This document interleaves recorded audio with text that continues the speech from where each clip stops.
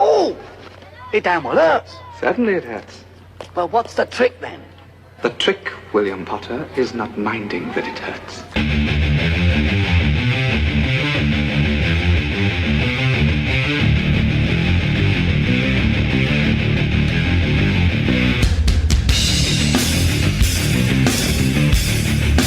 Sambata still loves me. Told me I'm on fire. Well, not quite like that. Yeah, I suppose I've never sucked a dick. So that puts me ahead of at least 3 haters that I can think of right now.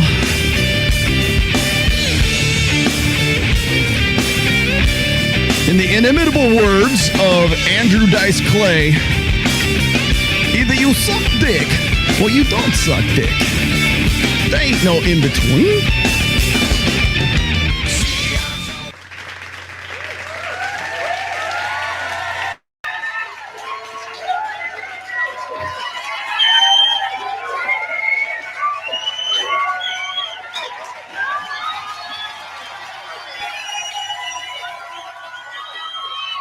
You're looking sharp, you're looking good, you've come so far.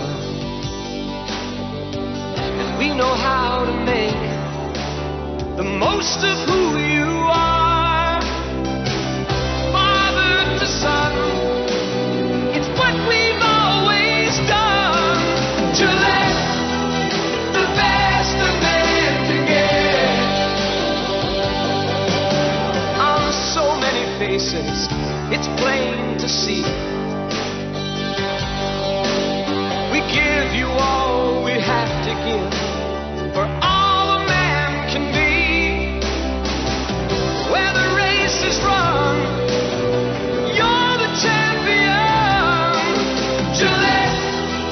The Gillette Atra Plus system with the Lubri-Smooth strip for the best a man can get. The best a man can get. Bullying. The Me Too movement against sexual harassment. Masculinity. Is this the best a man can get?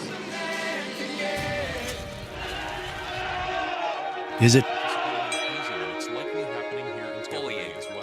We can't hide from it. Sexual harassment is taking over. It's been going on far too long. We can't laugh it off. Who's the daddy? What I actually think she's trying to say. Making the same old excuses. Boys will be boys. Boys will be boys. Boys will be boys. But something finally changed. Allegations regarding sexual assault and sexual harassment. But she says And there will be no going back. Because we believe in the best in men. Men need to hold other men accountable. Smile, sweetie. Come on. To say the right thing. To act the right way. Bro, not cool, not cool. Some already are. In ways big Yo, men, we're acting like and small. I am strong. But some is not enough. It's not how we treat each other, okay? Okay. Because the boys watching today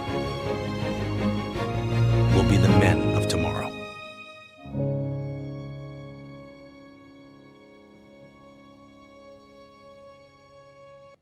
Attention to how men who are married deal with me at lunch. If he's flirting with the server, he's flirting with whoever, he's checking out, women are walking by and he's checking out whatever case may be, that's a tell to me.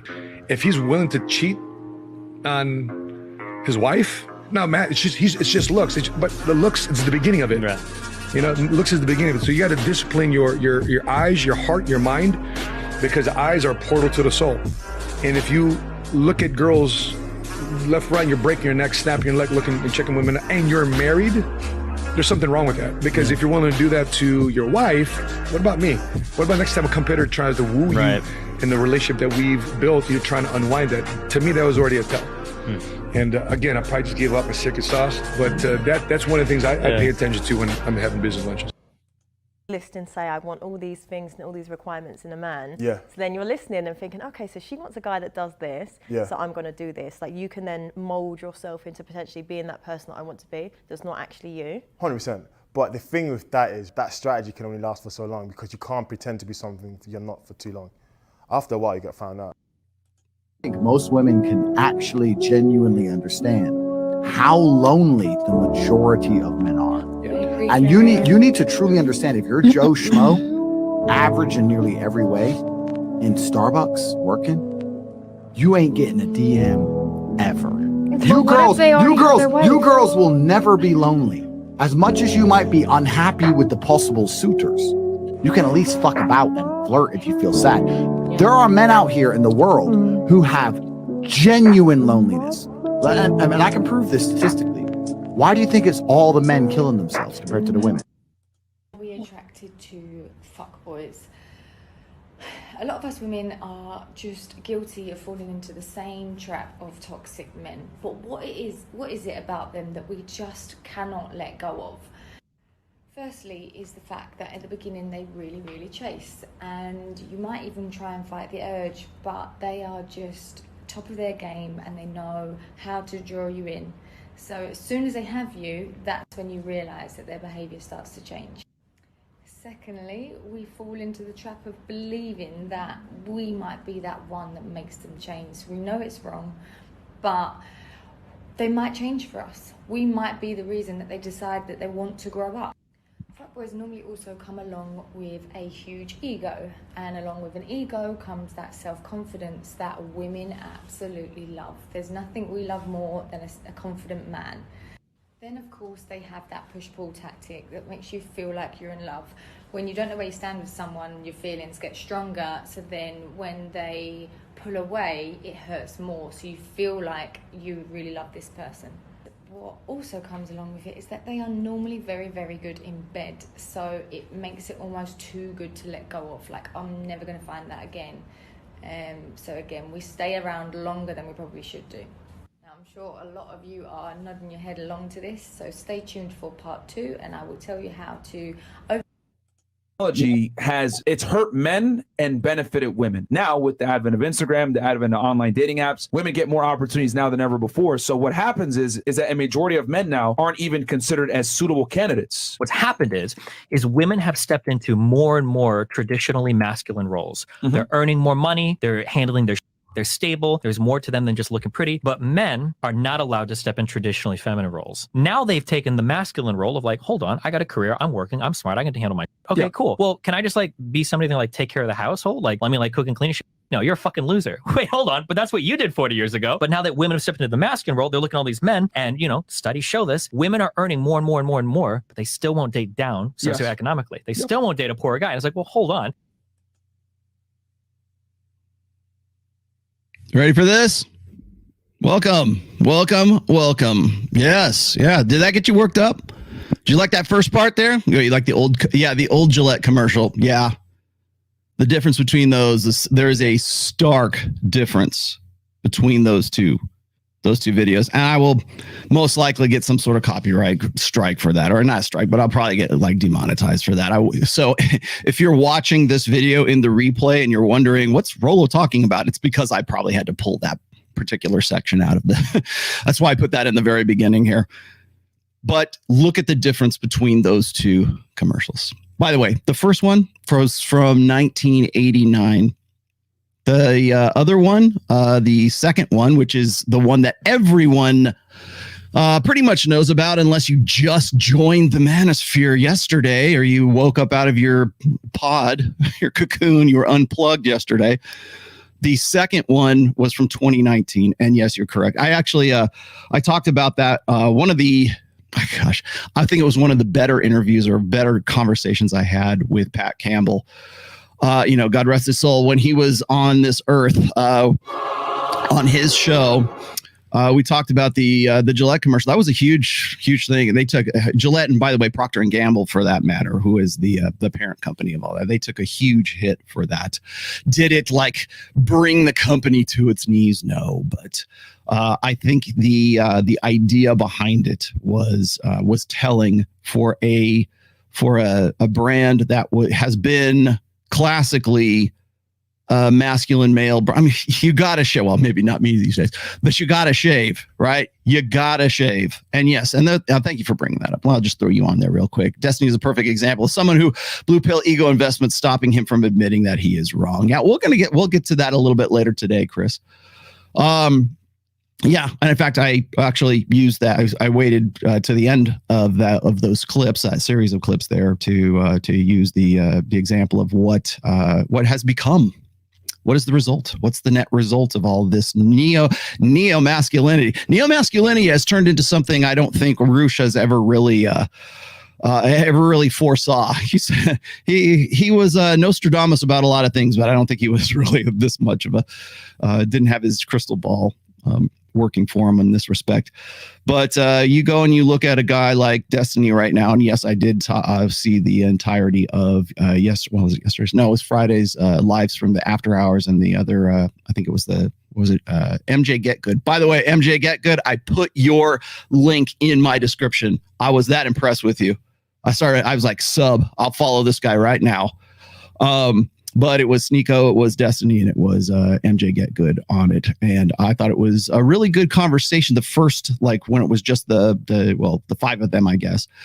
But things got a whole lot better, I think, when you put women into the room with everybody else. And that's when you kind of have to be, I think, more on your game. I think, you take women out of the equation and you look at, like, say, the show that where it was just Myron, Fresh, MJ Get Good, it was Sneeko, and it was Destiny, all together on one show. Look at that show, and then, scrub all the way to about the hour and a half mark of the 3-hour show for the after hours, where I believe it was about a dozen girls and the same cast of guys, right? And notice the dynamic. It is palpably different in there. And of course, half the reason, of course, is because Destiny's girlfriend, wife, concubine, whatever, is sitting right next to him. So that changes the dynamic quite a bit in there. And I thought that was interesting because essentially what Destiny was talking about in that one clip is something I've gotten into. Really, I think I put it in the second book, which was in Preventive Medicine, which was male space. And I'll talk about that here in a little while, and we'll get into why the dynamic shifts a little bit there. But today's topic, of course, is does society really want men to lead? Do we really want men? And I posed the question, or I guess I wasn't really a question, but I put the quote in there in the description if you didn't take the time to go actually look at it. In the description right there, it's like gynocentrism doesn't need men, but it wants men. What kind of men does it want? And seriously, that was really why I stitched all of those different clips together. Like, people send me all kinds of stuff on Instagram and YouTube and now TikTok a little bit more. Well, we got some other videos to sort of dig into today, but I thought the one that was most telling was the intro one, where I had there's a side-by-side comparison of Gillette 1989 versus Gillette 2019. And within that framework, within that time frame, I guess, it's a noticeable change, let's just say. And this is from an ostensibly masculine brand that is marketed to men. Men need razors. That's pretty much it. They're selling one widget, and they're selling a lifestyle. Well, what's that lifestyle now? Now it is, first in 1989. It was a point of pride. It was, you're a dude. Good on you. Bravo, Dad. Take care of the kids. Bravo, Dad. You make sacrifices. Bravo, Dad. This is for you. We're gonna honor our men in this, the best a man can get, right? And in 2019, that narrative is the polar opposite of what's going on, or what was going on in 1989. So what the F happened between then and now? Why are we at a point where it is shameful to be masculine? Why are we at a point where actually the last 2, maybe 3 generations of men have been taught masculine self-loathing? Why? And who is doing the teaching? How is the teaching happening? People always ask me for prescriptions, and they ask me for, analysis, or they ask me for formulas and 12 rules for life, or, how to, okay, well, here you go. Before you can even get to that point, and I'm not giving you prescriptions today. I only work on, I don't work in shoulds. I work in is. I'm going to give you the tools today, but before I can give you tools, we got to answer a few questions here. Did it just overnight change this way? Is it a result of social media? Is it a result of is it men's fault? Are we just reneged on our responsibilities? Because we're going to look at a little bit about Dennis Prager today too. I got a really spicy video coming up for it. And yes, don't worry, you're going to get your freaking red meat today. We're going to talk about that. We're going to talk about the Destiny / MJ Get Good / Sneeko breakdown. We'll get to that probably about hour and a half. Let's just say 90 minutes. Let's see. I'm going to try to hit this as succinctly and comprehensively as I possibly can today. But I think this is something that is the larger narrative that's going on right now. It's a larger narrative because I see it freaking everywhere. Sorry, I can't cuss until we're at the 30-minute mark, but I see it everywhere. And people were asking me yesterday on Rule Zero, which I hosted, by the way. So if you want to go check out that show, you can right here on this channel. I was on there. We had a really good panel. We had John Fitch. We had myself. We had John from Modern Life Dating. We had Paul, and we had Troy Francis on there. And we were breaking this stuff down. And I think I kept coming back to the same question. I kept coming back to the same global initiative, I guess. I don't know, the prime directive, right? Which is why is it, or why can't we educate guys? Why is it illegal, literally in some cases, illegal to educate men in masculinity? Why is it illegal for fathers to raise sons in the way that fathers will raise sons? Why? Why are we at that point right now? And what's the net result of this? What's the product of all of this? We're going to talk about actually, I think you already know where I'm going to go with that. What's the product of all of this? The product is I love this term, weesh, a weesh generation of guys, of young men who are lost, purposeless.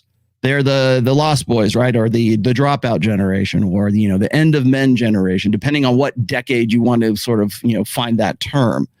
But here we are, and we're still discussing this crap. We're still here. I've been doing this for 20 years and having the same conversations over and over and over again. And I see that, as I say, in every damn show, I see this stuff come in cycles. Well, here's a cycle right now, and I better get it done, because as soon as we get into an election cycle and the politics takes over everybody's thinking, then we're going to start talking about, we're going to forget all about this because it's not hot anymore. I did a good show, I think, with Jedediah Bila. It was last Monday. That was good. If you haven't seen that, go check that out. It was a pleasure to do that show, Jedediah. It was a pleasure to do that show with you. And this time, it was not talking over each other. I think we got equal kind of, if anything, I got more, right? I got equal airtime, let's just say.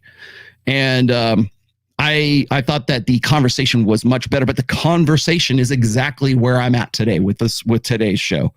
Why did Andrew Tate get banned off of the internet? It must have been because of what he was saying, or it was exposing the Illuminati, or he was exposing the evil cabal of baby eating, Moloch worshiping, Jeffrey Epstein Island going Illuminati. No. He pissed off the wrong people. That's what happened. Not those people. He pissed off the big tech people is what he did. He gamed the algorithm. It's as simple as that. And I don't know how else to put this to you. Tate has not saying any, his delivery is a whole lot different. Don't get me wrong, but he's saying the same stuff that everybody has been talking, and not just me. I'm not trying to gloss myself on this one. Okay. Same stuff that has been going on, same conversation, same talking points, same points we've been making forever. And everyone takes it as if this is this new novel idea. And I'm sick to death of reading these articles about, this generation of lonely men.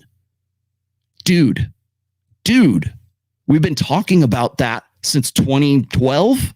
At least I was trying to root back through my articles and stuff, and not my articles. I mean, like articles I knew of that I had like linked in my great big book of everything.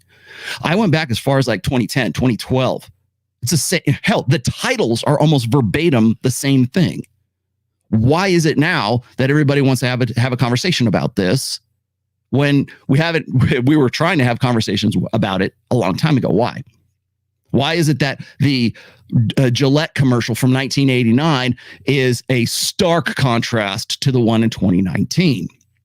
And yet here we are. Milo Yiannopoulos wrote this when he was actually a writer for Breitbart. Wrote an interesting article. It was right around 2014, like before he got banned off of Twitter as well. And it was called the Dropout Generation. That was before we had a nice little. That was before Jordan Peterson came up with the Lost Boys generation, right? Before that, the Lost Boys generation, they were the Dropout generation, and we've been talking about them forever. We noticed this.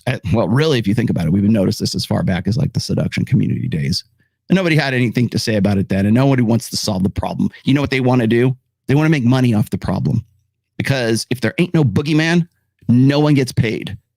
And that's in politics, that's in society, that's in religion, you name it. If there ain't no boogeyman, no one gets paid. So no one's looking for a solution. No one's trying to cure the incels. No one's trying to, we want to talk about, we don't even want to cure, we don't even want to like cure the symptoms. We don't even want to like take an aspirin. God forbid we like, actually look at the source of the disease. So that's what we're going to get into today. And I've already got a few super chats here that I want to get back to. So let me get on these right quick, because this was pretty good here. So thank you very much for that. You get it, Don DeMarco.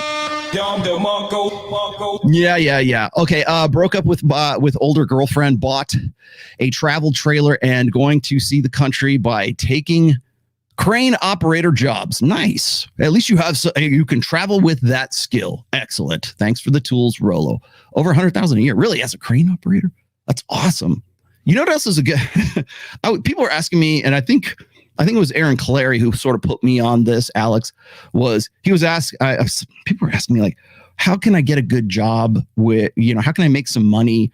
Not sort of in the hustle economy, but like, I don't want to go to college, but I need a skill. I need a trade. I guess crane operator might be one of the heavy equipment operator. I know this for a fact, though. If you go and you look at the job, the start, I think people are going to run me up the flagpole for this, but like if you go and you look at elevator repairman or escalator repairman, holy shit, I had no idea those guys made so much money. So if you want here's my suggestion. You want analysis? Maybe point the kids that way. I guess I don't know.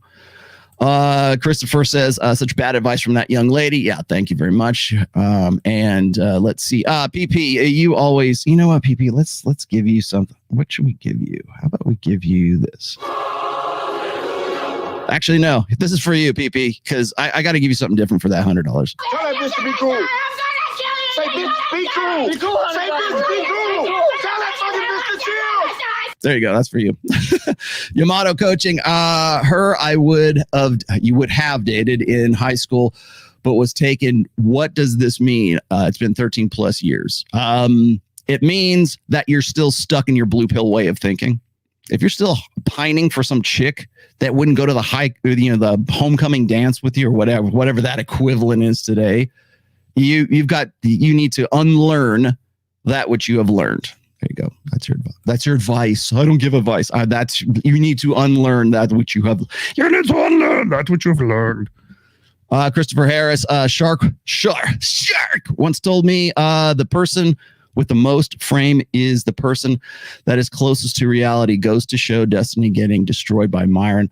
Cool to see the blue pill charade crack like that. Yeah, I know. I think that the conversation was much more confrontational on this one than it was on some previous ones, which was good to see. At least I think maybe that.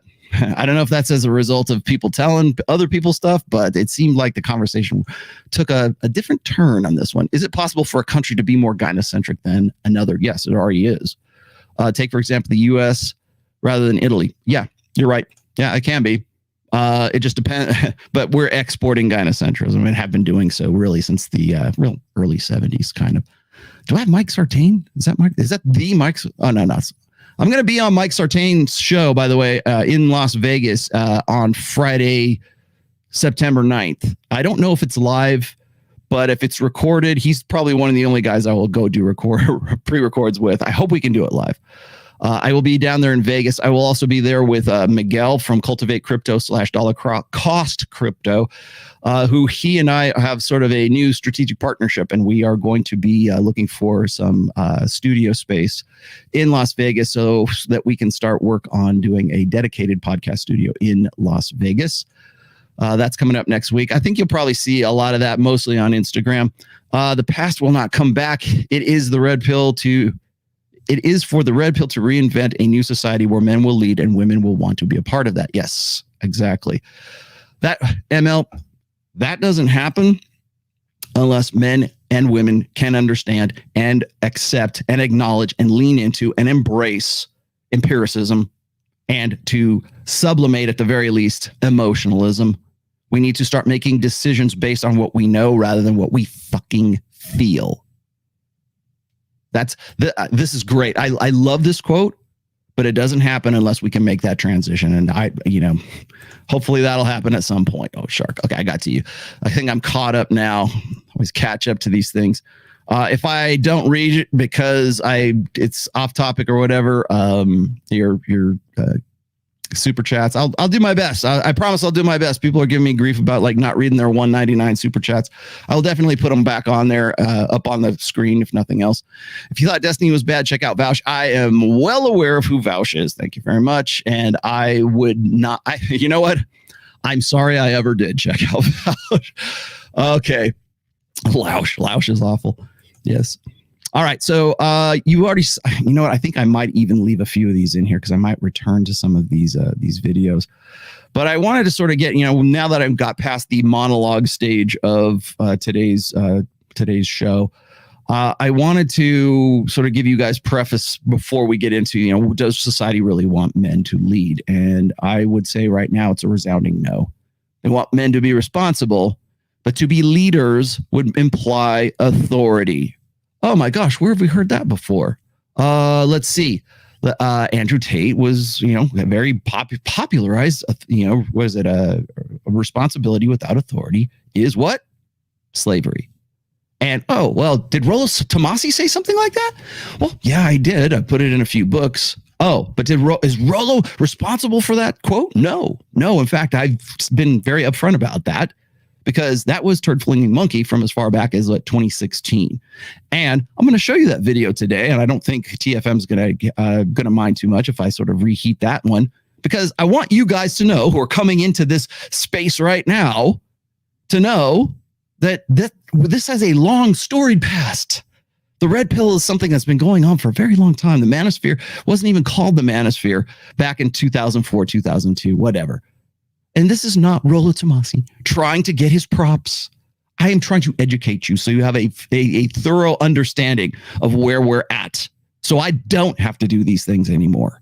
So I don't have to make comparisons from a 1989 Gillette commercial and a 2019 commercial. Which, by the way, that commercial, and I really wish I remembered her name. Somebody can find this out for me in the chat if you're a real if you want to go do some detective work. But I looked this up when I did Pat Campbell's show when we were talking about the 2019 Gillette commercial. And the director of that commercial, the creator of that, is this notorious militant feminist. And her name escapes me because I researched this back in 2019 when it dropped.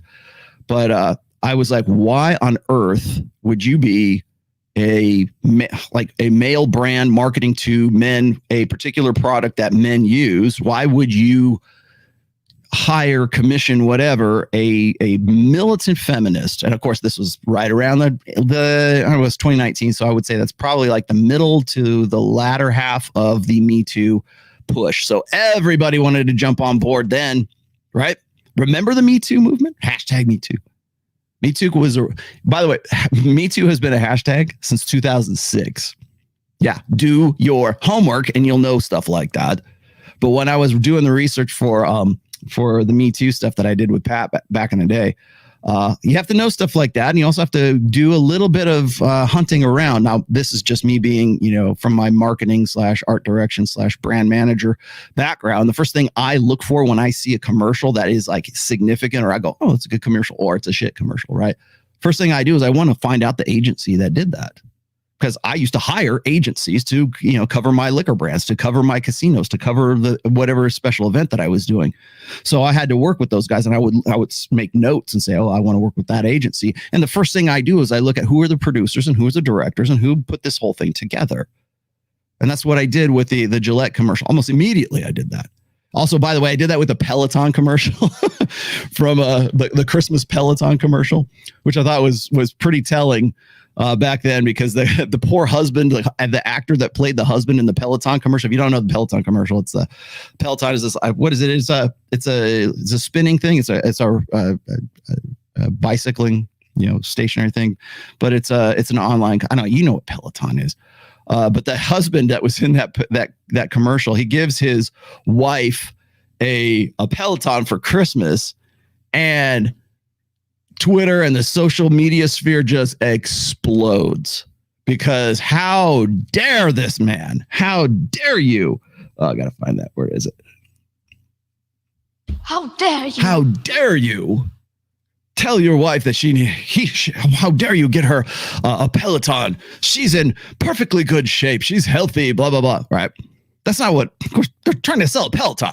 Okay. How else are they going to do it?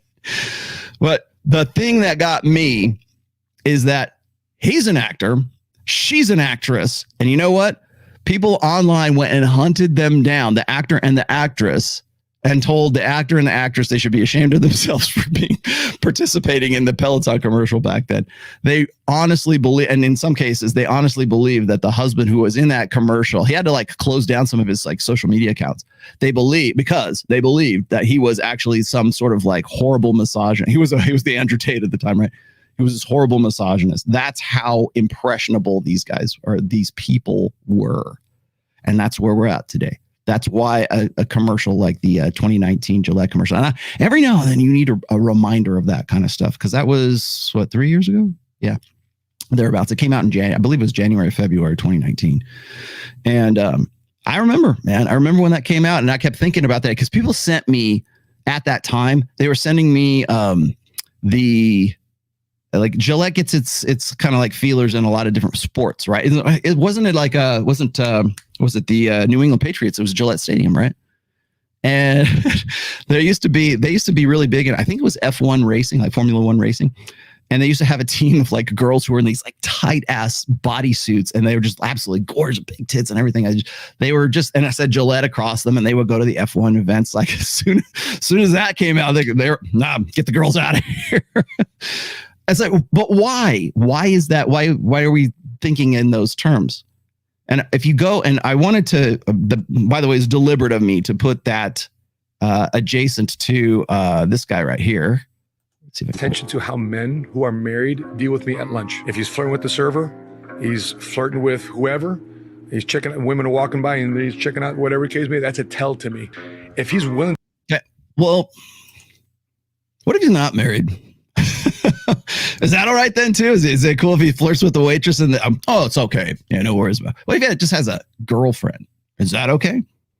See, the thing is this guy, and if you want to, it's what's seven-figure team? I forget the guy. I know he works. I forget the guy's name. He's been on Adam Sosnick's show, so I don't mean to run him up the flagpole, but it's this mentality. And I'm starting to see more and more of these accounts who want to be, they want to be the answer. They want to be the sanitized version of the red pill. Right. Oh, well, I believe in masculinity and I believe everything, I think that because it's all about ideology, right? I think I respect a lot of what Andrew Tate has to say. I respect a lot of that stuff. The red pill this and the red pill that, right? They don't even realize that they're even talking about, talking about red pill principles or red pill, let's just say dots that have been connected over the years. They don't even realize they're doing that, but they do see someone like a high profile individual such as Andrew Tate talking about this stuff and essentially just, relating the stuff that we've been talking about we've been talking about it since 2017. But he goes out there and he talks about it and his delivery is, very in your face, as you guys know. And now he is, for lack of a better term, seductive for guys like this. For seductive for what we've called in the past, we've termed in the past, success porn hustlers, motivational hustlers, the hustle economy. If you are, and by the way, if you haven't read my 4th book, I go into great detail about what I refer to as the hustle economy. So bear with me here for a minute if you don't know what I'm talking about. But when I am looking at stuff like this, or when I see people who want to dip their toes into the red pill, and you can hate on the red pill.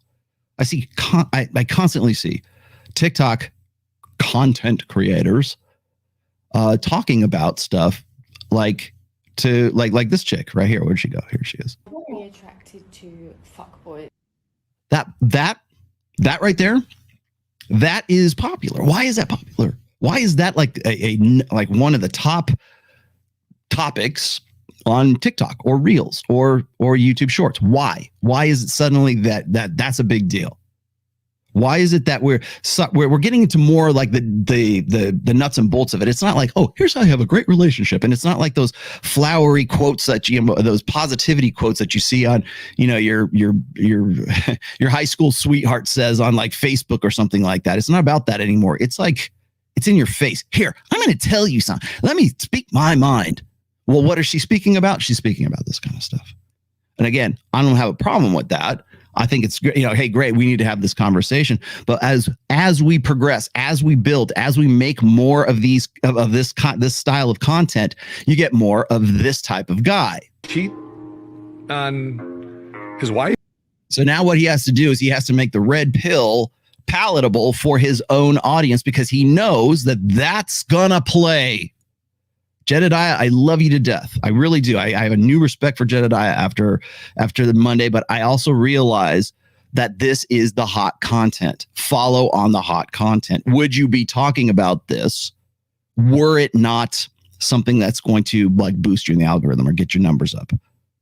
Is your purpose, is your point to like help guys or to like analyze the situation? Hell, I can go into detail about like a guy like Chris Williamson, who wants to dip his toe, or has been actually for quite some time, dip his toes into the red pill, but never go quite all the way. Never commit to it. Just kind of dip yourself in and pull yourself out. And it's like, what are you being lukewarm? You're a lukewarm Christian. You're a lukewarm red pill guy, right? You want just enough to sort of make it seem like you're legitimate in that sense. Then you got to find a way to sort of force fit it into your brand, force fit it into what you've been about, or what you built your sort of like personal brand of, your brand of me, what you built that identity on. You want to take, pick and pull parts of the red pill and sort of force it into your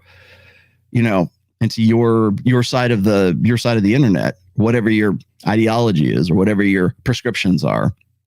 That's why they love Andrew Tate. I'll guarantee you right now, like I love Andrew. I talk to him probably every other day. I just got a text from him yesterday. In fact, I probably should show you I've got, maybe I'll call it up later on in today's show, but I think I know it was. He called up, maybe it's the first time he was seeing this, but I did a show with Adam Sosnick in February. And that's when I was on there with that Dr. Rachel chick that was on there. And she was like, oh, that's just so vile that he sent me that. I had to be reminded of that show, but he sent me that like recently. And so we were kind of having a back and forth about that. And again, things that sort of contribute to the topic of my Sunday shows, that was certainly part of it. But again, it's like, I had to sort of rewind my thinking or my memory, I guess, back to January. I'm talking a year ago, like January, February of this year. And I look at the progress in just a short, like, we're not even 6 months. Well, no, 6 months, 7 or 8 months. Right. And to see how much it's the manosphere, the red pill, whatever we've been talking, like I've been talking about for forever in this sphere we've been talking about for forever, has suddenly taken on a popular consciousness to the point where you can get, banned off of TikTok or whatever for it. But the thing is you'll notice that there's a lot of content creators who've been doing the same kind of thing that Andrew's been doing, but they haven't done it as effectively as Andrew. Like, maybe this is a good question I should pose to like the comments and to the chat here. Had Kevin Samuels lived past May, God rest his soul. Where did it go? There it is. Had Kevin Samuels lived past May, would he be canceled? Would he have been canceled in the same way as Andrew Tate? Would big tech have finally come up and said, you know what? Can't do that no more. We're gonna ban you off of YouTube. We're gonna ban you off of TikTok. We're gonna ban you off. Was he on TikTok? Maybe he was. Ban you. I know he's Instagram. We're gonna ban you off of Instagram. Do you think he would have been banned? I don't think so. I think he would have been taller. There's a lot of guys that were taller, like Myron and Fresh. They're tolerated. The only time they get strikes is when Anthony Johnson decides to go and throw spam at them. It's when he goes and does hate speech strikes or nudity strikes, where he's a pre-planned, spam army thing. But it's not. I mean, they do get kicked off of TikTok. Don't get me wrong, they do. But they've been going strong for almost 2 years now, and they've been doing their thing for, well, let's just say round it off, 2 years right now. Not kicked off of YouTube, not kicked off of Instagram, not kicked off of, hell, they got even spin-off shows that they've got that aren't kicked off. Why are they not getting kicked off? Well, primarily because they didn't figure out how to game the algorithm to the same level of effectiveness as Andrew Tate. Most of these guys, and I've seen. No, Matt, it's just looks. But the looks. I've seen him talk about Tate. You didn't even know who Tate was 6 months ago, but now you've got to go and incorporate that into your brand, because that will get eyes on the screen. That'll get CTR, click-through rate. That'll get you up in the impressions, because that's what plays right now. So let me get to how many have I missed? Oh, I'm sorry, guys. I will never forget when Myron and women live life on easy mode. Men live life on hard mode. I will never forget those words. Good. I hope you don't. Women live longer than men and don't have wives. Yamato, did I get to you already? Oh, no, I'm not pining over no woman. I'm doing an energetic breakdown. Of it so I can form it into a formula and teach it to men. Here's the thing, Yamato, don't try to teach formulas. Do not try to teach a formula, because one size does not fit all for guys. It's a simple, fact of life. One size does not fit all. In fact, I think I just put up, where did I put that? I've got a really great quote. I would have to go. Oh, you know what? I'll just pull it up here real quick. I got it on Instagram. Here, I'm going to read. This was actually in The Daily Laws by Robert Greene. I just put this up not too long ago. Mike Sartain has made a living, or not a living. Mike Sartain has this habit of getting these girls to kiss each other at I don't know, clubs or whatever, and then he interrupts them. No, here it is. It is Daily Law on September 4th. Daily Law here. This is just for you, Yamato. For you. Here's your $4.99 super chat worth. September 4th, Daily Law. Rid yourself of the illusion that strategy is a series of steps to be followed toward a goal. Run in the opposite direction of any expert or guru proclaiming to possess a secret formula for success and power. So if you want to be an analyst, if you want to break this stuff down, if you want to write the next, great novel or whatever, if you want to, put this stuff out there and if you want to increase awareness, raise awareness, I'm all behind it. But don't start looking for 12 rules for this or 7 steps to a better life and stuff, because I will tell you right now, even if it works, even if it worked for you, it's not going to work universally. And that's when you get into the grift side of that's when you really know who the grifters are.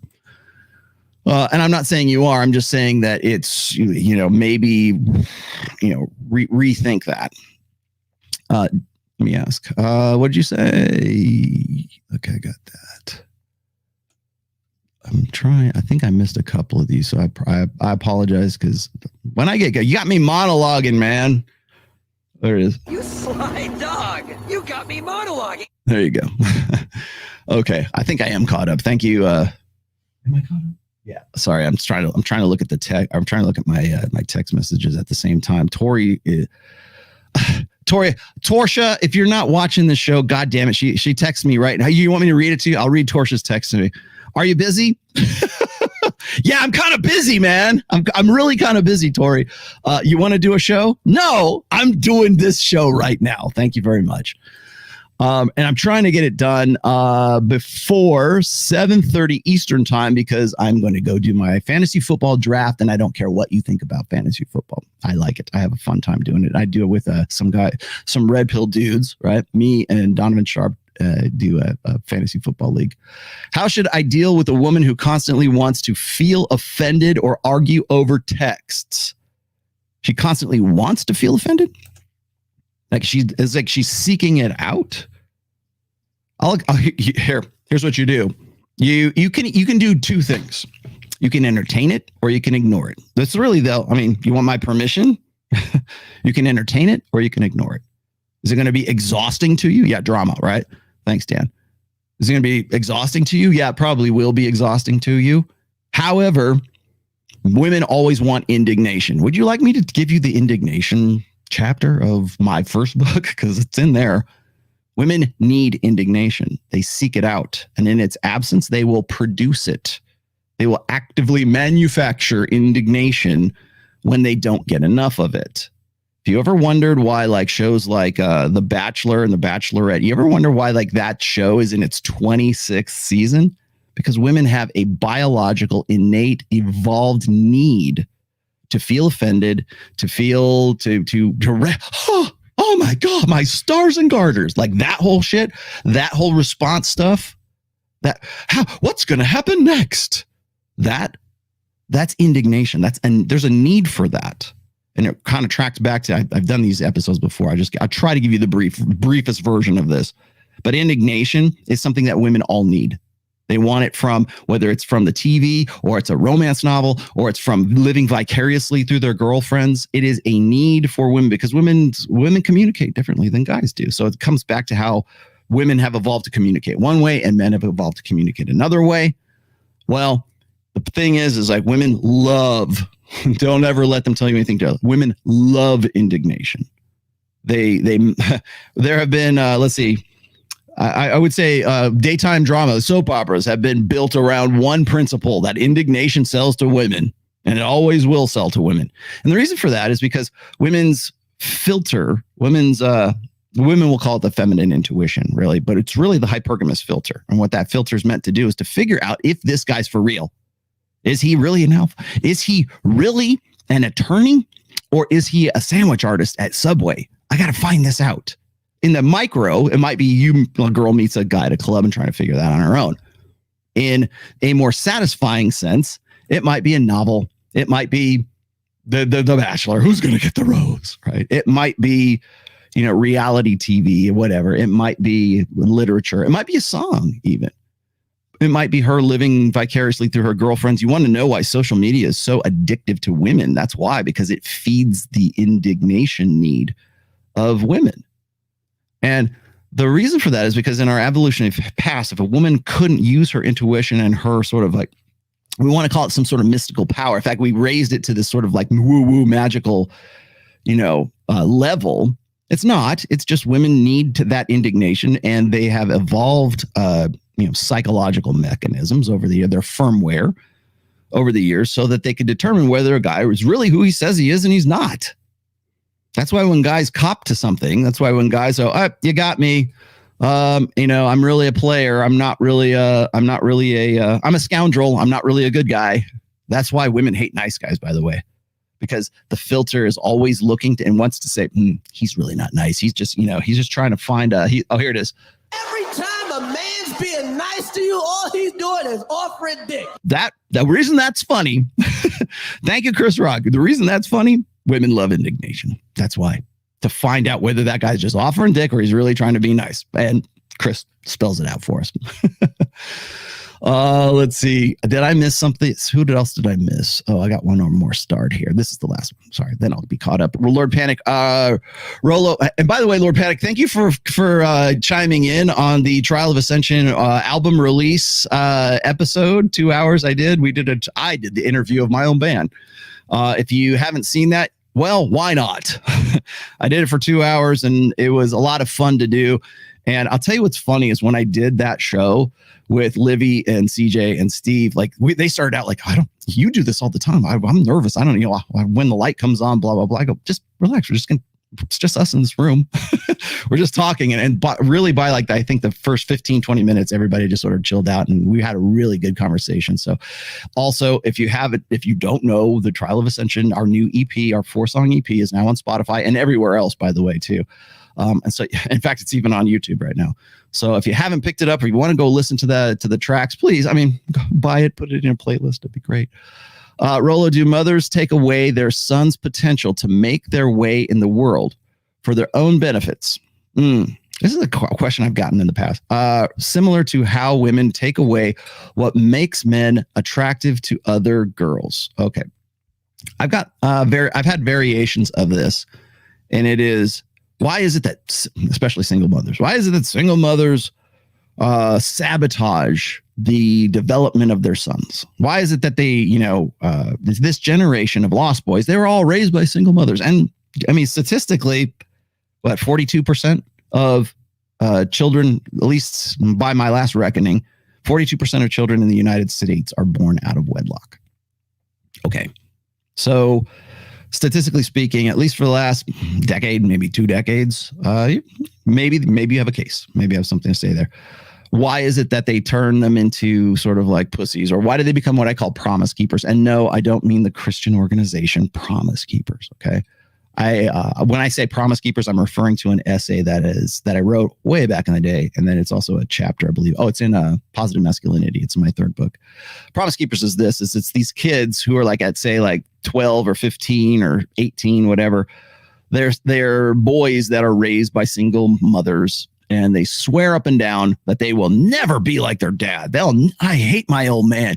He abandoned us. He was an alcoholic. He was a horrible person. He was, a deadbeat dad. I don't know much about him. He left when I was a kid, blah, blah, blah. And I promised my mom that I would never be like my dad. And then they get to be 23 years old or 25 or whatever. And then they hit me up and they go, Rolo, I got a real dilemma.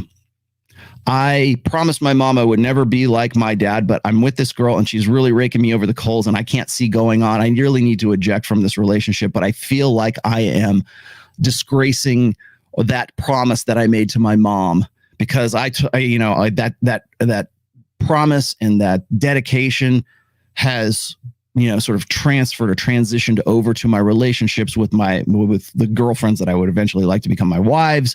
And now I have gone extremely the other way. So my dad was a son of a bitch, but now I'm a doormat because I just absolutely did everything, humanly possible not to be like my old man.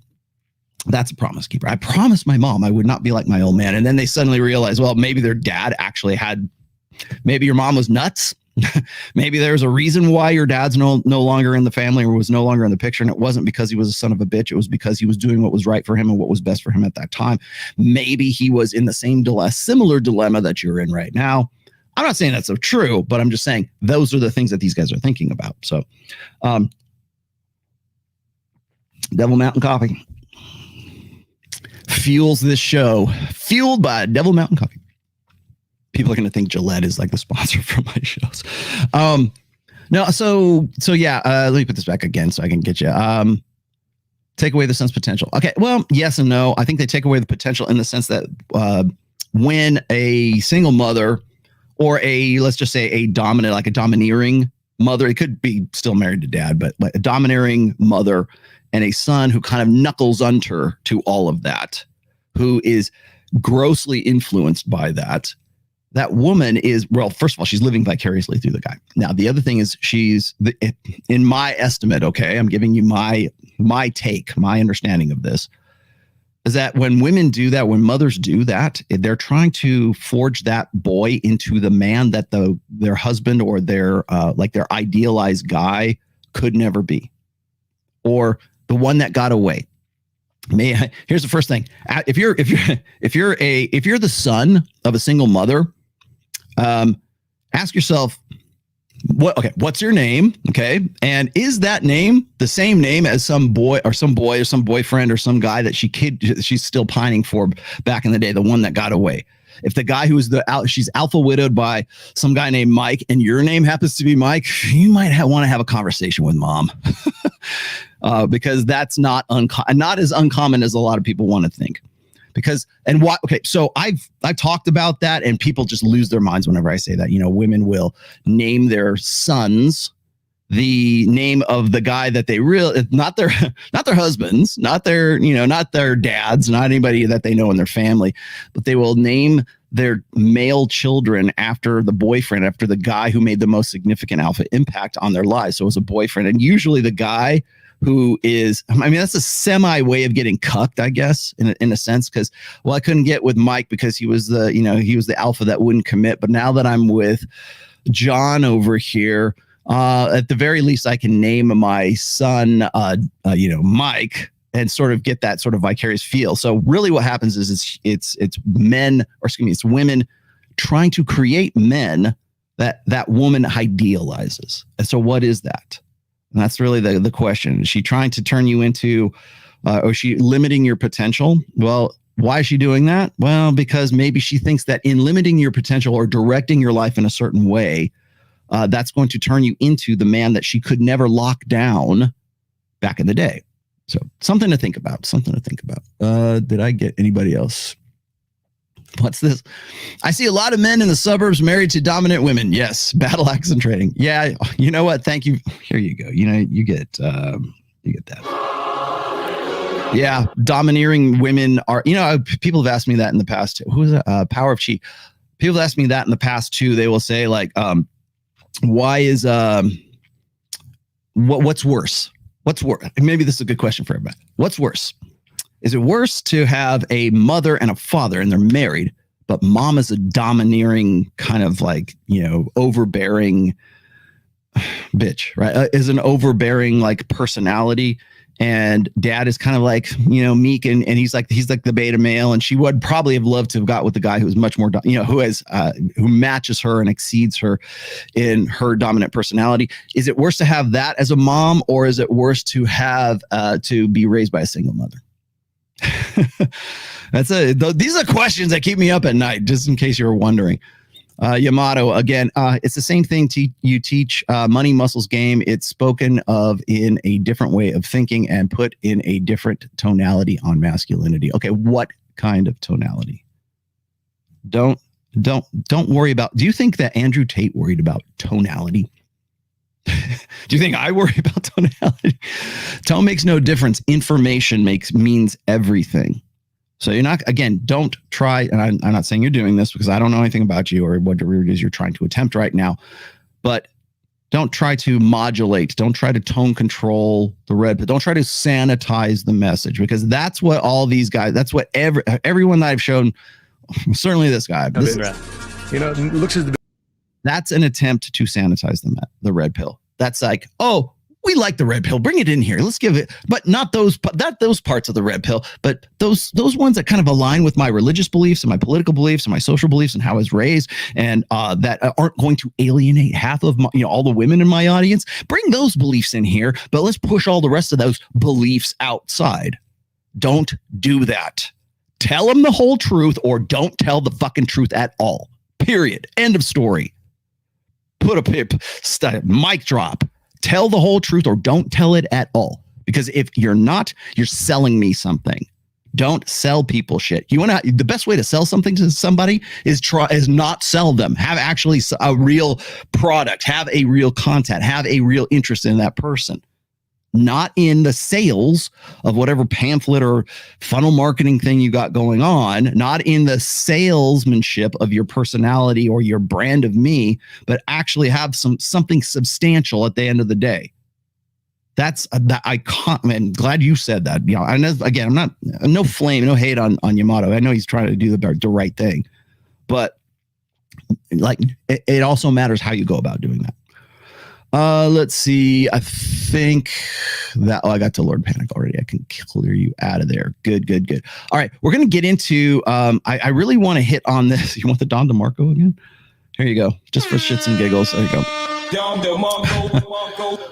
We are going to get into the Destiny thing today. I do have to be as comprehensive as I can in as short a time as possible because I already have Donovan Sharp in my texts right now. Oh, yeah. Okay. Yeah, I saw that. Somebody said, oh, what about that woman who committed suicide because she was pretending to be a man? It was so depressing for her that she couldn't help it. Right. Okay. Well, I think actually this probably summed it up better than anything else. Right. I mean, technology it's hurt men. Hold on. Where is it? Where's Andrew? There it is. Is this one? I think most women can actually genuinely understand how lonely the majority of men are. Yeah. And you need to truly understand, if you're Joe Schmo, average in nearly every way, in Starbucks working, you ain't getting a DM ever. You girls will never be lonely. As much as you might be unhappy with the possible suitors, you can at least fuck about and flirt if you feel sad. Yeah. There are men out here in the world who have genuine loneliness.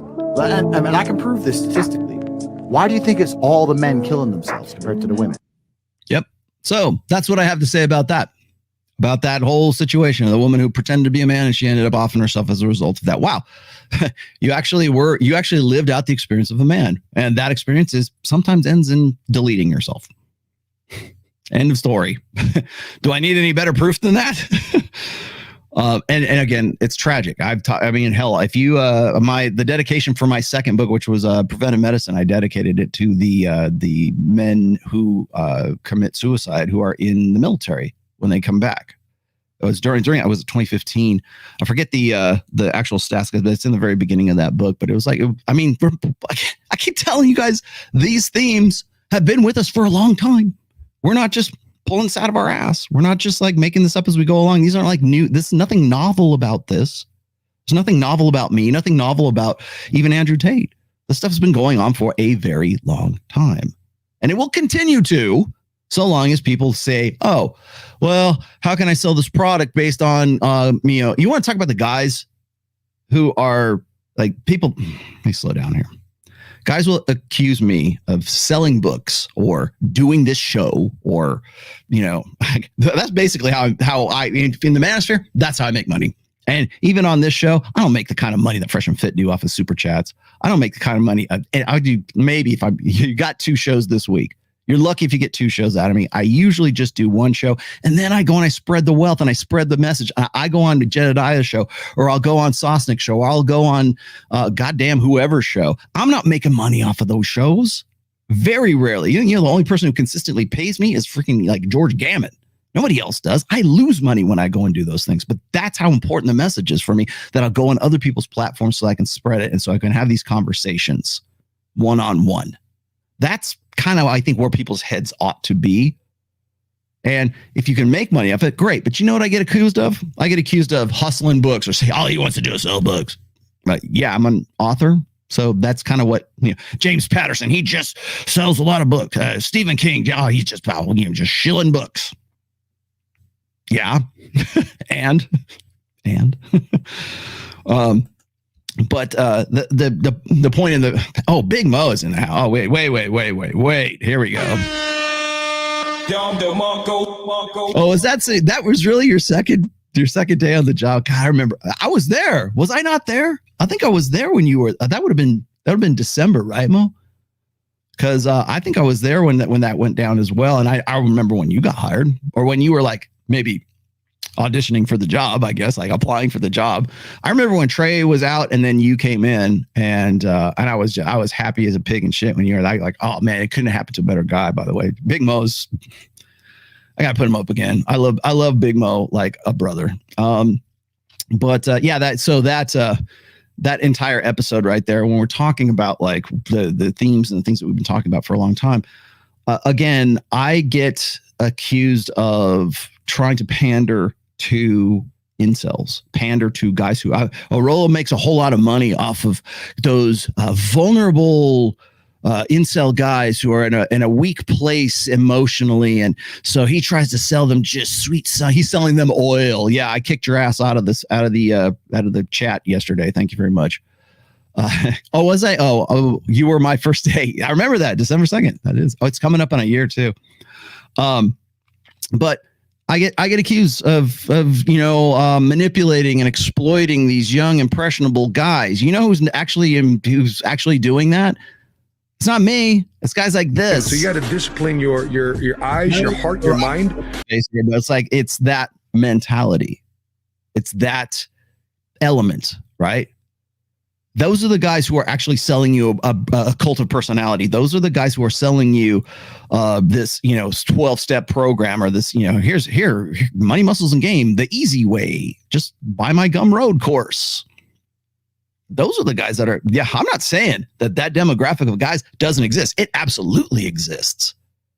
But how we go about addressing it, how we go about communicating to the lost boys, to the dropout generation, whatever you want to call it, how we go about communicating says everything about the person who's making that contact, who has what is their incentive, what's their intent. Because I will say this: if you see like a guy who, like the next Andrew Tate, who even knows that, by the way, the next Andrew Tate or the next Kevin Samuels shows up in my video title suggestions on vidIQ all the time, because I think on some level of consciousness, or maybe we're trying to see this, or maybe it's coming up in the algorithm enough times that it shows up as a suggestion, as a YouTube video title for me. That means people are talking about that. Who's going to be the next? Andrew Tate's gone. Who can we get in next? Right? It's like Gladiator. Are you not entertained? Well, because we want the next clown. We want the next guy to come in there and just like raise hell. Clout chases and hell raises, man. It ain't gonna be me, because you guys are tired of me. Apparently, nobody wants to. I'm not gonna.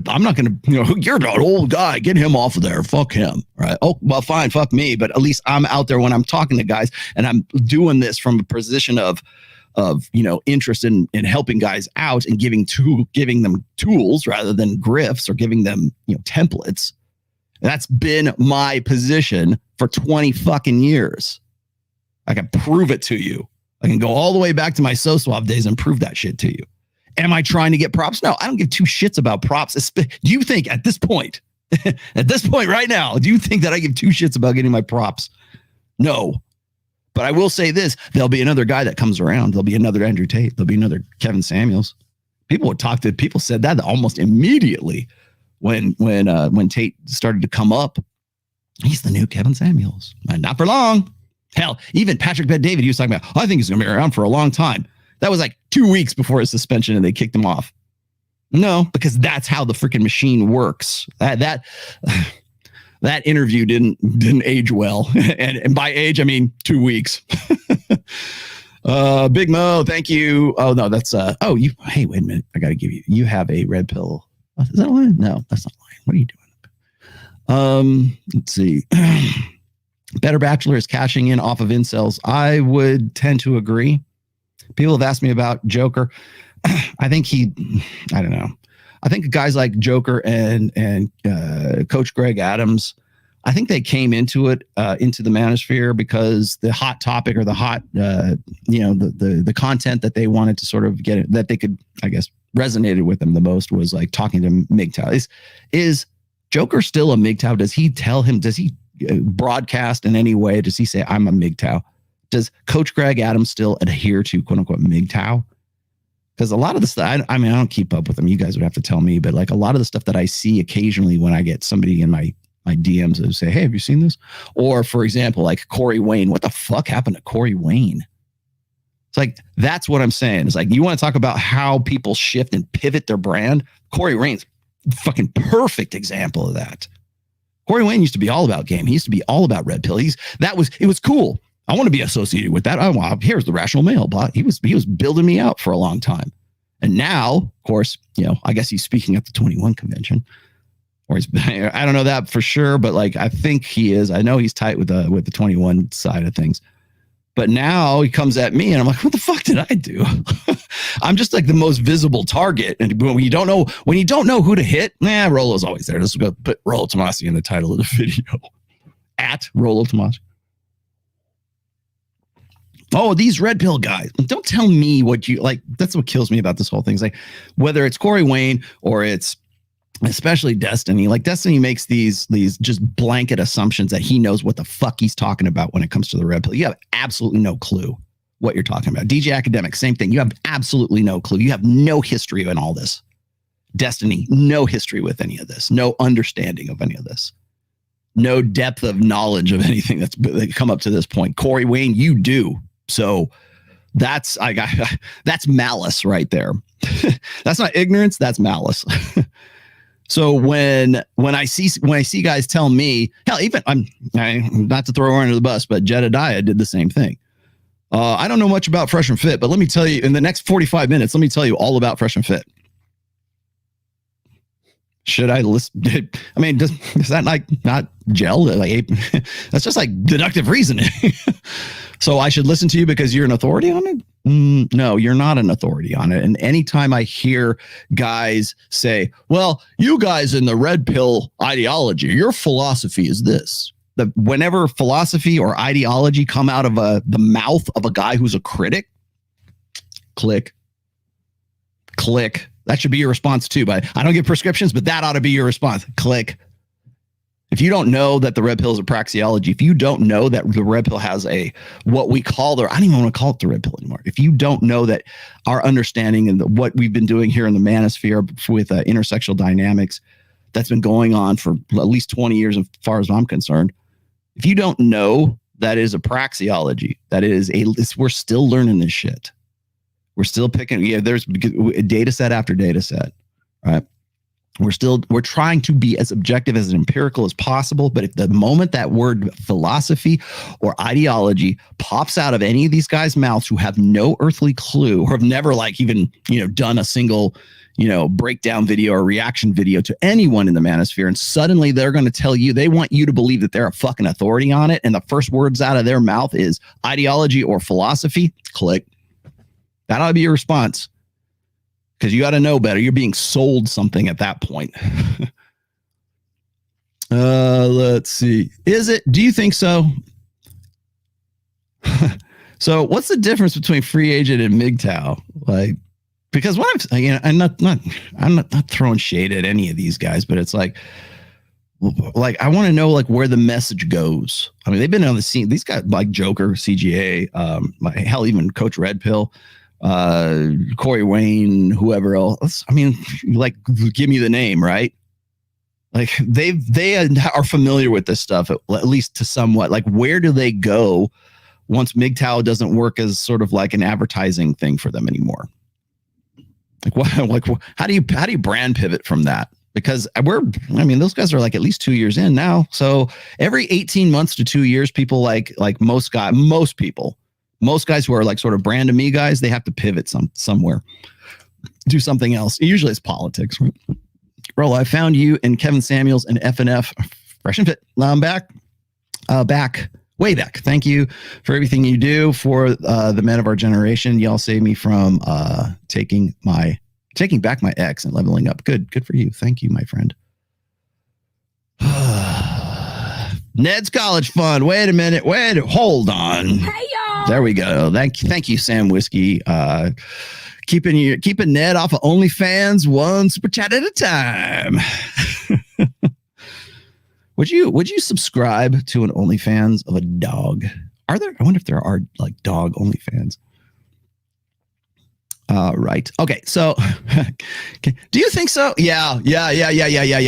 Yes. Good example. Power of Chi. Very good example. If you go back, you can still do it today. I think his videos are still up. But if you go and you rewind if you go back through time and you go look at Kevin Samuels' earliest videos, he's selling men's fragrance. That's how he got started.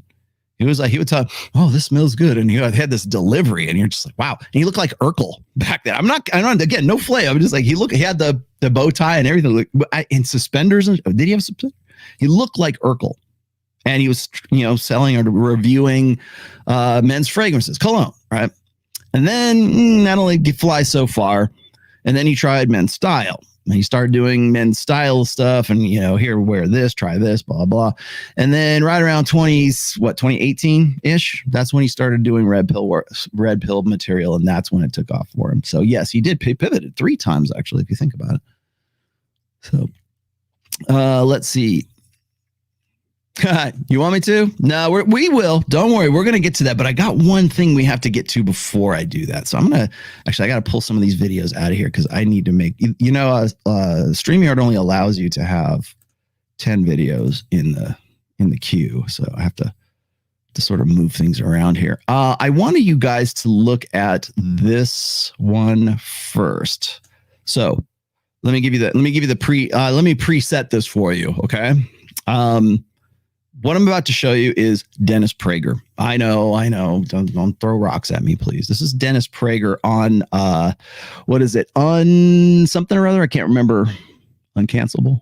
I don't know. And by the way, Prager University, PragerU, is basically sort of the evangelical conservative, more so, I would say, than Daily Wire. They're one of the new commercial podcasting, what I call engagement media studios. Okay. So, well, what is that? Okay. Well, if you look at like, say, The Blaze I've been on Elijah Schaffer's show. I was on You Are Here with Sydney Watson before Jack Murphy blew that whole thing up.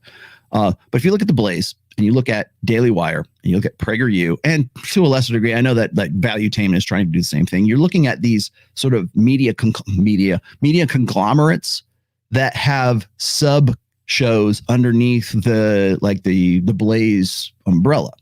So under if you don't know, Blaze is in Dallas, and under the Blaze moniker, there's Glenn Beck owns it, so that's number one. He's got his own online show that's there. He has the biggest, nicest, badass studio. I saw it too. And then there's like Elijah Schaffer's show. I think Allie Beth Stuckey is there now too, which surprised me.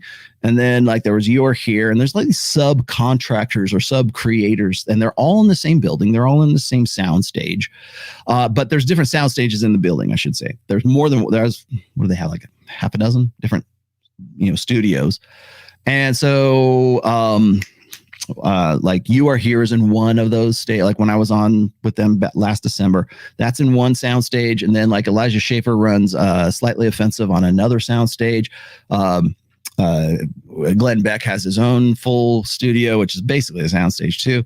And so they have this, all of them are under the umbrella of the Blaze. Same thing with PragerU, same thing with Valuetainment, same thing with especially Daily Wire. Daily Wire's got what? That's Ben Shapiro, and I forget his partner are the key principal guys in Daily Wire. But he's got Candace, he's got himself, Ben Shapiro. He's got Jordan Peterson, he's got Matt Walsh, he's got Andrew Clavin. There's like those are the sub creators underneath that umbrella. So it's important to remember those things, because when you see very well produced shows like the one I'm about to show you here, that's underneath that moniker. And they are, I love how people like the people who are part of these shows think that, oh, we have freedom of speech here. Well, that's a hot topic right now. We have freedom of speech. We can say the things that would get Andrew Tate canceled. We can say those things here in PragerU. We can do the same thing on Daily Wire. We respect free speech. Yeah, you do now, until it gets to such a point where what you say conflicts against the particular ideological, mission statement of that particular, umbrella company. So right now it seems like it's really going against the grain, and in a way, and of course it is, right? In the conditions and the societal conditions we're in right now, in the woke world, in the gynocentric wokesy world that we're in right now. Yeah, they seem like mavericks and they seem like standouts. But trust me, as those companies grow and as those conglomerates grow, you will see the free speech tighten quite a bit. But anyways, this is from PragerU. I wanted to put this on here because, once again, Prager University has a reputation for being very traditional conservative, okay, and religious in a lot of respects, okay.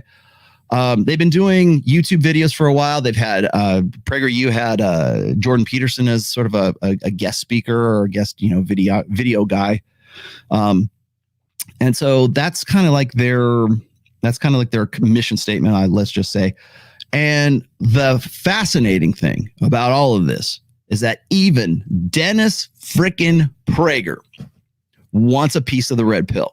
He wants a piece of the manosphere. So I'm going to add this here. Video. Andrew Tate is going to be addressing some, quote, Western women in this video in their take on a career versus children. Okay. Sorry, my headphones fell off. If you're not going to have children, what are you going to do with your lives? If I'm not going to have children, travel, just pursue anything that makes me happy. Try to make money. I love traveling, so I would probably just drink cocktails on the beach. Okay, next. About the same thing, like travel, focus on my career, things like that.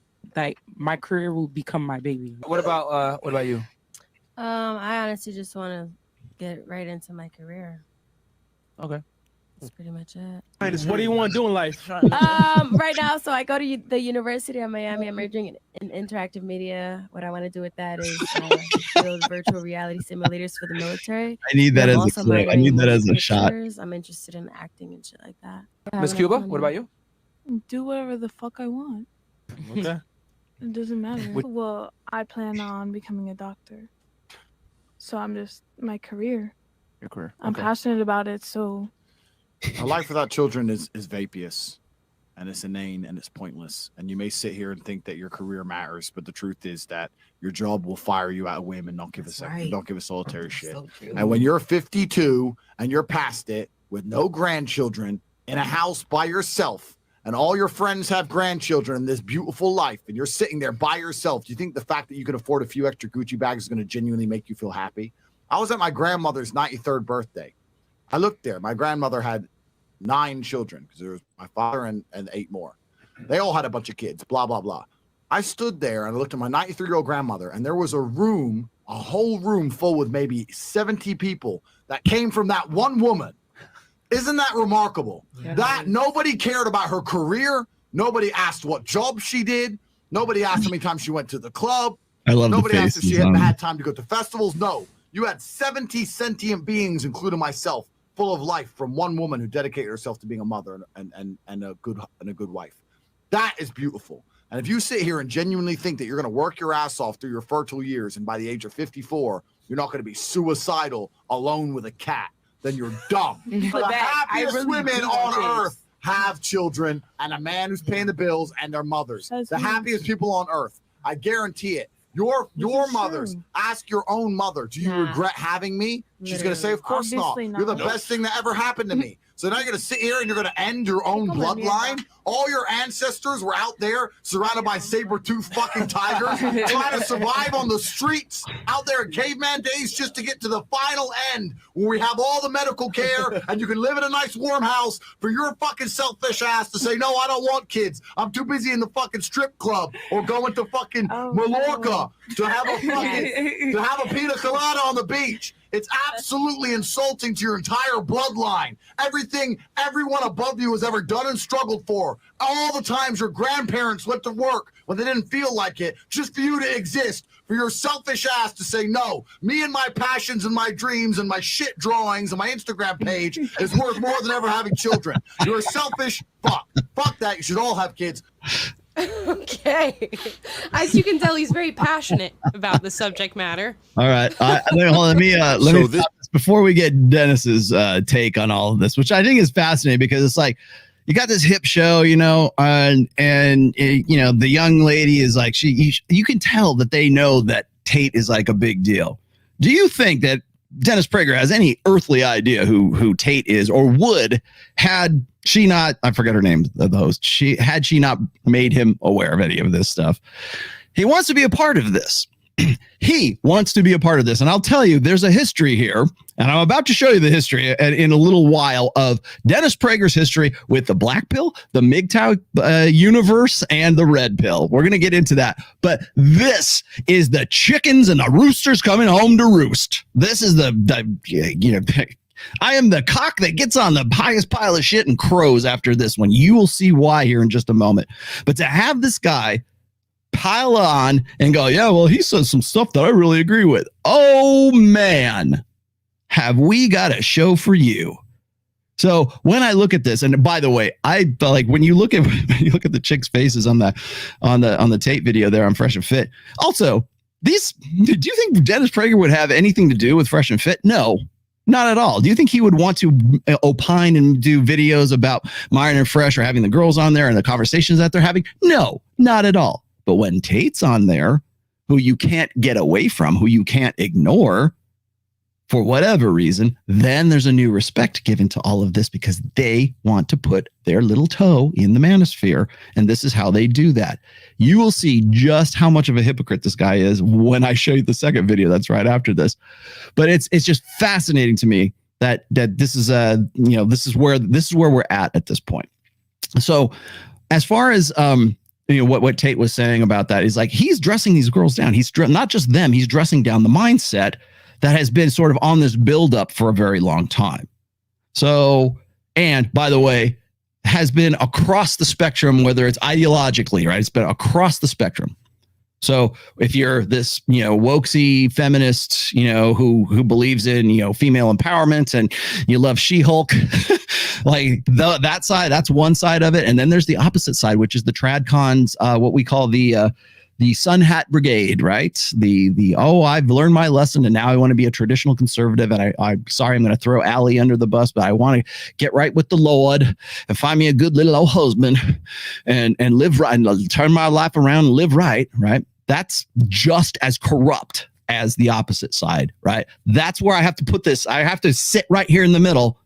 I can't, like people say, well, why are you punching left? Like when I went after Matt Walsh on that one show I did, about 2 months ago, people gave me grief, but I work here and this is what I have to do.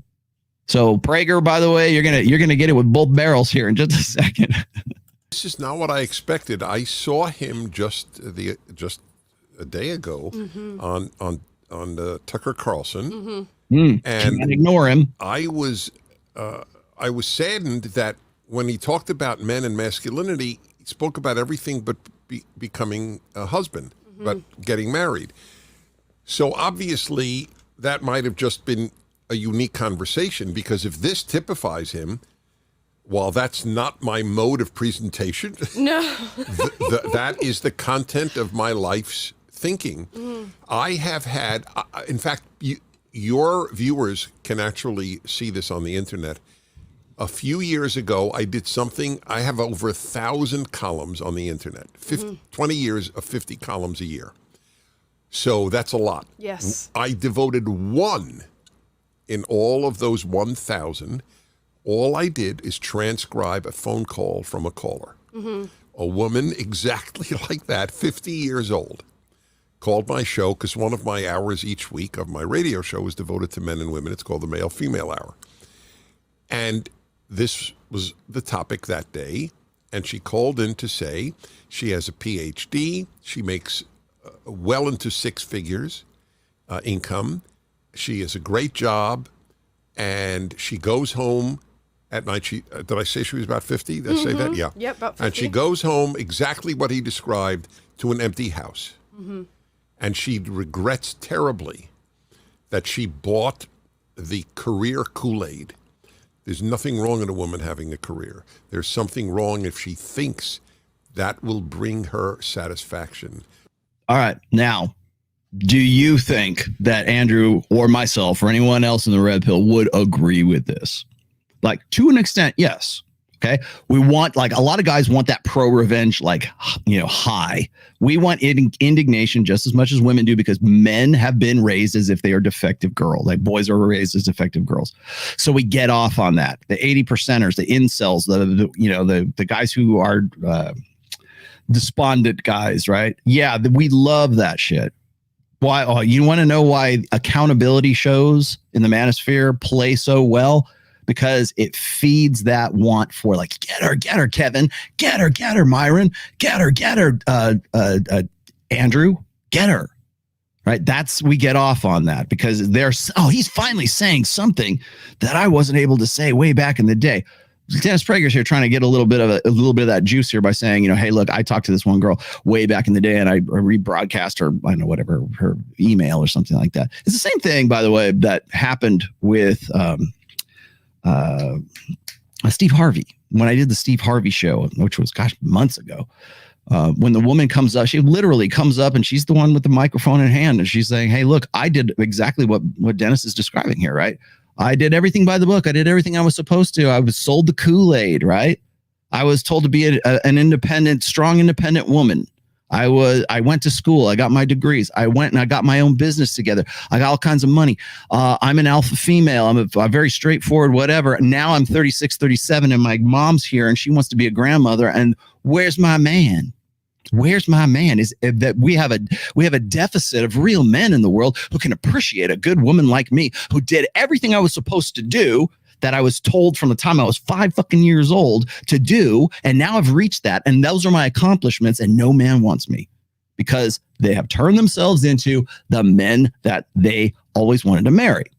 And no guy wants to have anything to do with them. And sorry, statistically speaking, you're probably not going to be getting married. And you're probably not going to go off into perpetuity and everything, because the things that you thought would make you attractive are completely the thing. Well, they're the things that would make a man attractive. If a man had a degree, if a man had like 4-year, 10, whatever, master's degree, doctorate, if nothing else, that's status conferred. Okay, I don't care what you think of academia, but like you got that, you got your own career. You're making, I don't know, 7 figures, 6 figures, 7 figures, whatever it is. You're on top of your game. You're a statistical outlier. You kept yourself in pretty good shape. And you are like, imagine a guy in that situation. That guy is at like is on top of his fucking game, especially at 36, 37 years old. If he had those accomplishments that woman on the Steve Harvey show had, who was saying that, you go, why isn't this guy married? He's got his pick of the litter. He can do whatever the hell he wants to. But it is exactly the opposite for a woman who's 36, 37 years old with those same skills and those same achievements. And that woman's like, where's my man? We've been talking about that forever. In fact, he knows this because when I show you the turd flinging monkey video that I'm about to show you here, it's exactly the same message. Although it's coming from PragerU, it's coming from Allie Beth Stuckey. But there was, you guys probably don't know this, but me being the manosphere red pill historian that I am, I happen to know of the conflict and the back and forth between Dennis Prager and turd flinging monkey from back in the day. And they had all kinds of exchanges that were going on. And you know what? This guy, Dennis Prager of 2022, is not the same guy who was having those conversations with turd flinging monkey back in 2016. Well, I'll explain to you why. But here's the thing.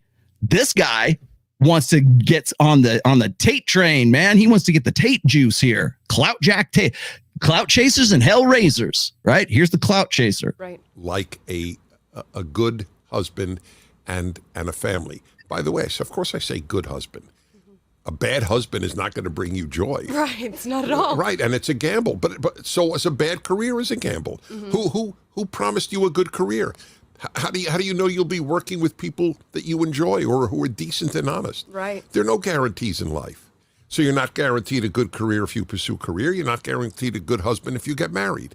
However, all things being equal, it's better. There's no question. And I'm a man, and I'm saying that for me.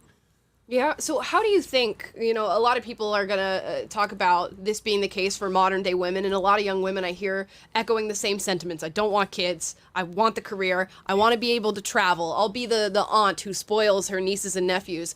How do you think we got to the point that is a I know how you got to that point. There was an interesting article in the Wall Street Journal recently, which echoed something I've said all my life. Feminism has deceived now 3 generations of women. It started with my generation, specifically college in the early 70s. In my case, graduate school. College, not college. And I remember one of the gigantic lies, and I'm going to be very open with you. You might be shocked here.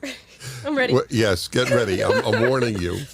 I might go down in your esteem with this story, but I don't care. I prefer honesty to anything else. Of course. So they were told, among the 2 biggest lies feminism told women were career beats a man. The old line, a woman without a man is like a fish without a bicycle. Mm-hmm. You've heard that line, right? Okay. The other big lie was your sexual nature is like a man's. Mm-hmm. You can have sex with no commitment, no emotional attachment, and enjoy it just like men can. Right. Mm-hmm. So now why did I preface this by saying that I will go down in your estimation? So this was my 20s, and I remember thinking, holy crow, did I luck out. Men have wanted women to think this way for 4,000 years. Right. and it just happened as I get to be 20 years old. Right. He's told this story like over and over and over again. I've seen like at least half a dozen different interviews where he has said exactly this thing, which is, and I want to point this. I got to highlight this here really quickly because this is like boomer speak. I'm Gen X. Thank you very much. Not a boomer. Okay. So I'm going to call out bullshit when I see it. Okay. Because we Gen Xers, we call it like we see it here. Okay. So here's the deal. When you got this guy who's saying, oh, yeah, I saw these girls, it would sound like it was a good, hey, there's this new thing, and it's called hormonal birth control. And, of course, what happens is then, of course, he thinks that it's just pandering to men's sexual nature, which it was, in a sense. But what he's not pointing out is all of the catastrophic social shifts that came in the wake of all of that. So rather than say, oh, it was because guys wanted to get laid and now the door was open and we didn't have to worry about pregnancy anymore. No, it wasn't about that at all, Dennis. It was about the fact that we turned over the human reproductive process to one sex for the first time in history. That's why. That's why we're at where we're at right now. Instead of looking back and saying, oh boy, guys just were thinking with their dicks and they just want to go and get laid all the time. Yeah, maybe in the freaking Woodstock, maybe in the, the post-sexual revolution, free love boomer movement. They didn't know what they were. Yeah, maybe you're right about that. I'm 20 years old. Yeah, maybe you were thinking with your dick back then.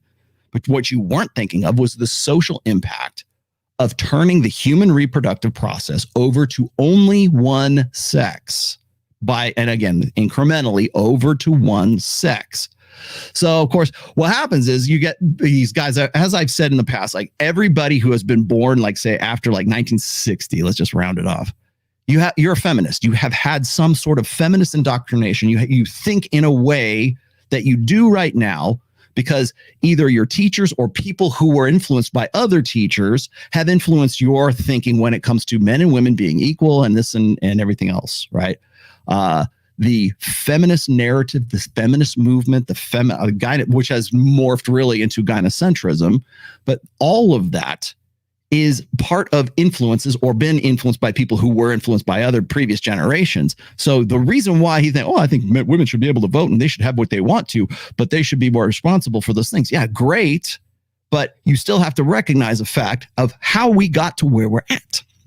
And that's never going to be forthcoming from a guy like that. And yes, I realize he's in the business of like getting on there and yucking it up with how old is she? 22? Of course. What do we got here? 10-year follower. Keep practicing the good red pill. All this junk is clout chasing grifters, hiding the 20-year-old coattails you and the OG started. Thank you very much. Let's keep going here. It's what I thought, because I was always a decent guy and I would not mislead a woman into thinking that there was an emotional possibility if there weren't.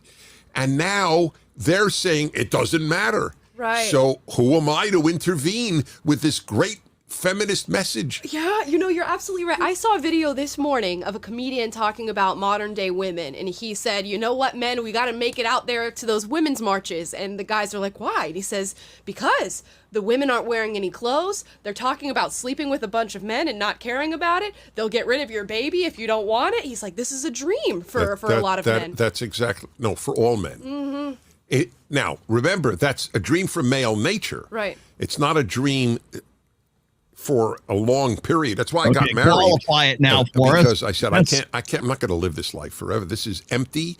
I was a committed religious person, in my case, to Judaism, as a Jew. I knew this was not the life that I should be leading. But, of course, I also wanted to find the right person. Right. So this was you asked me, how did this start? Mm-hmm. The answer is with well-educated women. Hormonal birth control. The well-educated have done all the damage of the 20th century. Yep. The well-educated followed communism, the greatest mass murder movement in human history. The well-educated were deceived and deceptive, and they told women. Apparently, Dennis Prager has never seen the movie Idiocracy. This nonsense, career über alles, above everything, and that they don't need a man, and that they could have sex just like men can. Mm-hmm. And now here we are.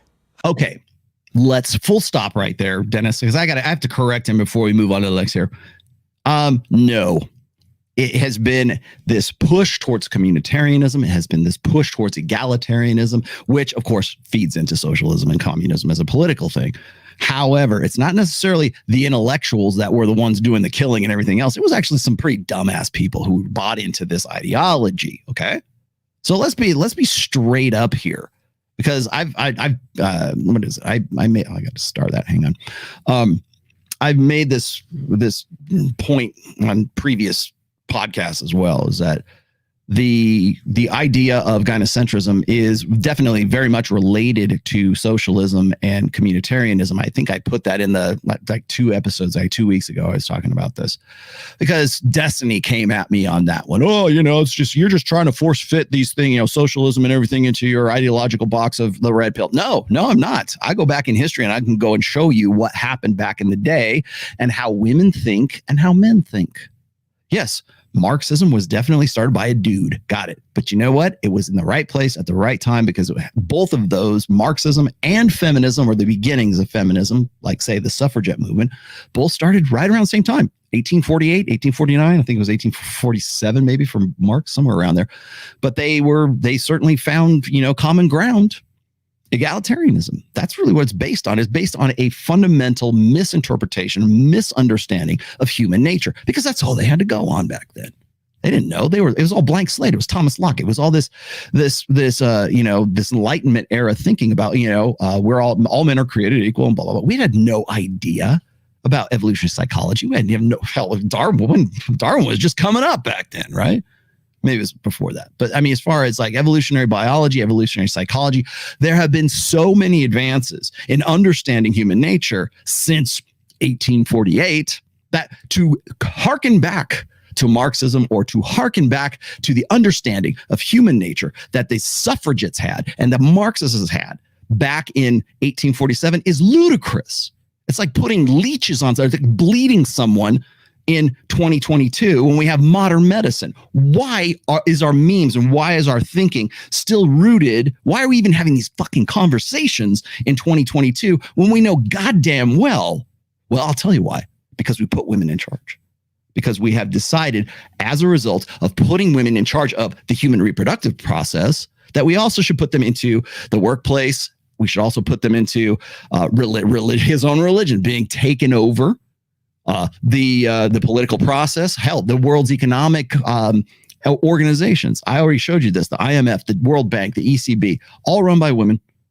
In 16 of the most developed nations in the world, women control the purse strings. It's all about who's doing the spending, who's doing the allocating of funds, and how do women organize society as per, like, how do men? I gave you this breakdown, hierarchy versus communitarianism. I'm not going to go and belabor that again. But it's not intellectuals so much as it is the fact that we've decided to shift from a hierarchical way of organizing societies to a communitarian way of organizing societies. And we already know, I mean, you don't even need to have a really well-rounded understanding of human nature from a biological or evolutionary perspective. All you have to do is look at the failures of socialism and communism over the years. But they will always point back to that. But you don't even need that. Because we already know that human beings aren't meant to work like that. That's not the best way to organize society. Western society has been a success because it was founded on hierarchies, not on, we talk about, communism, social. And throw all that shit out the window. That's a 20th century way of thinking. What it is, it's hierarchical ways of organizing society versus communitarian, egalitarian ways of organizing society. And that's why I called out Jedediah on this as well, as like, that's the difference between, you can take that from the political scale and put it down to the personal scale. So you'll hear women say, I don't want to take my husband's last name. Why? Well, are you not wanting to be part of that guy's tribe? How is it? I don't want to be owned. That's patriarchy, blah, blah, blah. I don't want to change my brand name. I don't want to, I'm an attorney and I can't change my business cards. I heard shit like that, right? That's number one. The other thing is you will always hear women who are in an egalitarian relationship will always refer to their husbands as their partners. And I told him, I told Jedediah this. I said, why not refer to your husband, Jeremy? Why not refer to Jeremy as your husband then? Well, I do, blah, blah, blah. You're like, well, you just now referred to him as he's my partner. Well, there's a fundamental difference. Like I don't think I've ever called my wife my partner. I say she's my wife.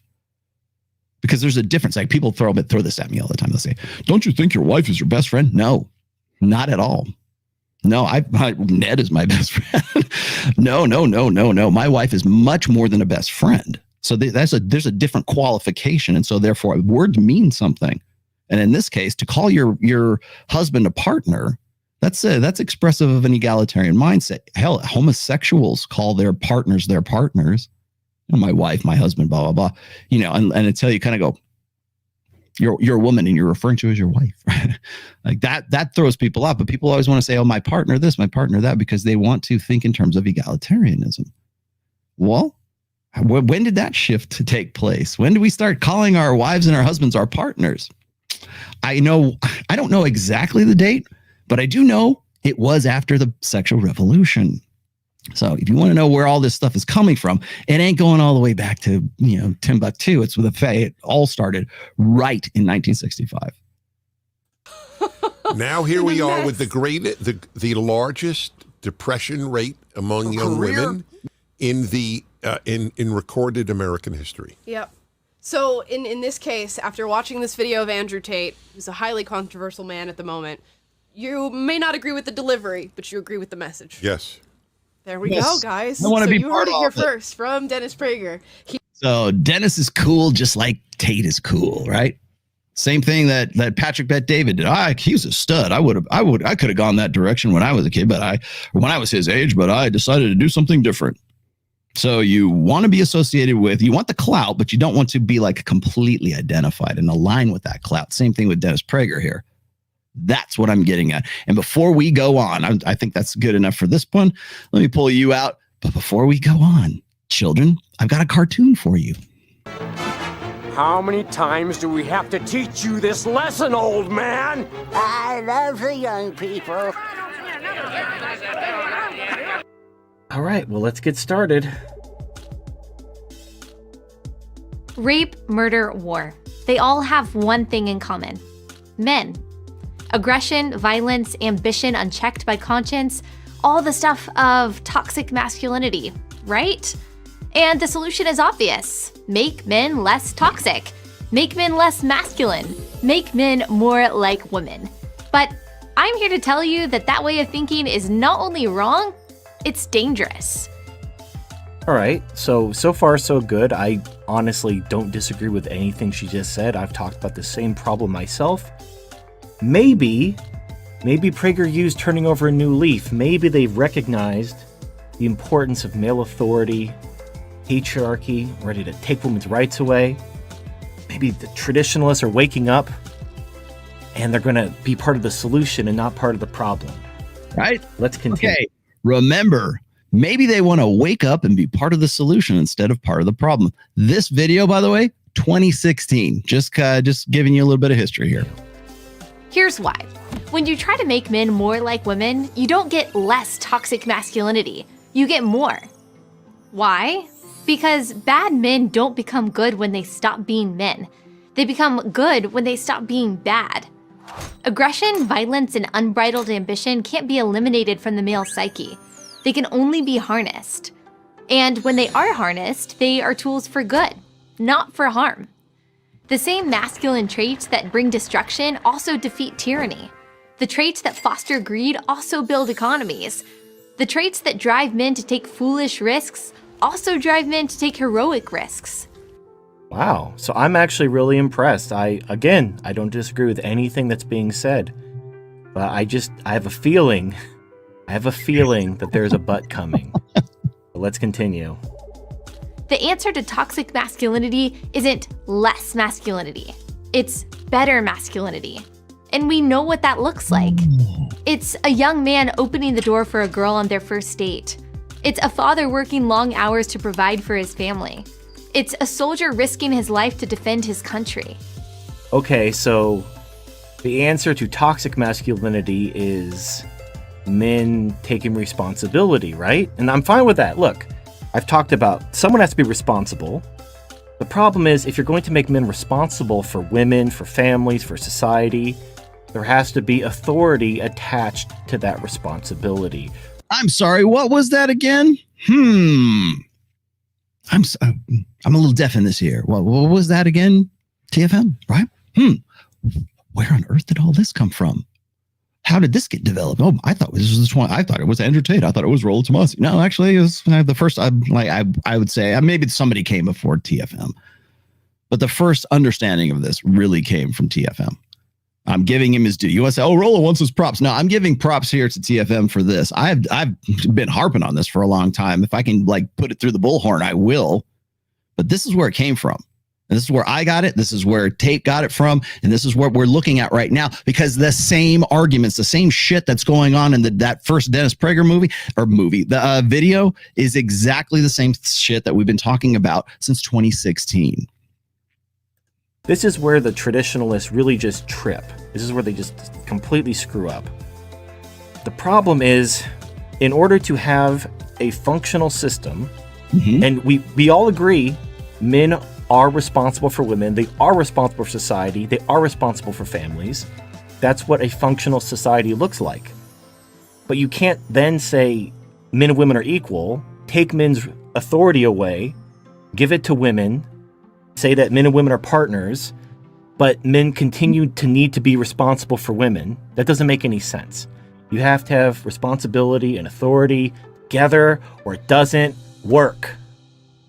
So all this talk about good men, good masculinity. Okay, you want men to be responsible. Are you going to give them authority? If you want men to be responsible for women, if you want men to hold open doors, fight in wars, save babies from burning buildings, there has to be something attached to that. Men aren't just selfless, servile robots that just die at your whim because it feels good. If you want them to be responsible, you have to give them authority. You take their authority away, men are going to walk away because there's nothing in it for them. You've taken the carrot away. All you have is the stick. And eventually you keep hitting a dog with a stick, he's going to fucking snap at you. The growing problem in today's society. All right, so I have to pause it there just briefly. Don't worry, we're getting back to it. I know this is good shit, huh? All right, I have to respond to this first, okay? So I got this thrown at me a while back, and then so I made this point about trad femme pundits just want enough male empowerment. You guys have heard me say this.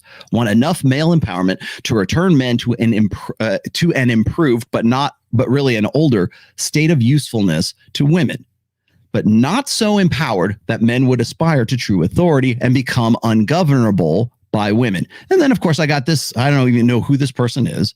She says, what does true authority over women look like? You never answer this question. Well, guess what? I'm answering it right now. Actually, I'm just going to let TFM answer this stuff for you right now. Because whenever you say authority, women think, oh my God, he wants to slam me down. He wants authority. He wants to keep me in the kitchen. He wants to shackle me to the oven. He wants us to go back to 1950s male chauvinist pigs. That's the imagery that is concocted, that is called up in women's minds. So whenever you hear a term like submissiveness, like when Allie was talking about, I submit to my husband. Whenever you talk about authority, well, what does authority over women look like? Well, here's the thing. You want to know why we get the sanitization of the red pill right now? It's because people want to say, well, we got to give guys some kind of authority, but we got to allow them to lead. We have to allow them to be leaders. Well, in the term allow, what that is, it presupposes that you already have the authority. And you're just giving a little bit of, you're not really in charge. We know who's really in charge, who really wears the pants in this family, right? But go ahead, let dad pretend that he's in charge. That's essentially the same vibe that's going on with the idea that, oh, we got to let him lead. We got to let him do some things. We got to let him be a man now and then, right? But not so much so that we could actually get hurt. Not so much so that we would trust dad with our lives or boyfriend or whatever. Not so much so that we actually give him real authority on the condition that he takes care of us. That's what Tate was talking about on Fresh and Fit. how dare you, How dare you? how dare you, want, all the modern conveniences of the 21st century and all of this comfort and have all of these, have the luxury of believing in gynocentrism, have the luxury of living the lifestyle that you live right now, but yet men have to be responsible, but they can never be any kind of authority in exercise. They can't be judgmental. They can't have any real power over their kids. They can't do anything. You can't exercise anything. Isn't that men are too masculine. It's that they're not masculine enough. When men embrace their masculinity in a way that is healthy and productive, they are leaders, warriors, and heroes. Okay, so I agree with this part, but where's the authority? So this is what's interesting. She admits that men who embrace their masculinity are leaders. Being a leader implies authority because you're leading people. People are following you. You have authority over the people that you're responsible for. So it's like, this is what I don't get about traditionalists. They know that men have to have authority. They know it. They know it. I know you agree with me. I know in your heart of hearts, you agree with me. The problem is you can't say it because of my elections, my female voters, and all this other crap. But you know it's true. You know men have to have authority over women, over families, and over society. Call it traditional family values, call it the nuclear family, call it whatever the hell you want. It's called patriarchy. Without patriarchy, traditionalism doesn't work. Without male authority, male responsibility doesn't work. You have to have both. And she's admitting this right here by calling men leaders. Yeah, let me stop really quickly here because I want to add one thing to what he's saying here. Yes, 100%. And this also goes back to what I was just saying. That's why I prefaced this. To how do we organize societies hierarchically? How do we women organize societies in a communitarian way? Well, we can't have any real authority for men if we're going to do things in an egalitarian way. Although what that really is a power play. It's just like communism, right? Like we want to say everybody has their own vote. We're all communists. We're all going to be, yes, comrade, right? But we already know that there's still going to be that hierarchy from within that communist, that socialist, that communitarian structure. There's going to be people who are going, because that's the way human beings are. That's the way we're built. We're looking for we're status seek. We're clout chasers and hell raisers, right? We are status seeking. We want to get one up. We want to drive a nicer car. We want to have a better bitch. We want to have a better house. We want to live a better life. That's just human nature. End of story. But when we pretend that, and I'm laying this squarely at the feet of traditional conservatives right now, when we pretend that we can still have this egalitarian, women should be able to do this and that. Like when we deny patriarchy, the best thing he ever said here, and again, this is 2016, the best thing he said here is that structure doesn't work without patriarchy. You don't give authority to men without patriarchy. Because why? Because patriarchy is a hierarchical structure. There is more freedom and there is a better control and there is a better way of life in patriarchy because it is hierarchical and it's based on, well, ideally, it's based on empirical status and you did a better job. So you get, it's not the trophy, participation trophy generation. That's what we keep talking about. The only reason we have that as a term, by the way, is because we're so conditioned to understanding society in egalitarian terms. Everybody's a winner, not in patriarchy. Not in a hierarchical naturalist way of thinking about organizing society. But patriarchy is actually a more balanced system than gynocentric social order. Is a more balanced system. And he's about to tell you, but I'll let TFM say this. But you're looking here at the difference between an egalitarian, communitarian way of organizing society versus a hierarchical way of organizing society. And that's the conflict, because when you look at Prager and you look at these guys who want a half measure, they want to dip their toes in the red pill to sort of, well, I mean, they want to build a brand on it, of course. But in doing so, they have to acknowledge exactly what TFM was talking about in 2016. You don't get male authority without a patriarchy. Because we can't all be leaders. We can't all be, we're all just going to be on the same team. Whenever I talk, again, about communitarianism, and I said this 2 weeks ago when Destiny came at me after this shit, I said this. I said, look, women organize societies egalitarian in an egalitarian fashion, in a communitarian fashion, because that's the way human females evolved over the course of millennia. And men organize societies based on patriarchy because there's a certain degree of authority as you kind of go up that chain of command. So there's the guy, the president at the top, he has all the authority. Then there's a lieutenant then there's the admiral and the lieutenant and all down the chain of the military command, all the way down to the private who doesn't have all that much authority. He does what he's told. Right now, women have all the authority and every guy is a private. At least that's what we think should be the ideal situation, because we're still trying to make egalitarianism the order of the day. That's why. I agree. Men who take responsibility are leaders. But imagine trying to be a leader without authority. What the hell does that even look like? Right. It's like if you take authority away from parents, they can't raise their kids. Why? Because you require authority to be a leader, to be a parent.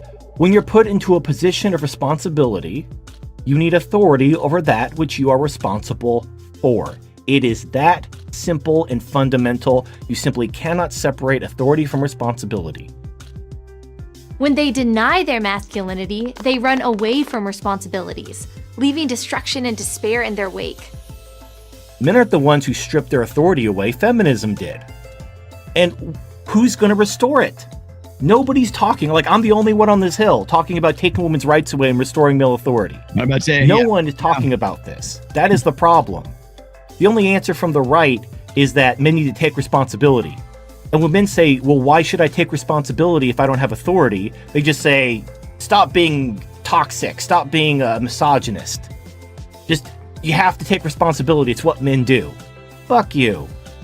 Very simple thought experiment. If you own a business, you are the sole proprietor of that business. You will work 60, 80, 100-hour weeks in order to make sure that business succeeds because it's your business. Now, if you were simply an employee of that business and your boss asked you to work a 60, 80, 100-hour week for no additional pay because he really needed the help, you tell him to go fuck himself. And why? Because it's not your business. You don't own it. You don't have the authority over the business. You don't own the profits of the business. He does. So he can do the long hours. It's his business. So you took authority away from men in the name of gender equality. Now women are on all kinds of antidepressants. The fertility rate is dog shit. The West is being flooded with immigrants from Africa and the Middle East, and they're raping kids and running people over with trucks apiece. What are you going to do about it? Well, come on, man. Can you work these 60, 80, 100-hour weeks? Oh, we could really use the help over here. Well, are you going to give me authority over this business that you want me to help out? Well, no, we're not going to give you authority. That wouldn't be fair. But can you just contribute vastly more?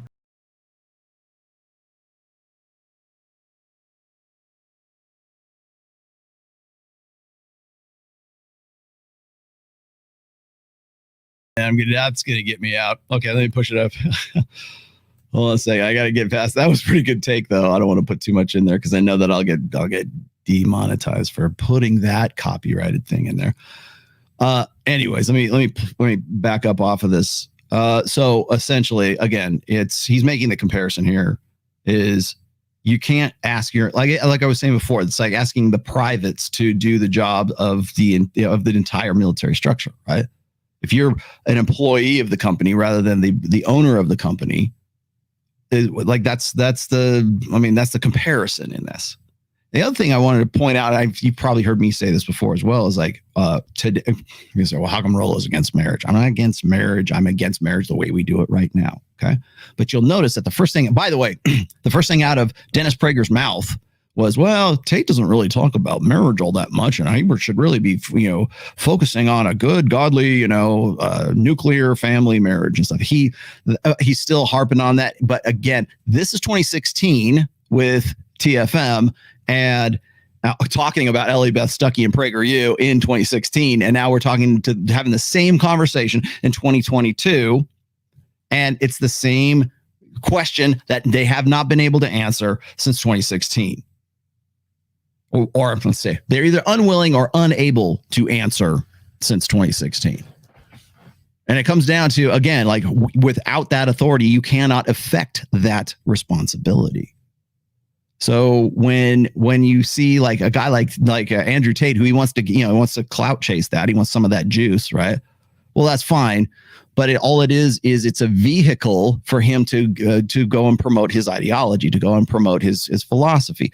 Is it good? Is it bad? I don't know. You guys can make that decision, that call. But what I'm seeing right here is an inability to acknowledge, first off, the things that have been coming out, but also, go back in time and you can see what the conversation was like, even as far back as 2016. If you want men to take charge, if you want men to be leaders, if you want men to be responsible, give up your fucking rights. Submit to the patriarchy. It's that simple. If you're not willing to submit, then fuck you. I'm not going to take care of your dumb ass. You want to be equal? Go be equal. Go take care of your own shit. Oh, you can't? Oh, you need men to take care of you? Well, then submit. Bow down. No? Then fuck you. You see how this works? Are you going to be part of the solution? Or are you going to be part of the problem? If all you have is shame and bullshit, go fuck yourself. The consequences can be seen everywhere. And that's still all they have to this day. Shame and bullshit. Responsibility is going to, it's like the call word for every trad from Matt Walsh all the way to anybody else. Okay. Still hearing it from this, maybe it's from different mouths, but it's the same script. Oh, if men would just man up, it's women would be better if men would make them better. If men all got together and said, you know what, we're not going to put up with this slutting around. We don't want this hoeing around anymore. It must be because guys can't get their shit together and they can't keep their dicks in their pants. That it's the easiest dismissal of the problem, of the disease rather than the symptom. Like it's the easiest dismissal of that because it's been there forever. You're thinking with the little head. If men would just start thinking with the big head and not thinking with the little head, and then they took responsibility, no, because all it does is push you back into a position of being a slave. Because responsibility without authority is slavery. Where 1 in 4 fathers now lives apart from his children. And children who grew up without a dad are generally more depressed than their peers who have a mother and a father. They are at far greater risk for incarceration, teen pregnancy, and poverty. 71% of high school dropouts are fatherless. That's not the fault of men rejecting their responsibilities. That's 100% the fault of feminism. Okay. Before he continues, I want you guys to notice one thing. Did you catch any of the things? This is Allie Beth Stuckey who was doing the reading here. Fatherlessness.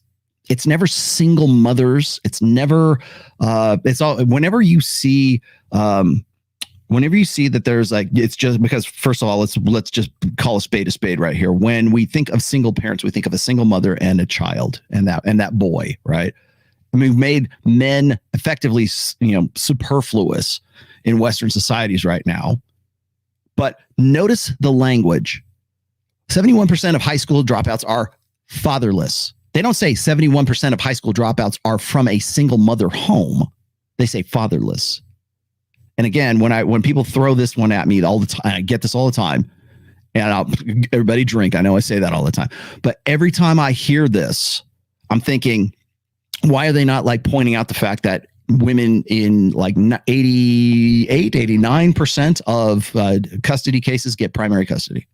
Women are the ones, I don't know where you guys are getting this statistic from, but I know that at least 70% and possibly 80% of divorces are initiated by women. And then, of course, that sparks the conversation of, well, if men were better, then they wouldn't have to divorce them all the time.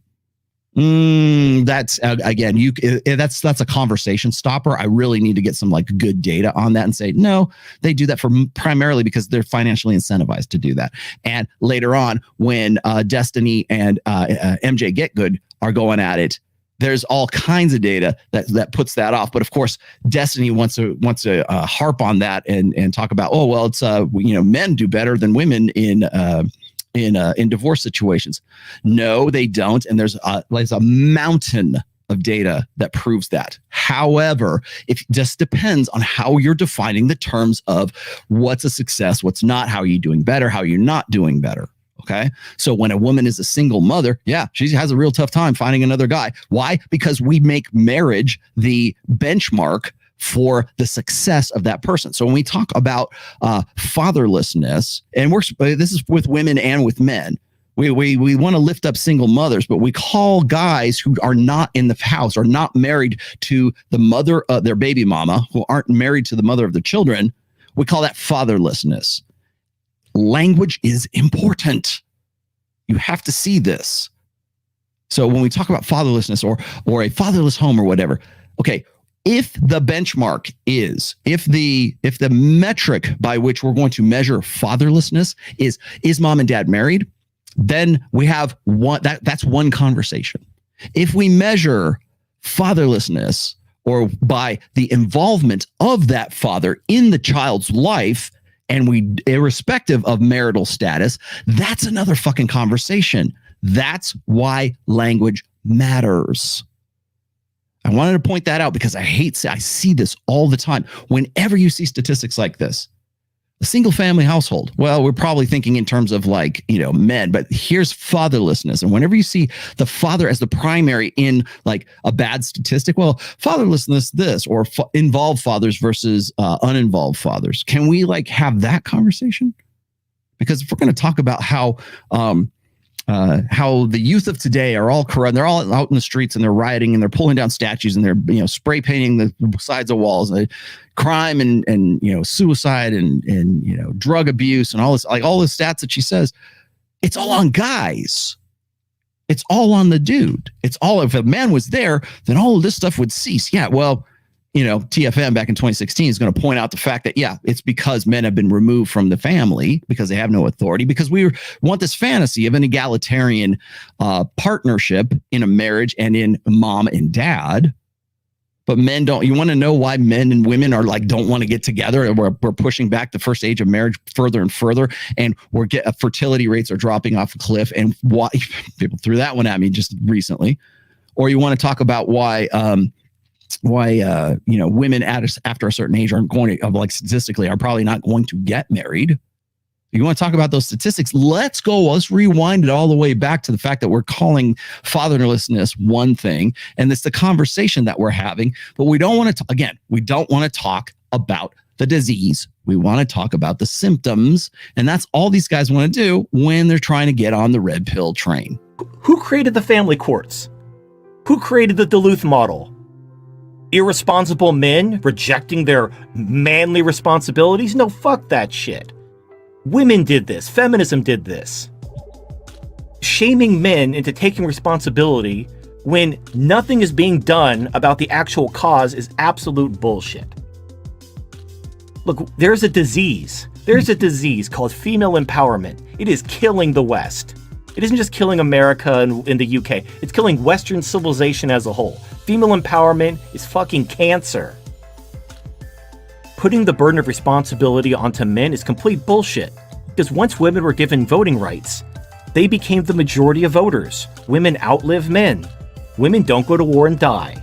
They work cushy jobs and they don't die on the work site. There's always going to be more women than men in any sort of healthy society. Throw in wars and so forth, then you have vastly more women than men. I can't think of a natural situation where men would outnumber women except the one-child policy in China, where parents deliberately drowned their daughters because they could only have one child, so they wanted a son that would take care of them in old age. Aside from those artificial constraints, there's going to be more women than men in almost any society. Now, once you appreciate that fact, you appreciate the fact that we have universal suffrage in a democratic society, women run the government. So how are men supposed to fix anything? The men's rights activists have been trying to fix the laws for 100 years. They haven't gotten shit changed. The laws have only gotten worse. They're getting worse by the year. Every year. Feminists demand more laws that empower women at men's expense. And what does the right do? What is the right doing to stop this? Nothing. You're just blaming. All right. Now, what has just happened over the course of the last year that would indicate that, with this resource trial, laws, right? How about forgiving student debt to the tune of, I agree, it's like a half, not even a half measure, to the tune of $10,000, right? That's disproportionately benefits women because women hold at least 2/3 of the student debt right now. And then, by the way, as I said, numbers count. Okay. When people tell me, well, 60% of women are enrolling and 40% of men are enrolling, that's enrollment. How many of those men and women are actually graduating that are using 4 years of that money to begin with? Men have a much higher dropout rate when it comes to college than women do. So when you look at the graduation rates, that's what we ought to be at least putting those two data points together.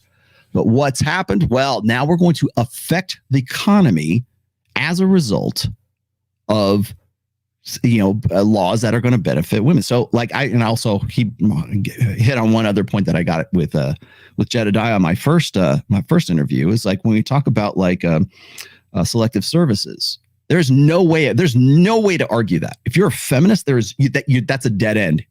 You'll say, well, who hurt you for bringing this up? That'll be the dead end, right?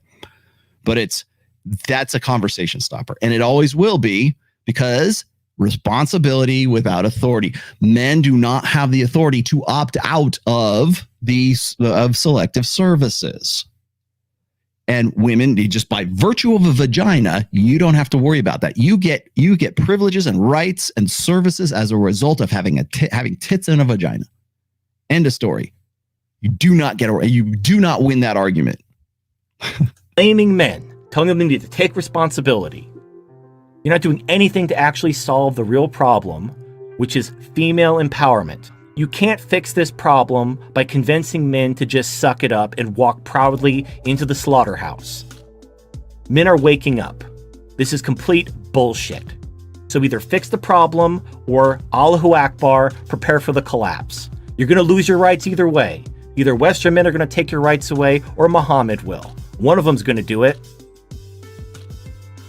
Of all the rocks upon which we build our lives, family is the most important. And we are called to recognize and honor how critical every father is to that foundation. That was said by then Senator Barack Obama in 2008. If we are honest with ourselves, he went on, we'll admit that too many fathers are missing from too many lives and too many homes. As much as we try to deny the need for real masculine strength in society, there's no denying its necessity. Healthy families and strong communities depend on the leadership and bravery of good men. Again, leadership. Okay, you want men to be leaders. Great. If you want them to be leaders, you have to follow them. You have to give them authority. You have to submit to them. This is not rocket science. Yet, the current trend is to feminize young men in the hopes of achieving some utopian notion of equality and peace. And it starts at the earliest ages. In the school classroom, boys are invariably the problem. On the playground, aggressive games like dodgeball have long been banished. We tell young men that their intrinsic desire to compete is wrong. Everybody gets a trophy. Don't run up the score. This anti-male tilt continues on through higher education and into the workplace. It has created millions of tentative men, unhappy women, and confused boys and girls. Here's a secret that every woman knows. Women want real men. Men they can count on and, yes, look up to. Click. Women want real men they can count on and look up to. So you want men to take care of you. Again, if women want men to be responsible for them, men have to have authority over women. If you want men to be responsible for families, then fathers need to have authority over their families. This isn't rocket science. I know I'm beating this dead horse, but she's saying right here, women want real men that they can count on and look up to. You don't look up to someone you're equal to. If you need a man to look up... You guys hear that? Women, he said it a little differently. Women cannot look up to a man who is their equal. That's why egalitarian partnerships. That's why, we have an equal partnership in my marriage. That's why you don't have a marriage, because you cannot look up to a man who is your equal. You guys have heard me say this before when it comes to I think it was it Patrice O'Neill? Oh, wait, where is it? Patrice O'Neill. Oh, I invoked the name of Patrice, of Saint Patrice. Okay. When he says, women want a guy who's taller than them, makes more money than them, has six-pack abs, six-figure income, drives a nice car, 6 foot tall, blah, blah, blah, on down the thing. All of the prerequisites that every girl on freaking Fresh and Fit will go and say. You want to know why the female delusion calculator exists? Because of that. Because women aren't looking for an equal. They're looking for somebody who is above them, that they can look up to, that has integrity, that's respectable. Well, the only way a man is respectable is if he has authority over his own fucking life. You will not get that in an egalitarian partnership. And of course, what Patrice O'Neill, I'll finish that, we'll talk about. He want a guy who is better than you, taller than you, more paid than you, is basically a higher value than you on a socio-sexual, socioeconomic scale, but you want that guy to believe he's your equal. No, women cannot look up to a man who is her equal. End of story. You want to know why divorce rates spike when a woman gets a promotion or she gets a higher status and she moves up in her job? Like they're making the same amount of money when they're married and she makes more later on, or she's got a higher status position at the company she's in. You want to know why that triggers divorce? Because women cannot look up to a man who is her equal, and certainly not if he's below her. That's why. It's fundamentally innate, evolved firmware in women. End of story. There's tons of research that prove this, empirical data that proves this. Okay, I'll dig it up for you here later on when we get onto the next part here. But I want you guys, I had to put a full stop in here because that's where this comes down to. When men don't have that authority, when men are always you have the responsibility. So it's this endless tail chasing, trying to still keep the bitch happy, but also don't let her think that she's above you. You want to have an equal partnership and we'll make these decisions together and blah, blah, blah. There's no captain of the ship. We're both equal co-partners. So we're both going to, we'll be the captains whenever it suits us, whoever's position is the better one. No, women can't look up to a man she can't respect and can't look up to a man who is her equal, period. Then you're admitting that you're beneath him. And if you're going to look up to him and you're going to count on him and he's going to be responsible for you, you goddamn better submit to him and give him authority over you. And right there, by the way, that's what women fear.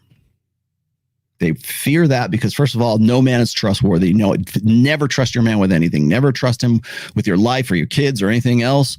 So you have to keep a side hustle. That's what happened with, you want to know why Allie and Pearl's TikTok video went crazy for her saying that she submits to her husband or that she's deferential to him at the very least? The number one answer was, oh, what if he leaves you? What if he fucks his secretary? What if he doesn't keep up his end of the bargain? What if he, then you're going to be out in the cold and, I don't know, Dust Bowl era 1930s depression, situation with you and your babies starving in the cold night somewhere in winter. Like it's the slippery slope, of course, but the idea is the same. It's like you can't trust men for your security ever whatsoever. And you know when that started, by the way? Right around the time that we came up with the hormonal birth control and right around the time when we had this sexual revolution that Dennis Prager seems to really enjoy, right? Right about then, that's when that attitude started to shift. Well, I'm going to divorce my husband. I've already shown you the stats.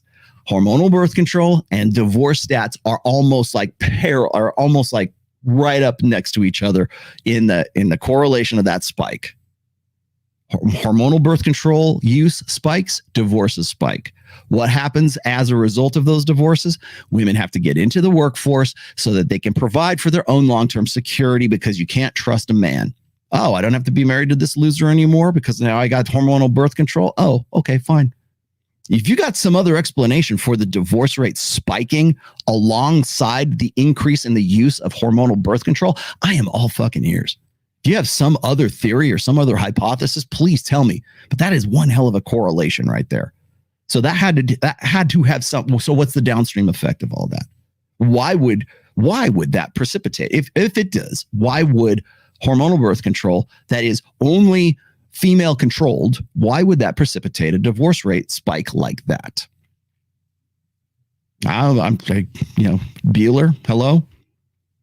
what does that look like? You got to take away the family courts. You got to take away all those bullshit laws. Take women's right to vote away. All this fucking shit has to go. No amount of feminist theory will change that. I don't know any woman at any age who is attracted to a passive man who looks to her to be his provider, protector, and leader. Every woman I know wants a strong, responsible man. Every woman of every age wants a man to lead her. They want a man to be responsible for her. Great. Give up your rights.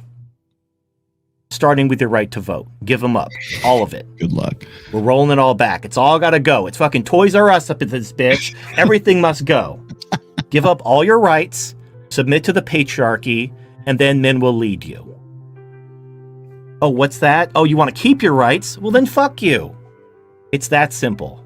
That's not a consequence of a social construct or cultural pressure. It's innate. The devaluation of masculinity won't end well because feminine passive men don't stop evil. Passive men don't defend, protect, or provide. Passive men don't lead. You hear that? Protect, defend, or provide. Protect, parentally invest. That sounds like the 3 Ps, right? Protect, provide, parental investment. The beta bucks side of hypergamy. Imagine that. Wow, we really need that in our lives. Well, if we can't get it from men, I guess we'll have to go and join the workforce and enter into enter into this. Women. Now, with the advent of Instagram, the advent of online dating apps, women get more opportunities now than ever before. So what happens is that a majority of men now aren't even considered as suitable candidates. What's happened is women have stepped into more and more traditionally masculine roles. Mhm. They're earning more money. They're handling their They're stable. There's more to them than just looking pretty. But men are not allowed to step in traditionally feminine roles. Now they've taken the masculine role of like, hold on, I got a career. I'm working. I'm smart. I get to handle my. Okay, cool. Well, can I just like be somebody that like take care of the household? Like, I mean, like cook and clean shit. No, you're a fucking loser. Wait, hold on. But that's what you did 40 years ago. But now that women have stepped into the masculine role, they're looking at all these men. And, you know, studies show this. Women are earning more and more and more and more, but they still won't date down socioeconomically. They still won't date a poor guy. And it's like, well, hold on. Yes. And guess what, Destiny? That's not because of choice. That's not because of a social engineering. That's because that's the way the machine is fucking built. That's the way we are. That's the human animal, my friend. Women cannot look up to a man who is her equal, period. End of story. You want to know why you're in a freaking open relationship or whatever the fuck you're calling it, a throuple or a poly thing? That's why. Because the chick that's with you cannot look up to you. Even if you think you are equal, she cannot look up to you, and will find that outside the marriage or outside whatever the hell you're even calling it. That's why. I'm open to suggestions. I'm open to well, you know, most men can't really aren't mature or intelligent enough, or, you know, whatever. Most women, or, you know, most people can't really do what we're doing. You know where I've heard that before, by the way? I've heard that from Dr. Jeffrey Miller and Diana Fleischman, evangelists for the open marriage, the poly lifestyle, polyamory, whatever the fuck we're calling it.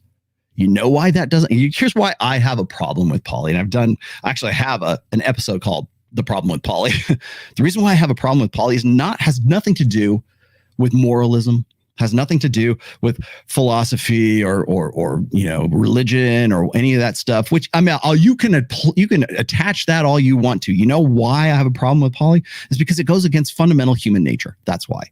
Period. Oh, well, how can you say that? What about the patriarchs of old? Yeah, well, those were patriarchs. That was patriarchy at that. That wasn't poly. That was women, multiple women deferring to that one guy. That's what that was. Poly is something different now. Okay, the way that we look at polyamory right now is all based on an egalitarian model. You want to know why women will share an alpha and they don't have anything to do with beta men? The reason why they'll go out there is because they want to find that guy who is that innate natural leader. That's why. The reason I have a problem with poly is that you cannot take out of the human firmware. You can condition it out, but there's a reason why envy, jealousy, mate guarding all exist in every one of our heads. And not just us. I mean, higher form animals too do mate guarding. Most primates do it. I'm pretty sure most lions do it, right? Name the animal in the animal kingdom. There's probably, by order of degree, there's a measure of mate guarding, because men are primarily interested in their own paternity, because if they fail in that, their DNA does not go on into the next generation. And women are incentivized to get alpha fucks and beta bucks. And if they can't find it in the same guy, they will cuckold one and they will fuck the other one. And I'm not saying that that's always going to, it'd be great if we could just, you know, come together and make sure everybody's on the same page. Sure. Awesome. But we still have to work within the operative framework of the human machine and the operative framework of our firmware. So when we start talking about poly this or whatever, all I can think of is well, then why would we want to thwart our innate natural firmware when it comes to mate guarding? Or why would we want to, like, oh, believer promiscuous and monogamy is unnatural? Again, we're innately promiscuous, but without monogamy, without parental investment in the next generation, that they die off. Because big head babies, like, we can go back to that essay again if you want. The big head babies is basically, we have to invest in our offspring. Women are K-selected. Men tend to be R-selected, depending on like their status, right? Are they alpha? Are they beta? Whatever.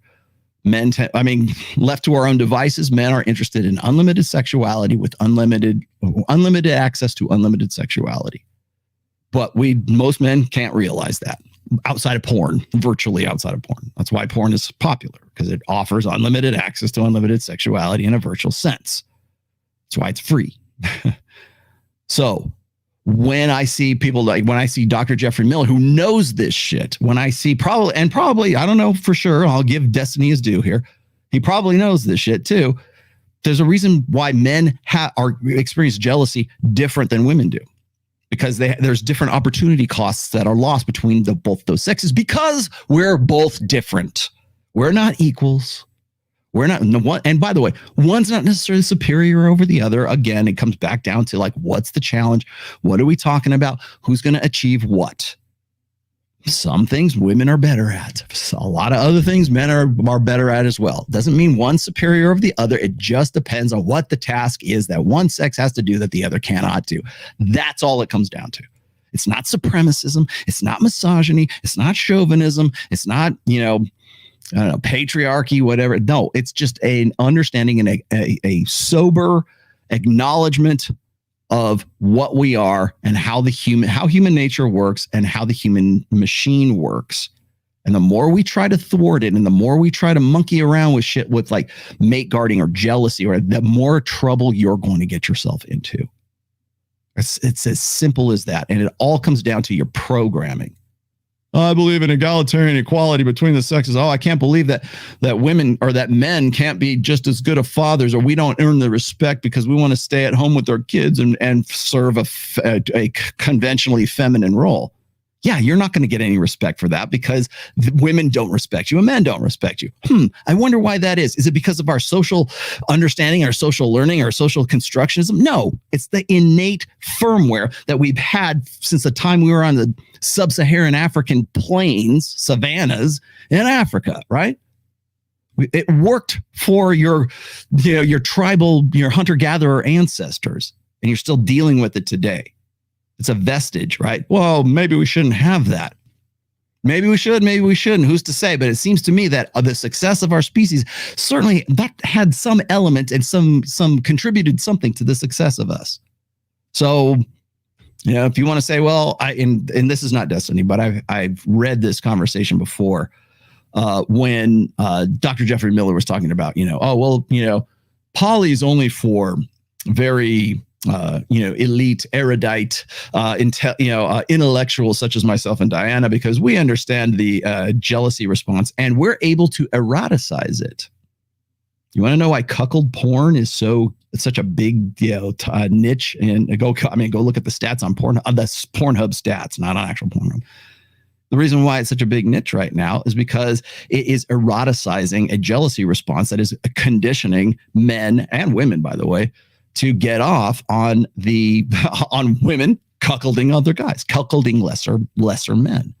That's why they get off, because the only way you can get around that firmware is by conditioning something, by getting a reward, getting an intrinsic reward. And if you can eroticize that, basically warning sign, hey, your bitch is having sex with somebody else and you're going to lose your investment in this woman.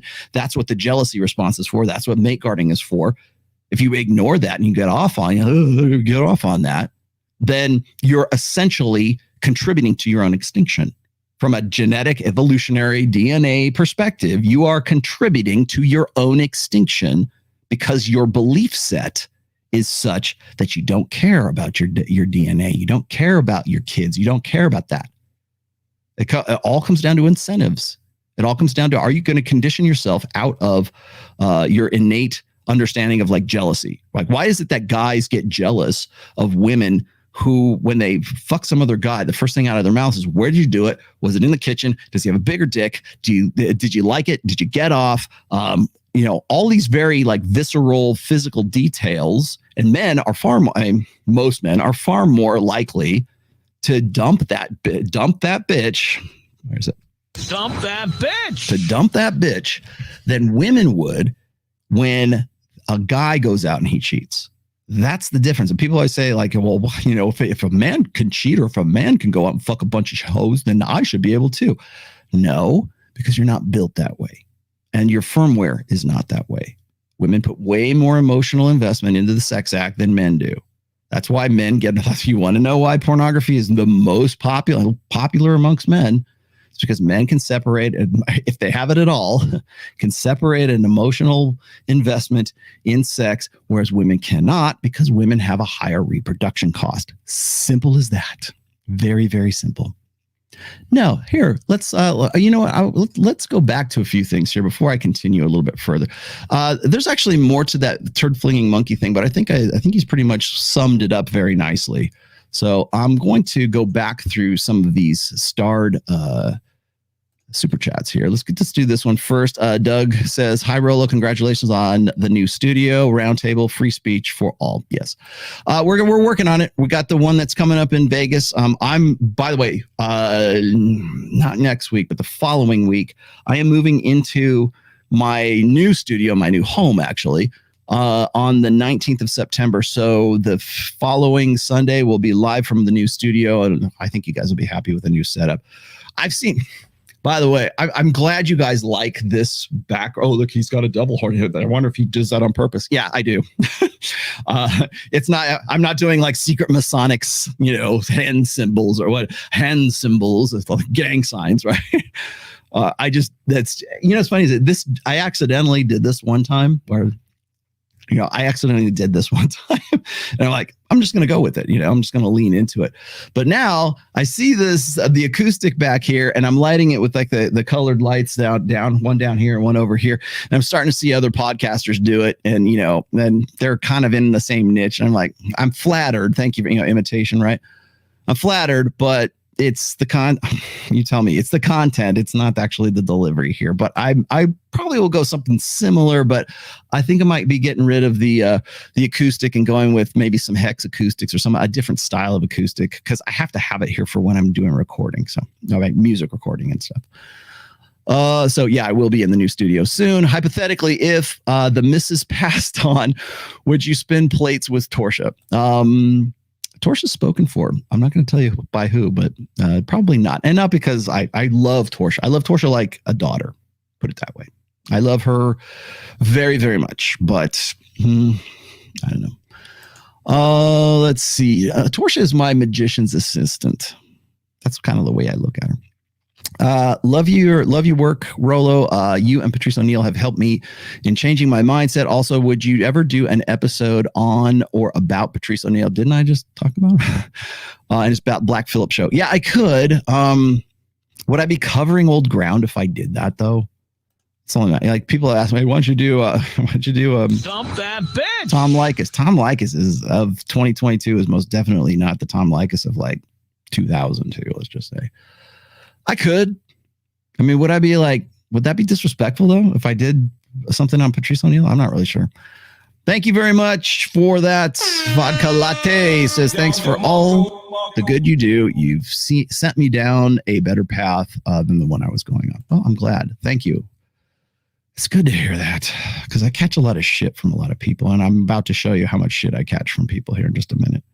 So I'm always like, I hate it that I'm off put by praise. I hate it that like when I meet some guy, I can just meet him on like I'd be in Miami and people go, dude, you saved my life. Can I take a picture with you? Put it on Instagram. I'm like, yeah, please do. Or I'll get like handwritten notes saying, oh, you saved my son's life. And it's hard to process. And I think the reason for that is because I'm so used to getting like shit on. Soralita Bass. Soralita. You have to roll your R's when you say Soralita. That TFM is on fire. PragerU might have the best intentions, but they are also seeing most of the stuff from a female point of view. Don't even know if they are aware of that. Just crazy. Yeah, well, they're not. I'll tell you why. I would say they are ignorant of it, Soralita. Simply because it fits, again, it's like force fitting new data into an old ideology. I talked about that in Religion in my 4th book. When I think in the introduction of that book, I talk about how we are in a new age of enlightenment, I guess, or like I compare it to the invention of the printing press, like the movable type printing press, the Gutenberg press. Really right before or during the Renaissance period, I think, right? Was it 1480, somewhere around? Maybe it's the early Renaissance. And how one invention, movable type, changed the world. It was one invention, and of course they start printing the Bible. And what happens is the layperson can now learn to read. Literacy rates went up, and believers suddenly are reading the Bible for the first time, and they're going, hey, wait a minute. These priests aren't practicing this. So then you have the Protestant Reformation, and you have Martin Luther, and you have a lot of bloodshed and a lot of wars, quite honestly, as a result of that. But it's one invention. And then they print more books. It doesn't necessarily have to be the Bible. It can be information. And we're disseminating information out exponentially because of one invention. Same thing with the internet. And now what we have to do is old school, old order ways of thinking are challenged by new order data, new order objective empirical data. Again, I'm not a doctorate. I don't have a doctorate in neurosciences. I don't have a doctorate in evolutionary psychology. I don't have a doctorate in anything. But I have access to the research of doctors who have done that. And I connect those dots because I have an interest in it. I have a keen interest in it. That's what I do. I write books as a result of that. I do the research. It's funny. And I know this is, side note here. I've been really getting into, and the masculine geek guys will throw rocks at me. I have been really getting into the work of Michael Crichton lately. And I thought about that and I go, man, he had to do a lot of research for Jurassic Park. The movie came out in the early 90s. But he had to write that book back in the 80s, and to do the research, to have that understanding of how it might be possible to clone or to sort of genetically engineer dinosaurs from, amber, from a mosquito in the amber kind of thing, and to create new life as a result of that. He had to go and really do his research. And if you know anything about Michael Crichton, if you look at I love, by the way, as you know, I love 13th Warrior. I love The Eaters of the Dead. And that was the book that 13th Warrior was based on, which, by the way, is a true story, more or less is a true story. Ibn Fadlan, I think is the name of the Antonio Banderas, his character in there, the 13th Warrior, really happens. I mean, more or less happened. And so, there's some embellishments, right? And he sort of tried to build it up like Beowulf a little bit. But he wrote that, and I believe the first copyright of that was 1976. So imagine having to do all that research from all those tones, to do all that so he could write one book, which is a fucking badass book, don't get me wrong. But that now here in the data age, I don't need a degree in Norse studies so I can write the 13th Warrior, right? I don't need a degree in plotting the human genome or genetic engineering to write Jurassic Park. It's all been done for me. I can go and look at this stuff and I can make the correlations. It's connecting the dots that pisses people off. It's not the data. It's what those questions and what that data implies and how it challenges people's beliefs. And that's where the real sparks start flying. So, Creation Muse says, some women talking about freezing their eggs. Quite a few of them are. By the way, egg freezing is offered, I want to say, by Morgan Stanley, Fortune 500 companies are starting to offer egg freezing as a benefits package for career women.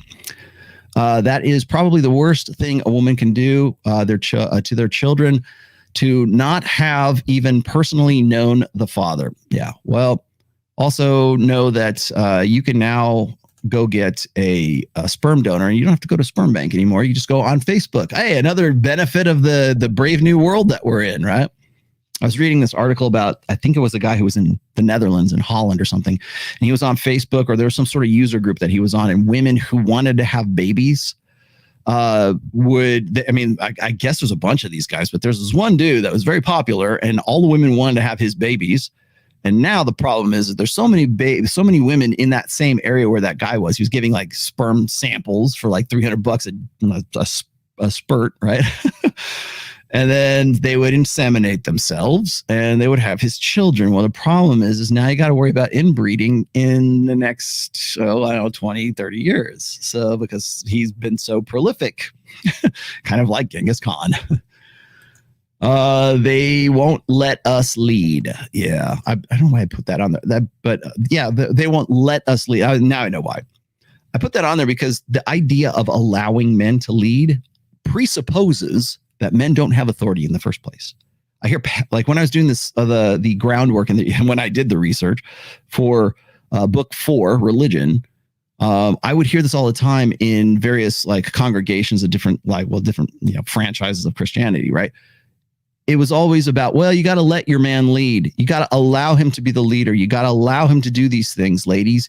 You just got to have to, submit to your man. Doesn't necessarily mean you have to submit, but you have to defer. You have to give him a little bit of, you have to give the dog a little bit of more leash so he can lead. But what happened? Then they don't. Sorlita was just asking a moment ago. Do they realize this? No, they don't, because they don't even realize. Again, words are important. Oh, I allow him to lead, but I really wear the pants in here. I make more money than he does. We just pat him on the head. And when women cannot look up to a man who is her equal, and they sure as shit can't look up to a man who she considers dead weight or a burden or another child. And you'll hear women talk about that too. They'll say, well, my husband is just like a big child. He's just like a big boy. I guess we'll never understand them.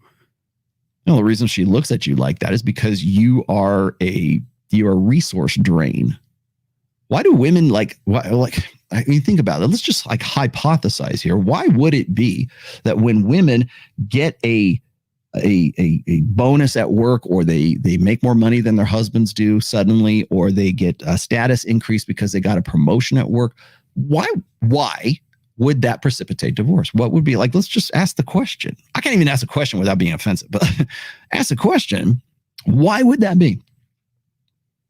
No, most likely because women cannot look up to a man who is their equal. They're looking for a worthy man to whom to submit to. That's a Heartiste thing. I'll go dig that up, that quote up when we're watching the next clip here.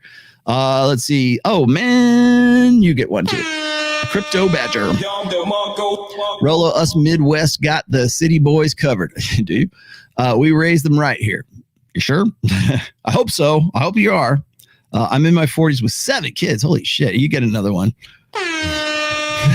That's for your 7 kids. Boys who rule the roost and what to look for in a woman. Rest of the world is underpopulated except the Midwest. All we do is make babies. I would like to look up the data on that, because the United States right now, on whole anyways, is below replacement. I do know that for a fact. I don't know if it's like regionally or ethnically, it's probably a lot different, but maybe you're right. But congratulations. I'm glad you have 7 boys, 7th son of the 7th son. It's a good album. Underrated Iron Maiden album. The most underrated Iron Maiden album is 7th Son of a 7th Son. Take that, Razor Fist. I need my silvered sun. You take that, Razor Fist. Iron Maiden. 7th Son of 7th Son. I not as good as like some of the earlier stuff, but very underrated. The Prophet Patrice, peace be upon him. Peace be upon him. Oh no, sorry. Said women only want masculinity from men on their terms, and the way to win is not to play their game. Okay, yes, thank you, Mr. MGTOW, but you still have to play a game. If you're going to engage with women, if you want to have women in your life, you will in some way have to engage with them. Sorry, not sorry. That's the way it works.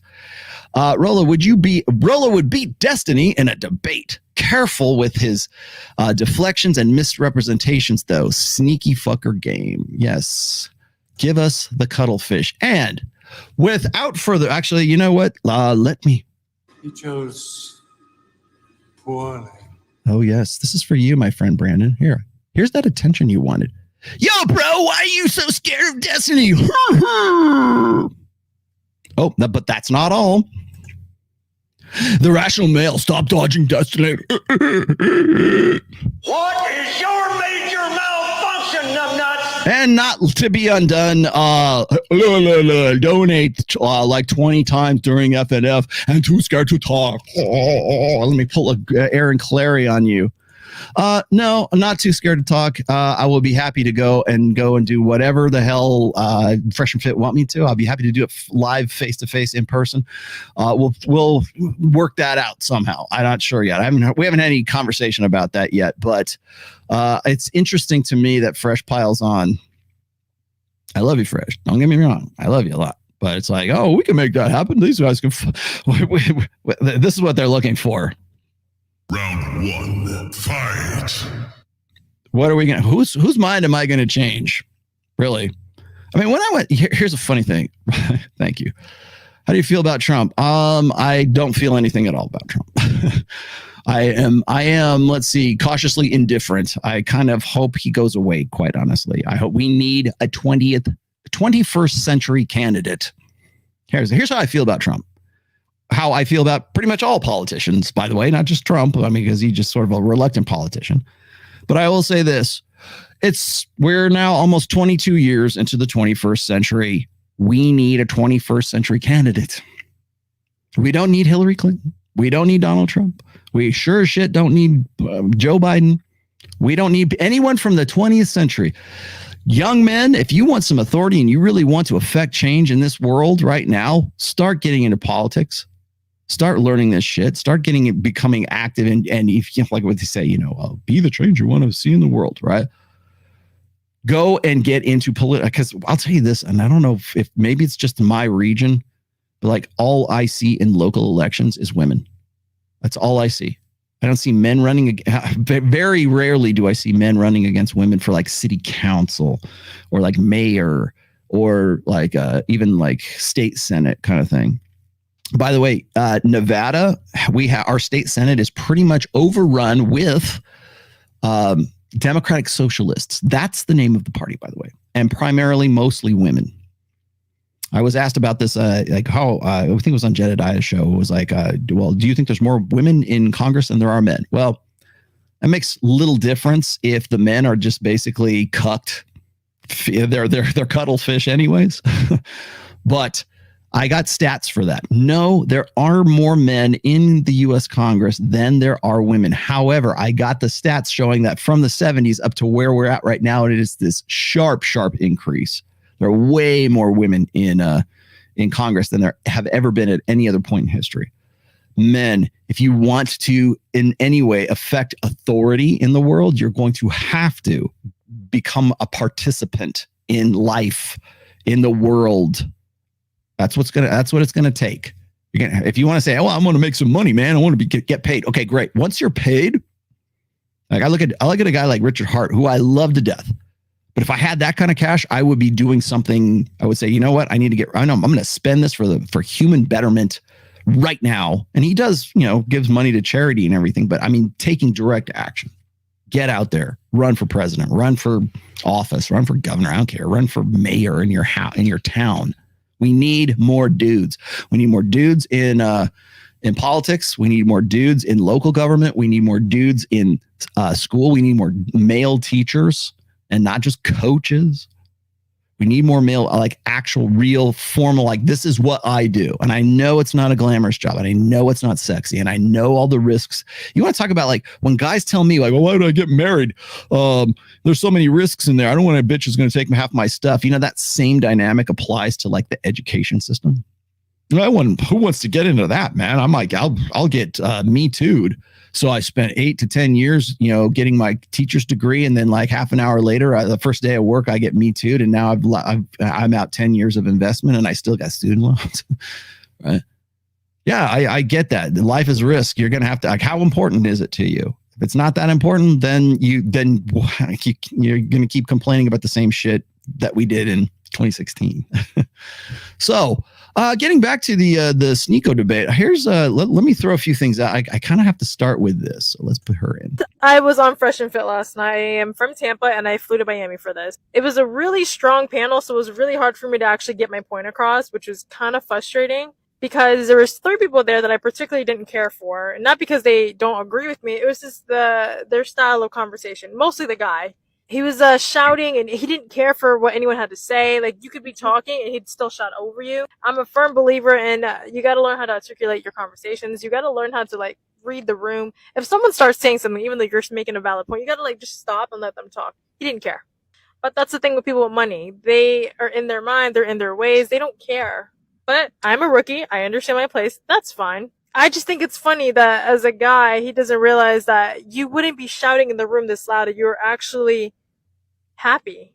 But maybe he is happy, and maybe he's just not realizing that his decisions are funky. I'm pretty sure I made a valid point of, would you still be doing what you're doing now 5, 10, 20, 30 years from now? And he couldn't even answer no. I can tell you what I'm doing with my life right now. It's concrete for life. So who has a more stable future? As far as the chick with the leather jacket, she's cool. She's cute for a simple guy, but most women want more. And her style of conversation, honestly, was so textbook and boring. If her blowjob is anywhere similar to that, I gotta say, I hope she picks a really simple guy, because I was literally falling asleep when she talks. On top of that, I'm not a big fan of people who don't have compassion for other sides. You gotta have both sides, guys and girls, and it just felt very one-sided. But I enjoyed it a lot. I think Myron and Fresh and the whole crew did a great job setting up everything, and this is just my fair review of everything. Those are the 3 people that I didn't really care for. I'm not going to mention anything else with the blue hair chick, and I'm pretty sure they don't like me either. Don't really care. I don't think anyone really likes me. Doesn't bother me at all. But overall, the Fresh and Fit podcast was pretty badass. I enjoyed the conversations a lot. I thought this was pretty interesting. I just wish it wasn't so crowded. Yeah, I'll agree. I will agree on that one. She's been making the rounds ever since that. She was on the most recent show with MJ Get Good. And by the way, MJ, call me up, man. Hit me up. I would love to have you on my show. Yes, there you go.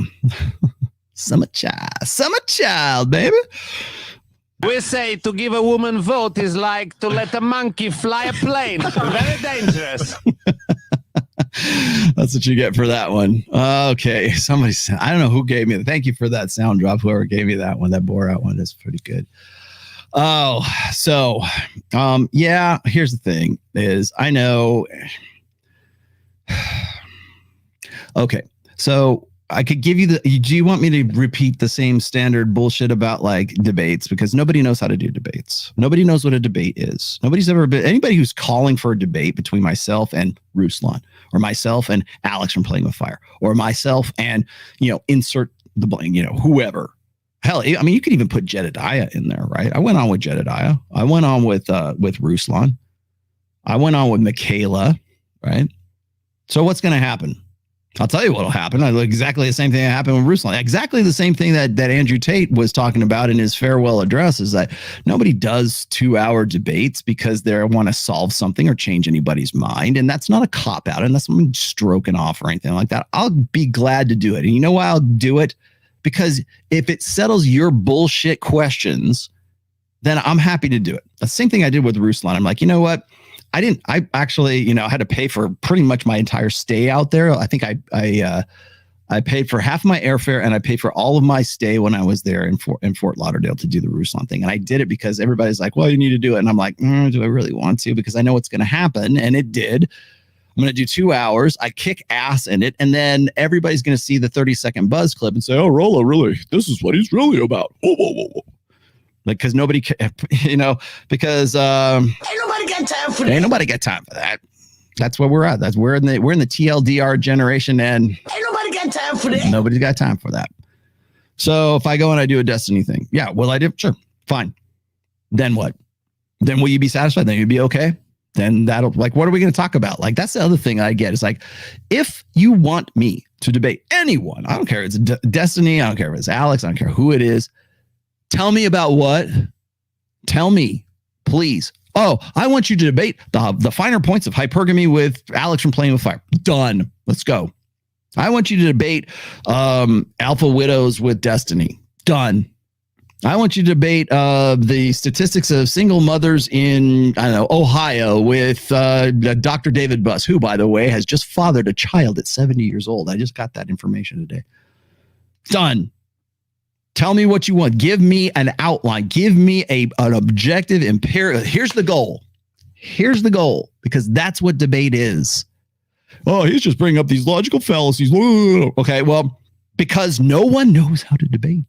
They don't even know what a debate. They don't know what a formal debate is. I've taken logic class. I was never on debate team, but I certainly watched enough of them. I understand critical thought, and I also understand what a debate is. And most people, like, when they think of debates, they think of, like, you know, Trump. Well, you asked me about Trump, right? Trump versus Biden or Trump versus Hillary. Those aren't debates, man. Those are like, that's just marketing opportunity. Hey, yeah, you suck. You suck worse. Oh, yeah, well, you suck worse because of this. Oh, you suck even worse because of this and this and this. Oh, yeah, well, that's all it is. There's not a real debate because there's no definable goal. There's no definable topic. There's no subject.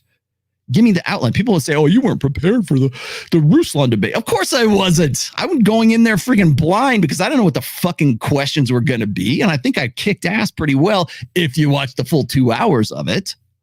Yeah, and I didn't have two watches on, whatever, Fitbit, whatever the fuck those things were. And I sure shit didn't have a fucking tablet with me because I go in there because I know what I'm going to talk about. You ever heard that? There's a great quote by, who was it? Steve Jobs. People who know what they're talking about don't need PowerPoint. People who know what they're talking about don't need a fucking tablet. People who know what they're talking about don't need a fucking iWatch. They go in there, maybe they got a notebook, you know, to write down so they can remember what your points were so they can come back to them. George Gammon does that. George Gammon's a great note taker.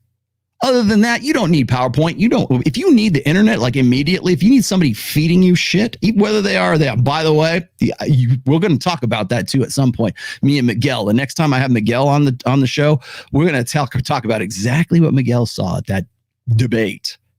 There's no debate. There was no topics. They didn't say, okay, we're going to talk about this first, and we're going to debate the finer points of that, or we're going to see if you're right about this or that. It's not. It's opinion, man. An opinion is always based in emotionalism. It's not based in freaking empirical data. It's not objective. Give me the object. Stop like moving the goalposts. Well, you guys say this in your ideology. No, you're straw manning because you think, and you're confident in your ignorance. You think that that's what we're all about, and we're not. You don't have the depth of knowledge. You don't have the degree in the red pill, man. But people who know what the fuck they're talking about don't need PowerPoint. People who know what they're talking about don't need a freaking iWatch. They don't need well, I mean, maybe they need notes. They don't need that. They go in prepared and they understand what they're doing. You know why? Because there's a clearly defined goals for that fucking debate. So with that in mind, let us go and have a look at the most recent Fresh and Fit. I queued this up to, I think, the most salient part here. So I'm going to bring this in. Like that's not enough. Hold on. What you just described, I'm telling you, that's not a relationship. That's the point is that's the only thing that a lot of women think they need to bring. Exactly. And that's why relationships don't work. Because if we're telling men, all I do is teach men all day long how to be the best version of themselves. Yeah. I'm telling him how to bring his part as a man. Then that other side takes two to tango. Whatever the hell you just said, nigga. Earlier, you said you can't talk to. Yeah, hold on. The woman side, bro, where you said, Destiny, you were like, bruh, well, it's two people. You're saying that. What about the woman side? We don't ever talk about that. We always, for the history of time, have talked about what men do wrong. But what if we're teaching men to be, hey, bring your part, here's what you gotta do for your part, and she not even working on herself, and you're saying, hey, it's still his fault. How do you say that? Because the types of things you talk about working on never have anything to do with relationships. How do you say that? Like, first of all, I'm pretty sure, didn't you say earlier that you can't talk to your woman about your problems? Whoa. First, here's what you mean to explain what I mean, but I will elaborate. Yeah, elaborate. Come on. Here's what I mean. You go home to your woman, and you're like, oh my God, my day. It was so. It was a drag. The fact that that's the only way that you can conceive. The only way you can conceive. I'm trying to give this example that's really that's not a real example. It is a real understanding. I can't cry I can't be. I cried too. Crystal guys He's a slay with bitch. No, we're talking about like communicating things that happen to you that affect the way you are now, not like crying about your day. Let's just let MJ finish his scenario real fast, please. First off, if it's things that's been in my past, I'm a grown ass man. I've already worked through that to get to where I'm at now. I don't have a trauma. I don't have a see this mental this mental health thing that's pushed today is cool and all, but when people using it as an excuse, that's the problem. I already I've been working on mental health since the jump before it was a popular thing to say. So I'm cool on that. I don't have problems that I need to bring to you. But most people don't talk about it. If a girl has problems that she wants to be like, okay, cool, that's her. I would like for her to have that handled herself because a man is bringing that. I tell men, hey, have your stuff handled. Because if you come at a girl with crying and, oh, here's my traumas from the past, a girl's going to look at you like, man, the fuck up. If you he's getting dry. If you can't share like a problem with your woman, I don't know what kind of relationship that is. Talking about? It could be something with work. It could be something with family. It could be something with friends. It could be something that a woman and you can handle. I love looking at the face of Destiny's wife, fiance, whatever. That's the blue-haired chick that's sitting next to him when he's like talking about this stuff, and you hear like they have an open relationship. Let's just say I don't know what the arrangement is entirely, but I do know that she fucks other dudes, and he fucks other dudes too, apparently from the last interview. But you've got MJ Get-Good here, like trying to explain this, and it's like he's speaking a different language, and the reason for that is because, as I stated in I think like 2 weeks ago, there is a fundamental difference between sort of like the blue pill and the red pill when it comes to like language. So the red pill should always be apolitical, amoral, a-religious, what it needs to be in the middle of all of this stuff. It needs to be objective. So I have a little bit of an ulterior motive in scheduling the top topics of today's show because I had Prager on first. I also did the Gillette commercials comparisons. Well, this is another comparison here. Okay, so you have PragerU, and that's one side. That's the traditional conservative side. Now you have like a guy like Destiny over here, and he's a believer in the same sense that Dennis Prager is a believer. He's just on a different side. It's just like everybody is a social justice warrior. It's just what your definition of justice is. Clearly, social justice and like the belief set and ideology and philosophy of Destiny is definitely fundamentally different than that of Dennis Prager. Everybody comes to those conclusions because they think that they're doing the right thing. Nobody thinks that, nobody gets up in the morning and looks at their mirror and go, I'm an evil, maybe I do. Yeah, I'm an evil son of a bitch, right? But nobody does. Everybody thinks they're right. Even the bad guys in Marvel think that they're right. So people aren't doing this out of a position of spite or evil. Very few people are doing this from a position of spite or evil or revenge, although maybe incels do in some cases. But at this state, if you go and you look and you listen to the rationales, and I'm going to give him his piece here. Like after this, like what else is there? Like what debate do you want me to have with Destiny after what he's about to say here? I mean, this kind of sums things up. Like the whole thing, like you say, oh, I got this son of a bitch talking about, oh yeah, you were putting all these super chats in left and right on that show, blah, blah, blah. I'm like, yeah, because I'm trying to get a word in there and just to sort of like balance things out. I even actually texted Fresh during this, and they were talking about divorce, and they were talking about like, respecting women and respecting men and all that stuff. And it was divorce, and who was better off in a state of divorce, men or women? I had to text Fresh and I had to say, hey, look, statistically speaking, the top 10 women in the world who are the top richest women in the world made their money either through inheritance or divorce. Who makes off better? Who did the mainstream media try to cover up or try to justify in the divorce between Mackenzie Bezos and Jeff Bezos? Like you look at those, okay, so where is the gynocentric like social order and all that? Where's the messaging? Where's the narrative and all of that? And I have to keep drawing attention to that. And that's why I was putting out, I was trying to say, hey, look here. I'm trying to come up with like quips that are like 200 characters long, right? So I could have called in. But that's not going to happen. I don't even think these guys want even my input on this whole fucking thing whatsoever. I'll be surprised if I get the call. I will be definitely surprised to get the call Because what's been said is, I'll tell you this, man. I mean, props again to MJ Getgood, because he more or less made a lot of the points I would have just made anyways. So after this, you tell me what I'm going to debate. Together. But most things that men go through, you should not tell a woman. You should not tell a woman, panel. Wait, isn't a relationship meant to be an emotional sort of thing where you're sharing things together? Because like otherwise it just looks like you're just finding fuck buddies. No, that's what it sounds like. That you're just gonna make pregnant. You're right. You know what? Yeah. How about this though, ladies? You tell me if I'm wrong or if I'm right. What if I have a problem at work? I come home. Damn, babe, work was hard. I might lose my job, but at the same time, like, I'm gonna try my best to make things happen, right? Yeah, right. Or I come home from work, babe. I call my brother. I had a problem at work. Almost lost my job, but I got it fixed. Let's go on a vacation to Hawaii. What sounds better? I mean, both of them are good options because you're still talking about it. I'd be curious. But guys. the problem isn't resolved, is what we're saying. Like, if you go home and tell someone, like, hey, like, you're a CEO, this is my problem. You go and tell your girl that shit. Okay, this is the Asian girl that was in the TikTok video I showed earlier. You can't fix the fucking problem. Well, okay, do you guys not talk to? Do you guys not talk to people ever? Okay, notice how shocked he is. Do you guys actually talk to people? Because this is the way the world really is. This is the way that I understand the world. No, it sounds like this is like new data to him. He's shocked. I'm shocked by this. You don't actually talk to people? Shouldn't it be an emotional thing? Yeah, if your understanding of that relationship is founded in a female feminine way of thinking, yeah. What were those super chats that I was putting out? You put out all these super chats and you won't debate them. Okay, what were those super chats? You know what each one of them were?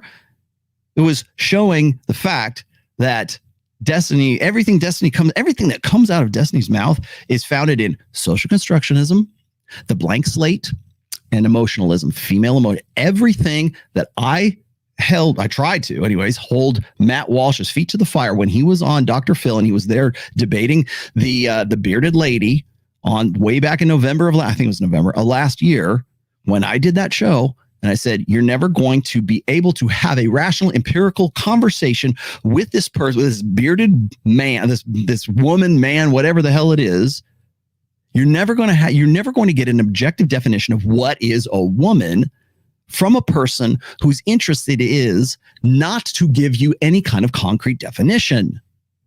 Her, his, whatever the hell that his identity as a woman would be fundamentally challenged to the point where it would be catastrophic for that person, because they'd be forced to, if that person was to say, okay, here's what a woman is, and you're the bearded lady, and you say, that's not what you are. What are you going to do? Well, you have to fundamentally reassess your identity. Everything that's built up, everything that anybody's ever patted you on the back for, rewarded you, giving you positive strokes for, anything that has been reinforced in your life to get you to the point where your identity is, you're a man and your identity is a woman, and you're putting lipstick on, you got long hair and you got a beard, because you want to be somewhere between halfway testosterone and I don't know what the hell is, right? That's a mental illness, to be quite honest with you. But that identity gets challenged when you have to give an empirical understanding of what is a woman and what is not a woman. Here we have this again, okay? You're not going to change his mind about anything, and it's shocking to this kind of mindset here, because they're so steeped and they think everyone else believes this. How come you can't? Who hurt you? I can't believe you have a problem with all of this. Everybody else doesn't. We're all on the same team, right? Except for you. You're the outsider in all of this. Who hurt you? What was your family like? Let's stop the conversation and have some sort of emotionalism here. Everything that's come out, except for MJ Getgood. I hope I'm right about that. Get right, get good, get right. MJ, everybody in this, and I'm probably, minor fresh, but everybody on this show thus far has been all about the feels. And I expect that from the women. I even expect that from his fiance, wife, concubine, I don't know, adulteress, whatever she is. I expect that from her, but I don't expect that from a dude. Because unless that dude is so steeped in female conditioning that that's his default. So when we have I mentioned this before, we have the machine, we have the firmware, and we have the software. The software is most definitely can be social constructionism, but doesn't challenge the firmware and it doesn't challenge the machine until it does, right?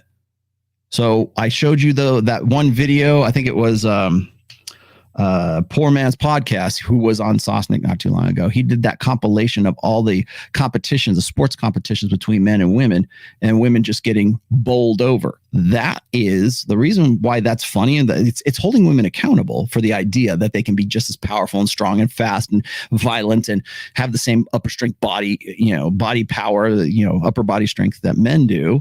Like, remember the firemen could just, the fireman training course, a woman couldn't go through the door, but the guy could very easily, with no training, go through it.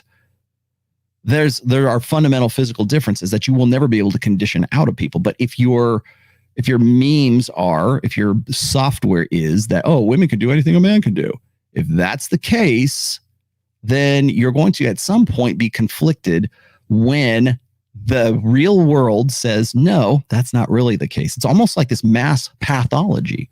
We live this lie, like globally. We live this like narrative lie that men and women are equal. And I don't mean superior or anything, but that we're functional equals. A man can do anything a woman can do and vice versa. No, that doesn't happen because we need to know what the challenges are. And I hate to go turd flinging monkey on you here, but we need to know like the fundamental differences between men and women. And when we get into life or death situations, such as like a fireman, or we get, military combat or whatever else, or sports, sporting events. And yes, I did see the soccer team. Thank you very much. I know it was the kids soccer team just beat the female professional soccer team in, was it in the Netherlands? But when reality punches your memes in the face, what are you going to do? I can't believe you guys wouldn't think that. You go into denial, of course, because now your pathology has been told no. What did I say about pathological personalities? The worst thing you can say to a pathological personality is no. Your outlook, your lie, the lie that you believe that everyone else should be believing right now. No, no, no, no. And we're hearing more and more no's as the internet expands, as we have more access to more empirical data, as we have more access to objective learning and understanding. It's almost as if there's this counter push by this emotionalism and this fantasy magical thinking. Like you want to cover your ears and your eyes and la la la la, I'm not listening to you. Blah. It's like this mass hysteria. You can talk about the last 2 years of this. People don't want to hear shit. They want to believe what they want to believe, in spite of any kind of empirical evidence to the opposite. That can be true for, politics and pandemics, and that can be also true for your understanding of intersexual dynamics. Somebody actually has real life fucking communication with people. When you share a problem with somebody, most of the time people aren't looking for solutions. You just want somebody to listen to you and hear you and understand you. Okay, stop, full stop. And I wish I could put this. I'll probably get demonetized if I do this. Maybe I should just do it anyways. Okay, what did he just say? Sometimes you just want somebody to listen to you. You don't want them to solve your problems. That is fundamentally the plot for the nail in the head video. You guys remember what that is? Maybe you don't. It's not about the nail. It's not about the nail. Once I'm done with the show, what I want, here's your homework, children. Go on Google, or not go on YouTube and search It's Not About the Nail and look at that video. Okay, I'm just going to sum it up for you really quick. It's this couple. They're sitting on a couch. The woman is complaining about this pain that she has in her head. You don't see the nail that's actually sticking in your head until later on. And the guy's there and he's just kind of like, yeah. And she's like, I just have this horrible, feeling in my head and it just won't go away and la, la, la, la. And then it pans over to the guy and the guy goes, well, it might be the nail that's in your forehead. If we just pulled it out, and she's like, it's not about the nail. I want to be heard, blah, blah, blah. I want to feel special because I want to vent.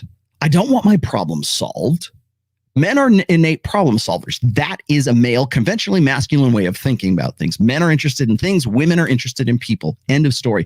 Women like to communicate and like to bitch and moan about a problem that could easily be solved, but they don't want to solve the problem. Here we have Destiny essentially assuming the role of the woman on the couch with the nail in the head. don't you just want to be heard sometime and vent and blah, blah, blah? Not if you're a man. You are supposed to solve the goddamn problem. That's the way men think. Women speak and talk and communicate as women, as emotionalists, as emotional women about the nail in the head. They don't want to solve the problem. They don't want to pull the nail out of their head because the whole point of the conversation is not about the nail. It's about the conversation itself.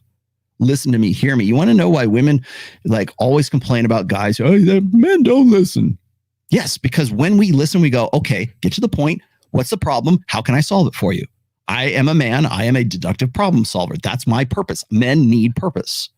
That's why we have the Lost Boys situation right now, because we have at least 2 generations of men who are purposeless. It's not about meaning. It's about purpose. They don't know what the fuck to do with themselves. They're tools, they're instruments without a utility. But yet we say, oh, don't you ever want to talk, just sit around and talk about your feelings? And, what about, it's not about solving the problem. That's exactly the narrative of it's not about the nail. And here we have just sort of basically a summation of that. That is probably, and I would actually go as far as say that that's probably the #1 problem of men today. That's one of the reasons why this show does really well, is because you guys make men feel heard.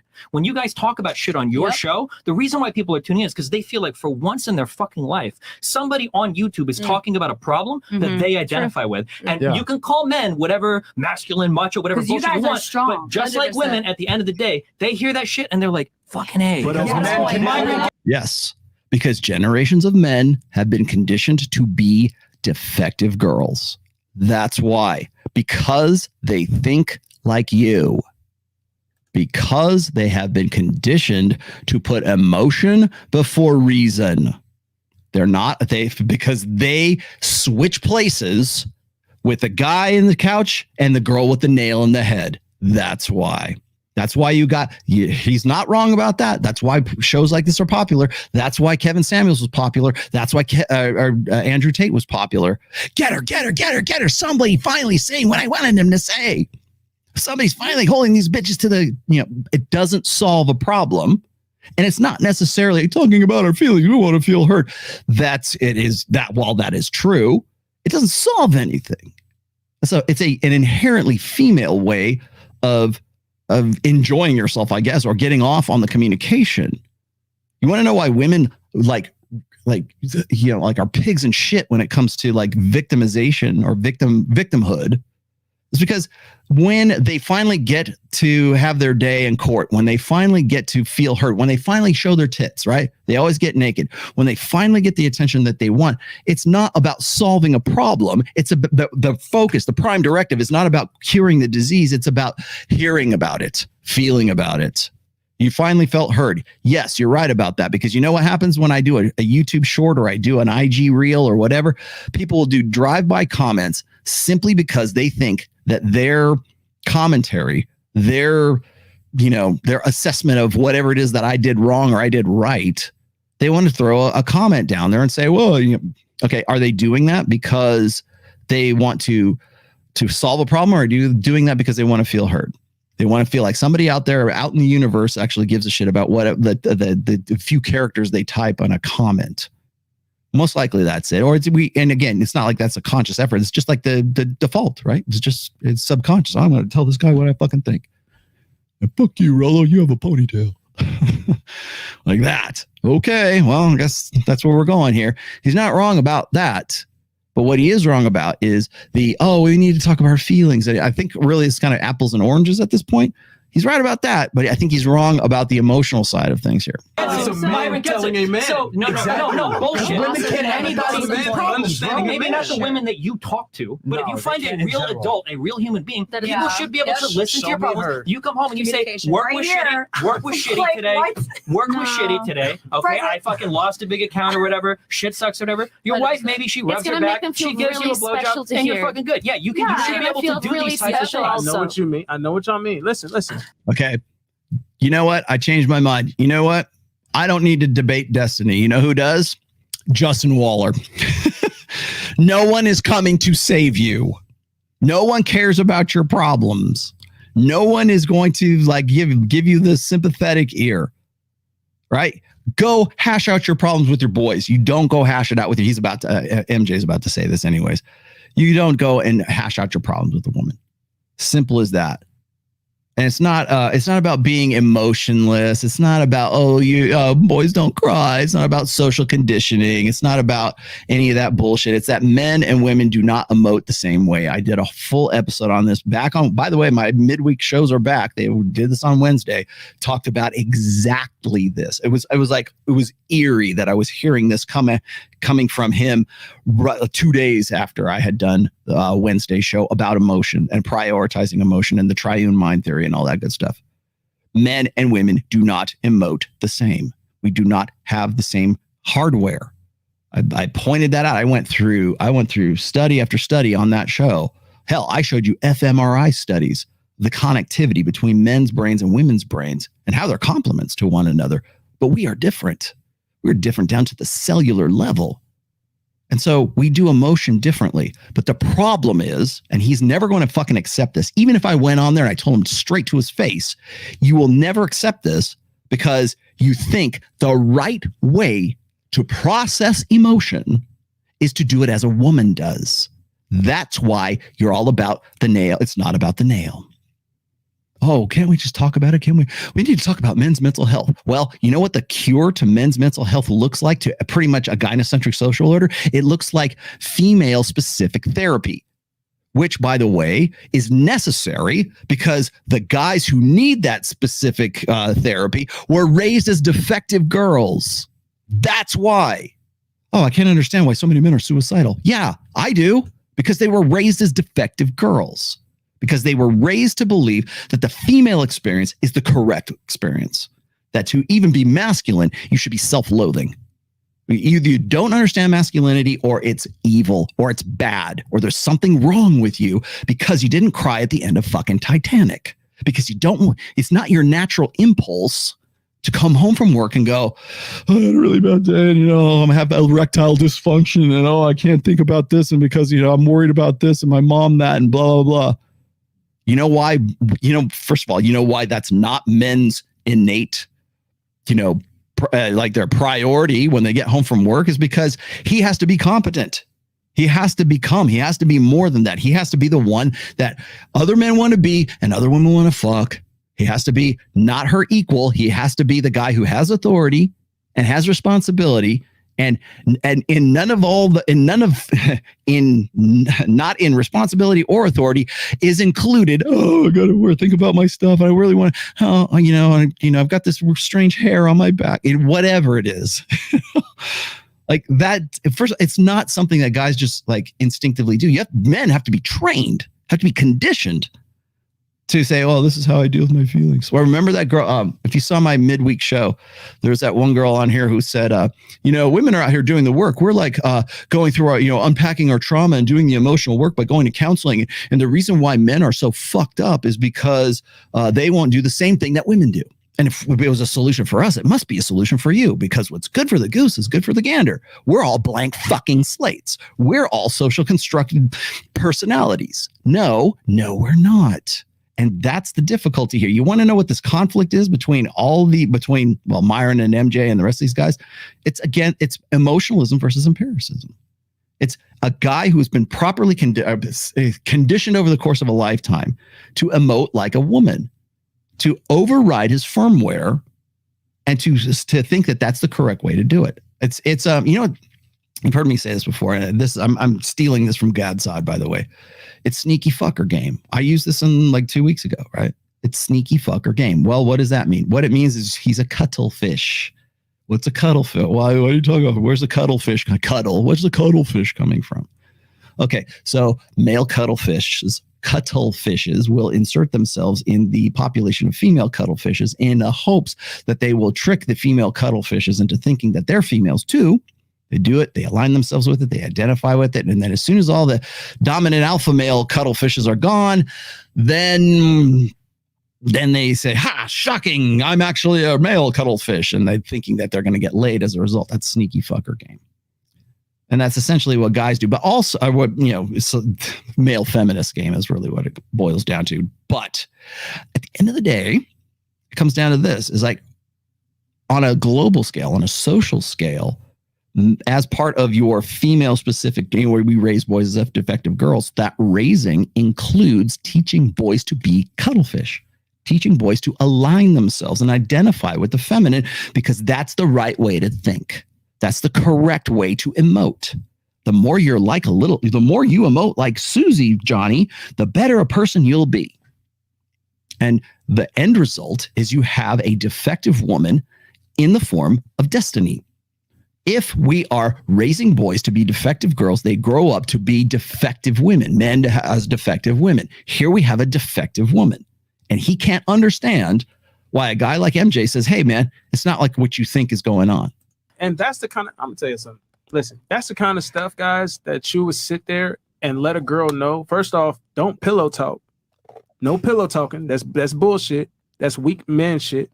But if you're sitting here cuddling up with your listen, let me finish. If you're cuddling up with your girl and she asks you, hey, a simple question, you can tell her the gist of something and she'll feel just like that. Oh, he confided in me. He trusts me to hear his feelings. But guess what? You don't tell men the whole thing. You can't tell the whole. Oh, actually, I did cry in my car. You don't tell her that part.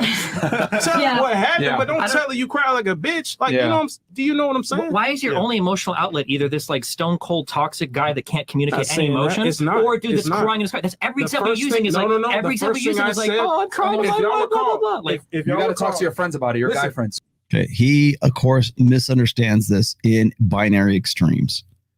That's what happens when you appeal to extremes. I don't know I forget what the logical fallacy is, but it's appealing to the extremes in an effort to prove that the exception proves the rule, I guess, apex fallacy, right? The most extreme thing is what you're actually talking about, and you're basing your assumption and your whole argument, I guess, off of the extreme example, right? So he only hears extremes in this sense, rather than thinking for 1 second that perhaps men and women don't process emotion the same way because of biological reasons.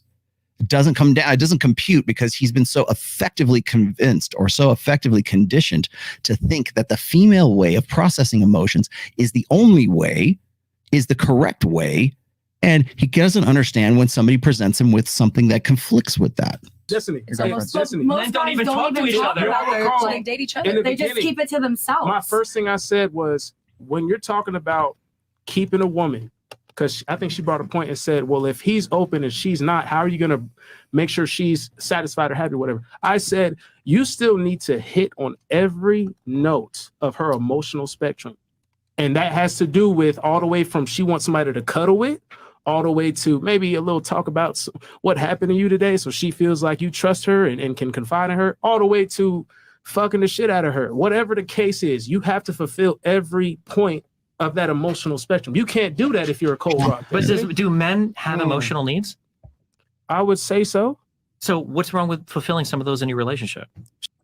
Not in the way that women do. You have to specify that. You have to be distinct about that. You have to point that out and call that shit out. And I don't, maybe MJ doesn't know this. Maybe even Myron doesn't know this. But you have to call that shit out. You really want me to go and debate Destiny? This will be the first thing out of my mouth. Okay, there's a fundamental difference between the way men and women emote. Would you like to see the studies? Because I got them. I got them in spades, man. I've been doing this research. I did that research for freaking the 4th book, not even the 5th book. I got them in spades. You want the data? I got the data. Men and women do not process, especially negative emotions, do not process emotions the same way. If all you've ever known is that here's the solution to the problem, men need to cry more. Okay, well, how about this? How about guy? Like, I think I love it when this conversation comes up between myself and women, because women go, well, what about guys? Well, if they would just talk about their feelings more, if they would just do the emotional work and unpack their trauma. It's like, no, we don't emote the same way. We're not built that way. And the only way you get around that is by confronting the fact that we are not blank slates. We are not social constructs. Again, going back to Matt Walsh once again, you destroy the bearded man or the bearded lady's identity when you tell them no. No, gender is actually a genetic, biological downstream effect of sex, of biological factors. That's what inspires that. That your brain is you can pretend that you're a woman all you want. It's not going to change your male neural wiring. It's the equivalent of trying to compete in sports. I don't care how convinced you are that you're the number one women's swimmer, but yet you're actually the number 463rd male swimmer on planet Earth, or whatever the competition was, right? Because when you put that into empirical, material, physical differences, I don't care what you're pretending. It's not going to change the physical fact that you are a man or you are a woman. If you think that people ought to emote in a certain way, I'm sorry, but your brain is not wired for that, because you process emotions differently than she does, unless for your entire fucking life, mommy, daddy, teachers, pastor, music, pop culture, whatever, has convinced you and conditioned you to repress that innate natural firmware that you were born with as part of your starting operating system. So sorry when somebody comes in and says, no, it's not really like that. Sorry. And it's not a matter of opinion. It is a matter of fact. It is not this is the way I look at the world. That's why you default to things like, well, your philosophy, your opinion, your ideology is different from mine. No, my facts are these. What are your facts? That's what it comes down to. And until you're willing to accept that, there's not going to be very much conversation that we can have. That's the basis. You want me to say, okay, well, what's the topic going to be about? Are men and women different? Let's count the ways. Should we be talking about gender dynamics? Should we be talking about transgenderism? Should we be talking about what makes a man? What is a woman? Right? That's a very ambiguous, very subjective, conversation that you can have as a result of that. But we can go and boil it down to nuts and bolts. I can show you data sets. I can show So what's the facts in all of this? I don't care what your fucking opinion is. Oh, well, don't you know any real women? You know what that is? That's the functional equivalent of who hurt you. I got nothing else. She can, but not nearly like the man spectrum. A woman just want to be heard. We're wired to come up with solutions. Problem a woman solved. will tell you Right. all day about her problems. If you just sit there and listen, you Gucci. I heard you, baby. Okay, now what else? They I want to think, do that. Destiny, I think Because men want to remove the nail from women's heads, and women want to just talk about the nail that's in their heads. you guys are kind of looking at it like we're like, oh, stone cold, like don't tell her anything. I'm not saying that. We're simply saying that you can tell, you can talk about some issues, but you better have come with a fucking solution with it. You're not gonna go to her with a problem that isn't solved. Yeah. So That's then the you're point. not. So you would recommend talking to your guy friends over the female. And let me tell you why. Going back to what the reason why you need to talk to your guy friends, right? This is why I say it's so important to have guys that you trust. You need to have a tribe. You need to have a brotherhood. I didn't even see that. They're going to be able to identify with your problems and prescribe you something that may actually help you because they dealt with the same problems. You said earlier you want someone that can understand your problems. Unfortunately, women don't understand masculine problems a lot of the times. Now you're in a good position where your girl does the same thing that you do, so you can talk about it. You guys have similarities, which makes sense as to why you may select the way that you do. You want a woman that has the same interests and wants, etc., because you can have a conversation with her. But the thing is that what is more important? Talking about your problems, expressing, emoting about your problems, or solving your problems? Actually pulling the fucking nail from your head and moving on with life and living a better life. What is more important? What is the female way of thinking, and what is the male way of thinking? You can this is like, people say I get long-winded. This is very fundamental. Unfortunately, a lot of guys don't want to be nurses. And what do most women want to do? They want to be nurses. They want to be in social work. They want to do philanthropy. They want to be involved in, charity work. Guys don't want to do that shit. So a lot of times, men and women are different. Guys aren't going to have the same interests as their girls. So what I'm saying is that you can't sit there and cry to your girl about your problems because she's not equipped to deal with it. However, if your girl cries to you, you're supposed to be the stoic rock that can listen to her problems because your dick's not going to get soft from your girl crying on you. She's emotional. I It's what it agree. is. It's my final way around it doesn't work. My final words that I won't say anything else go on ahead, this. Just, you keep saying that like women aren't equipped to deal with men's problems. What I'm telling you is that when you complain about your problems to other people, you don't have to be equipped to deal with the problems. People just want to be heard and understood. That's it. I'm not saying you have to, because when That doesn't solve the problem. What is the priority? To be heard and to feel good about it? Let's again, would you rather, God damn it. Would you rather be right or would you rather be happy? In fact, does like being heard make you happy? In some cases, I guess it might. But would you rather solve the problem or would you rather talk about the problem? Would you rather be happy or would you rather be right? Would you rather solve it or would you rather just talk about it? Is solving the problem talking about it? Because if it is, there's probably more efficient ways to go about it rather than the female correct way of going about it. Your woman complains to you about her problem, and here's, you call it whining. Let me give men tips in the audience, and maybe haven't heard this before. When your woman complains to you about a problem, she's not looking for you to fucking solve the problem. Right. She just wants you to hear. That's true. Right? And it's the same thing with a man complaining about his problem. He doesn't want the woman, because she probably doesn't know fucking shit about accounts at work or whatever the fuck. She just, you just want to be able to complain. So she's like, oh, that's here's sucks. my thing. Like, you're my king when you're in my house. Here's my only thing about that. Sure, and then I'm done. Here's my thing. Yeah. You are not going to lose attraction for your girl for being vulnerable with you, listening to her problems. However, now, your girl, if you complain to her and cry about your problems, she might lose attraction for you. Is that all the way? No. But what I'm saying is, all right, that's enough of that. Let's pull out for real quick here. I gotta get to some of these super chats before I go. I have to go over to Donovan Sharp's channel here in about 5 minutes or 10 minutes. So let me get to these as quick as I can. In what practical way does feminism serve the sisterhood? Feminism is the ideological arm of the sisterhood. I covered that, by the way. That's a very good question, my friend. I covered this in my first book, except I called it the feminine imperative. Some people want to call it gynocentrism. I think gynocentrism is like maybe the social aspect of the feminine imperative. What's the feminine imperative? Well, it is the idea that whatever benefits the feminine is the correct, the right way of thinking about things. It is whatever benefits females, whatever benefits the female feminine experience should be what is promoted in society, right? Okay, so how does feminism promote that? Okay, feminism is just what has become feminism, because remember, feminism started in 1848, 1849 with the suffragettes, okay?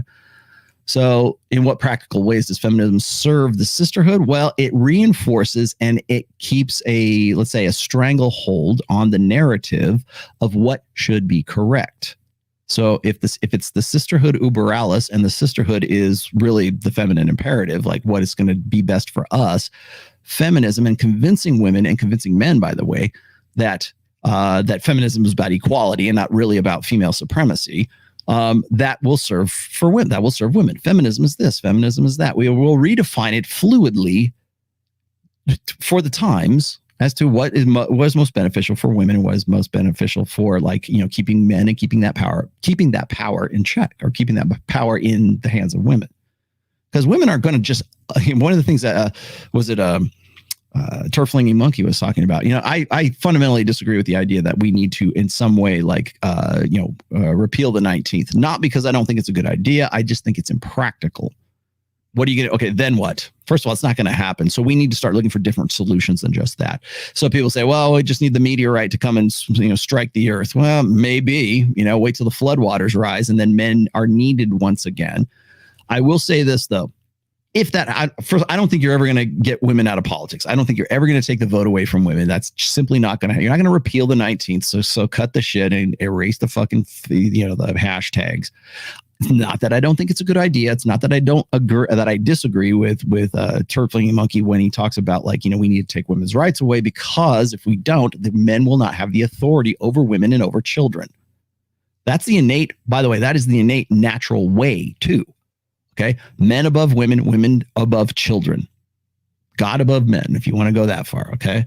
But that's the innate way of doing it, because women are the vulnerable sex, and to survive as a species, they are dependent, not independent. They are dependent on men, or have been over the course of, all of our evolved history, on men for provisioning, protection, and parental investment. The beta buck side of things. And he better be hot and he better fuck me good, right? Alpha fucks. Ideally. But prior to the sexual revolution, prior to hormonal birth control, it was all about provisioning, protection, and parental investment. Now we've flipped it. That's the women think, at least perceptually. And maybe this is not factual, but perceptually, women believe that they've already accounted for the beta bucks of parental investment, protection, and provisioning. with a job, with being divorced, with having money, with going to career, with the lady that was on Steve Harvey complaining about how she couldn't find a man and she couldn't have babies, but she couldn't give her mom grandchildren. She is the net result. She's the product of this idea that that we should that parental investment, protection, and provisioning are not the purview of men anymore. You do it yourself. Well, we don't need, I put this in the description. Gynocentrism doesn't need men, but it wants men. So you're superfluous. We don't have to have you. We'd like you around. If you come around, come and go, that's fine. You're superfluous. That's really the basis of what like modern feminism and gynocentrism. It's all based on the superfluousness of men.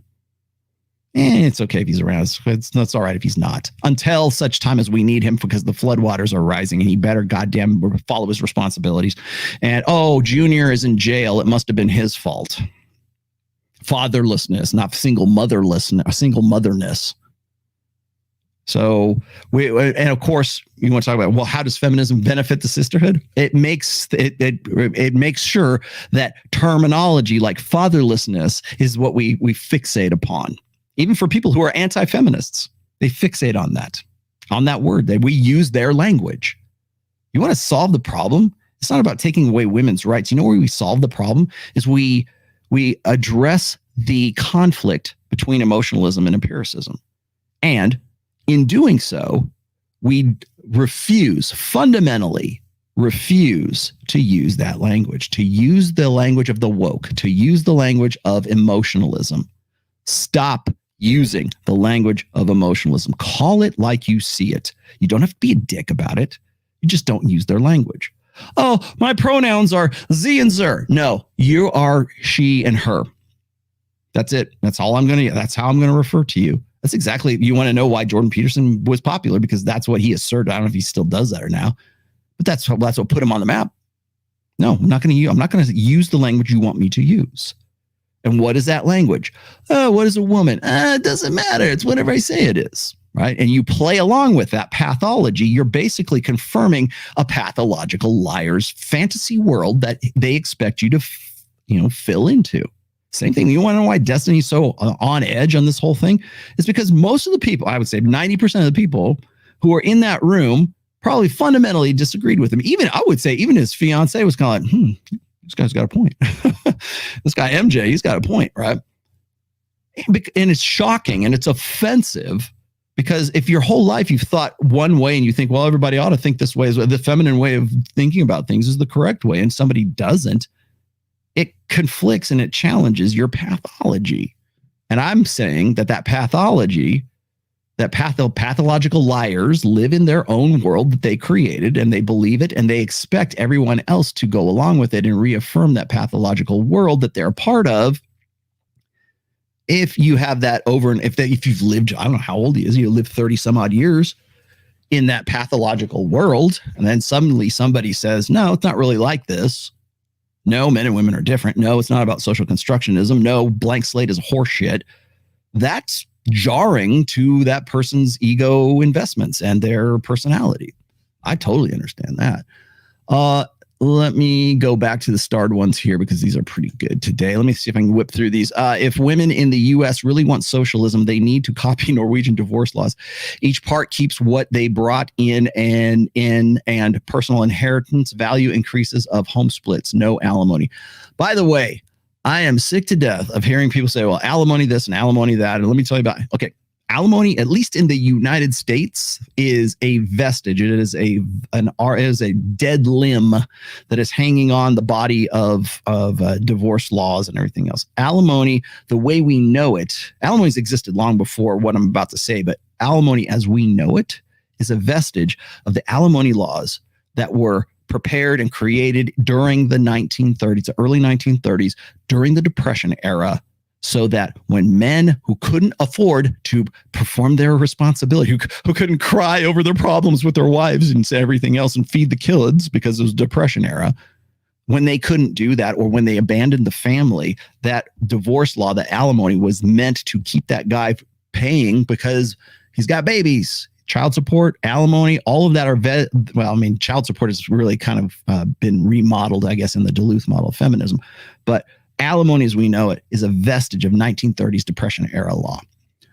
Let's see. The rational male roller, you need to talk about how people mistake the red pill to Republican stuff. It's so annoying, and Destiny does this a lot. Yeah, yes. And you know what? I gotta hold Myron's feet to the fire. When he comes out with that shit, the red pill is this. Let me define to you what the red pill is about. It's all these MAGA hat wearing Trump guys. No, fuck you. It is not about that. It has never been about that. So let's start from a position of intelligence, of education, instead of a position of ignorance. It is not what you want it to be. That is absolute straw manning, and I 100% agree with the chat here. And you need to call that out from the beginning, because if you allow that to be the basis of the conversation, and you say, okay, well, we can all assume that the red pill is really about MAGA and alt-right and this kind of shit, and it's all about white supremacism and the anti-feminine, whatever it is. No, it's not. It's about intersectional dynamics. It always has been. And anything that is politicized, as I've said, it needs to be amoral, a-religious, apolitical, a-ethnic, a-racial. It needs to be neutral, because it is a praxeology. Take that and do with it what you want, but it's the Chilton Manual for intersectional dynamics. Oh, it's radicalizing guys to be like, Proud Boy. No, it's not. That's not red pill. I don't know what the fuck that is.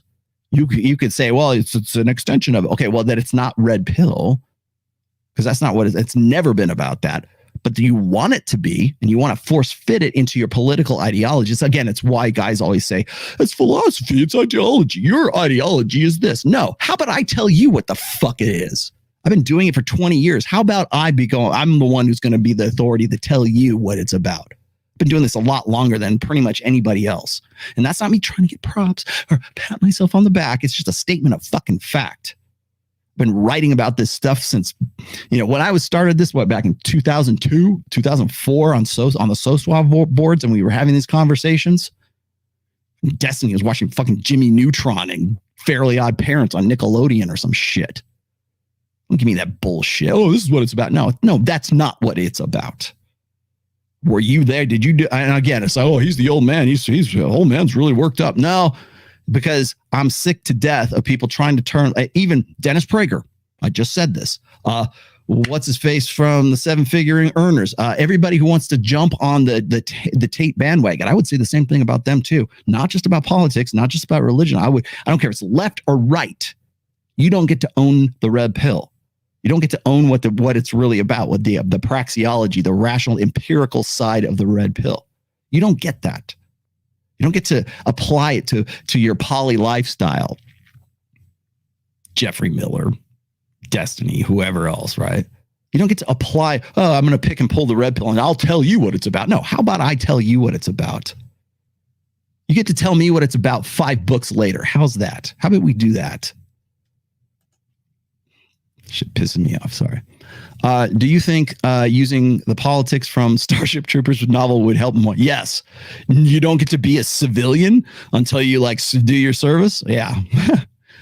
And there's to be essentially the message, like the underlying political message of Heinlein's Starship Troopers, which I've read and I really love the book, is skin in the game. Agreed. Oh man, you get one of these.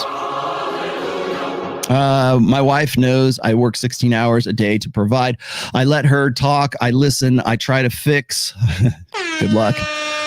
The 7 kids watch, learn, and do I get on the kids' level and listen? Sure, I'm soft for them and I teach them to grow, but at the end of the day, I'm what they look up to. Yes, because you have to be the one. You can't look up to a guy who is your equal. Whenever I get into the argument about vulnerability, oh, men should be vulnerable, blah, blah, blah. I can get into that and we can talk about that all day long. But the thing is vulnerability is only appreciated by women if your predominant character is to be unemotional, is to be, well, let's say unemotional, stoic, let's just say, to be in control of your emotions. Or you're a man. And how about this? Men don't process emotions like women. And you actually go with that and you own that rather than trying to be a cuttlefish, rather than trying to be more emotional because you think that being so or aligning with women will get you in good with them. Or how about this? Men must become and women just are. And if you're interested in becoming, that also means that you're going to have to be competent. It also means you're going to have a lot of other qualities than just like being vulnerable and being, emotional, crying on demand. You don't need that. You're a man. You're simply not wired for that. You don't cry at the end of Titanic. So there's a fundamental difference. Are some men more emotional than others? Yeah, I mean, maybe so, but usually it's as a result of social conditioning that comes in and predisposes men to be more so. But I understand exactly what you're saying, because competence, options, like utility, we constantly harp on men needing to be responsible. Great. But yet I'm supposed to be vulnerable and cry like a bitch. Cry like a bitch, by the way, means be emotional and emote like a woman. That's what that comes down to. Like that's the standard. That's not what men are about. Not innately, not conventionally, they're not. Let's pull that out. Soralita, you're on. Rolo, this is off topic, but can you please explain why respect needs to be earned? Oh, God, in this amount of time, no. Should we respect authority, police, officer, teacher, or be polite with them? Do we listeners respect you? I don't know. Do you? I hope so. I hope it all makes sense. Yeah, it does. So let me just give you a brief rundown. Men and women have gendered understandings of respect, just like they have gendered concepts, let's say, for love. Okay. Women love opportunistically, men love idealistically. We think that love should matter for the sake of it. Women will only invest themselves emotionally in a man who meets certain criteria. That's what I mean. Like when I say opportunistic, women lose their minds when I say opportunism, but it's the best term I can come up with. So women's approach to love, women do not allow themselves to fall in love with somebody who does not meet some certain criteria. That's hypergamy, right? So for men, it's like when men believe that, wouldn't it be, it's not necessarily unconditional love, but they believe in an idealistic perspective of love, that love should be like love conquers all. We would like for it to be true. What was it? Men are the romantics masquerading as pragmatists and women vice versa. That's Iron Rule of Tomasi number 6. So using that gendered understanding of love and concepts of love, then you've also got to remember that there's other gendered concepts. And one of those is respect. So once again, men being hierarchical have to do something that is respectable. Respectability? What makes a man respected? Well, he's done these things. He was good. He was leadership, right? He's achieved these things. He's built his body. He's built his mind. He's built his finances, his money muscles game. He's somebody that other men want to be and other women want to fuck. Therefore, I respect him. That's why there's this stupid default respect for Andrew Tate, which I think Tate is definitely respectable. But these guys who are like, hey, I think Tate has some real good things to say. Like a month before, they didn't know his name and they didn't even care who he was. But he's, because he's popular, because he's making a lot of money, because they can't ignore him anymore on YouTube. Then suddenly, I think he's very respectable. I could have gone that way if I wanted to, but I didn't. Blah, blah, blah, blah, blah. They want some of that juice because they see him as respectable, because he's on that hierarchy above them, by the way. So there's that respectability. So for women, when it comes to respect, it's all about like the community, right? One for you. It's egalitarianism. It's socialism. It's communitarianism. One for you, one for you, one for you. So one for you, one for you. Those ones, that's respect. Everybody deserves respect. Everybody gets a little bit of respect. Everybody gets a trophy for participating. Everyone's special in their own little way. That's more or less how women, that's the female communitarian understanding of a default respect. And usually it's applied to women, because you'll hear women say this, respect women. And then men are confused, like, well, what have you done that's respectable? It doesn't matter. I'm a female and you should respect me just because I'm a female, right? Like, respect your mother, respect your... I always, whenever I hear this, I always also say, well, what about respecting your elders? Why would you respect your elders? Just because they're old? Or because they have knowledge, they have wisdom, they have something else that's going on with them. Yep. That's the best way I can sort of explain respect in gender differences in this amount of time. However, should you respect, like a lot of guys will say, well, I don't respect Donald Trump. I don't respect Joe Biden. I don't respect the admiral of the fleet admiral. I don't respect Barack Obama, whatever, but they will respect the office. You don't have to respect the man, you respect the office. Meaning that if you reach that point, and you're the president, however you got there, you still have to respect this. It's like respecting the process, trust the process. It's respecting the process, because that's what we have to go. Respect the Constitution. I'm putting this in governmental terms, but again, that's respect from hierarchy. That's respect from merit, rather than a default. I really respect boils down to common courtesy, I think, in girl world. Let's see, what else do we got going on? Okay, there is that. Let me get this last one here. Tonight I saw Chris Rock live in London. He was openly red pill, e.g. women love status and men love money and beauty. Yeah, probably know. I know he's gone through a divorce, and probably the shit that went down with Will Smith might have woke him up too. Got knocked in red pill. Women all agreed. Of course they do. I tell you what's going to be funny. Who's going to red pill most of these chumps like Destiny? It's not going to be guys like me or Myron. It's going to be the women that are around them who aren't going to reinforce this shit anymore. Red pill's truth, and they all know it. P.S. Thank you for you changed my life. Thank you very much too, my friend. I love you dearly. I love you like a brother. I love you as only a brother can, as a professor. A professor can love his student. Give yourself a Don DeMarco. Here you go. That's for me. No, this is for me, actually. Say my name. You just wanted to hear that. All right. Just about done. I got to get out of here really quickly because I have to go do my NFL fantasy draft here in 1 minute. So with that said, if you guys have not seen the Trial of Ascension in studio or in our rehearsal studio album release show, go check that out. It was pretty good. Also, remember, go and look up It's Not About the Nail. And you will have such a much you will understand why there's really no need to debate Destiny. Although I'm more than willing to still do it if you want me to dress them down. However, go watch It's Not About the Nail. Go look that up on YouTube and tell me what you think about that. Put it in fact, maybe I'll just put the link in my description so that you guys can get some sort of frame of reference there, and you guys can check that out. What else do I have going on? I will be in Vegas next week. So probably if I do a midweek show, it will be with Miguel from Dollar Cost Crypto.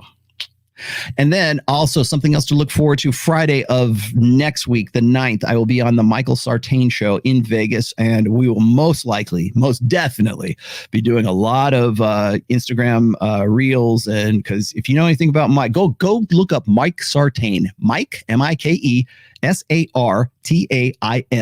on Instagram. Tell me what you think about that Instagram in Vegas. I think it's going to be fun. I would very much like to do some work with Mike as well. So go check that out. I'll be on his show on Friday. That will be the 9th. I'll be back here. I'll be back home in Reno on Saturday, and I'll be back again for next Sunday's show, which will be the last show in this studio before I move to the new one. So this is not the new studio yet. So do check that out. And also make sure you can go and pick up the new Trial of Ascension EP. That is my band. Tell me what you think. Tell me if you like that, especially on the song Dominic. I like that one a lot too. So go check that out. And let's see, what else do I have for you? Oh, yes, I have this for you.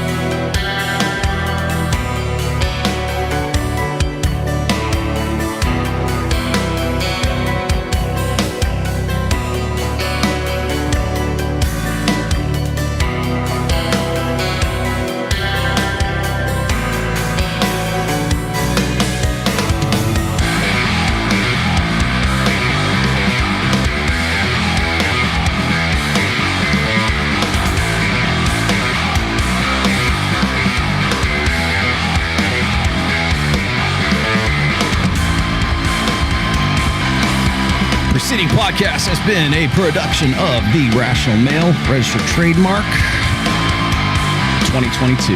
Thank you for listening.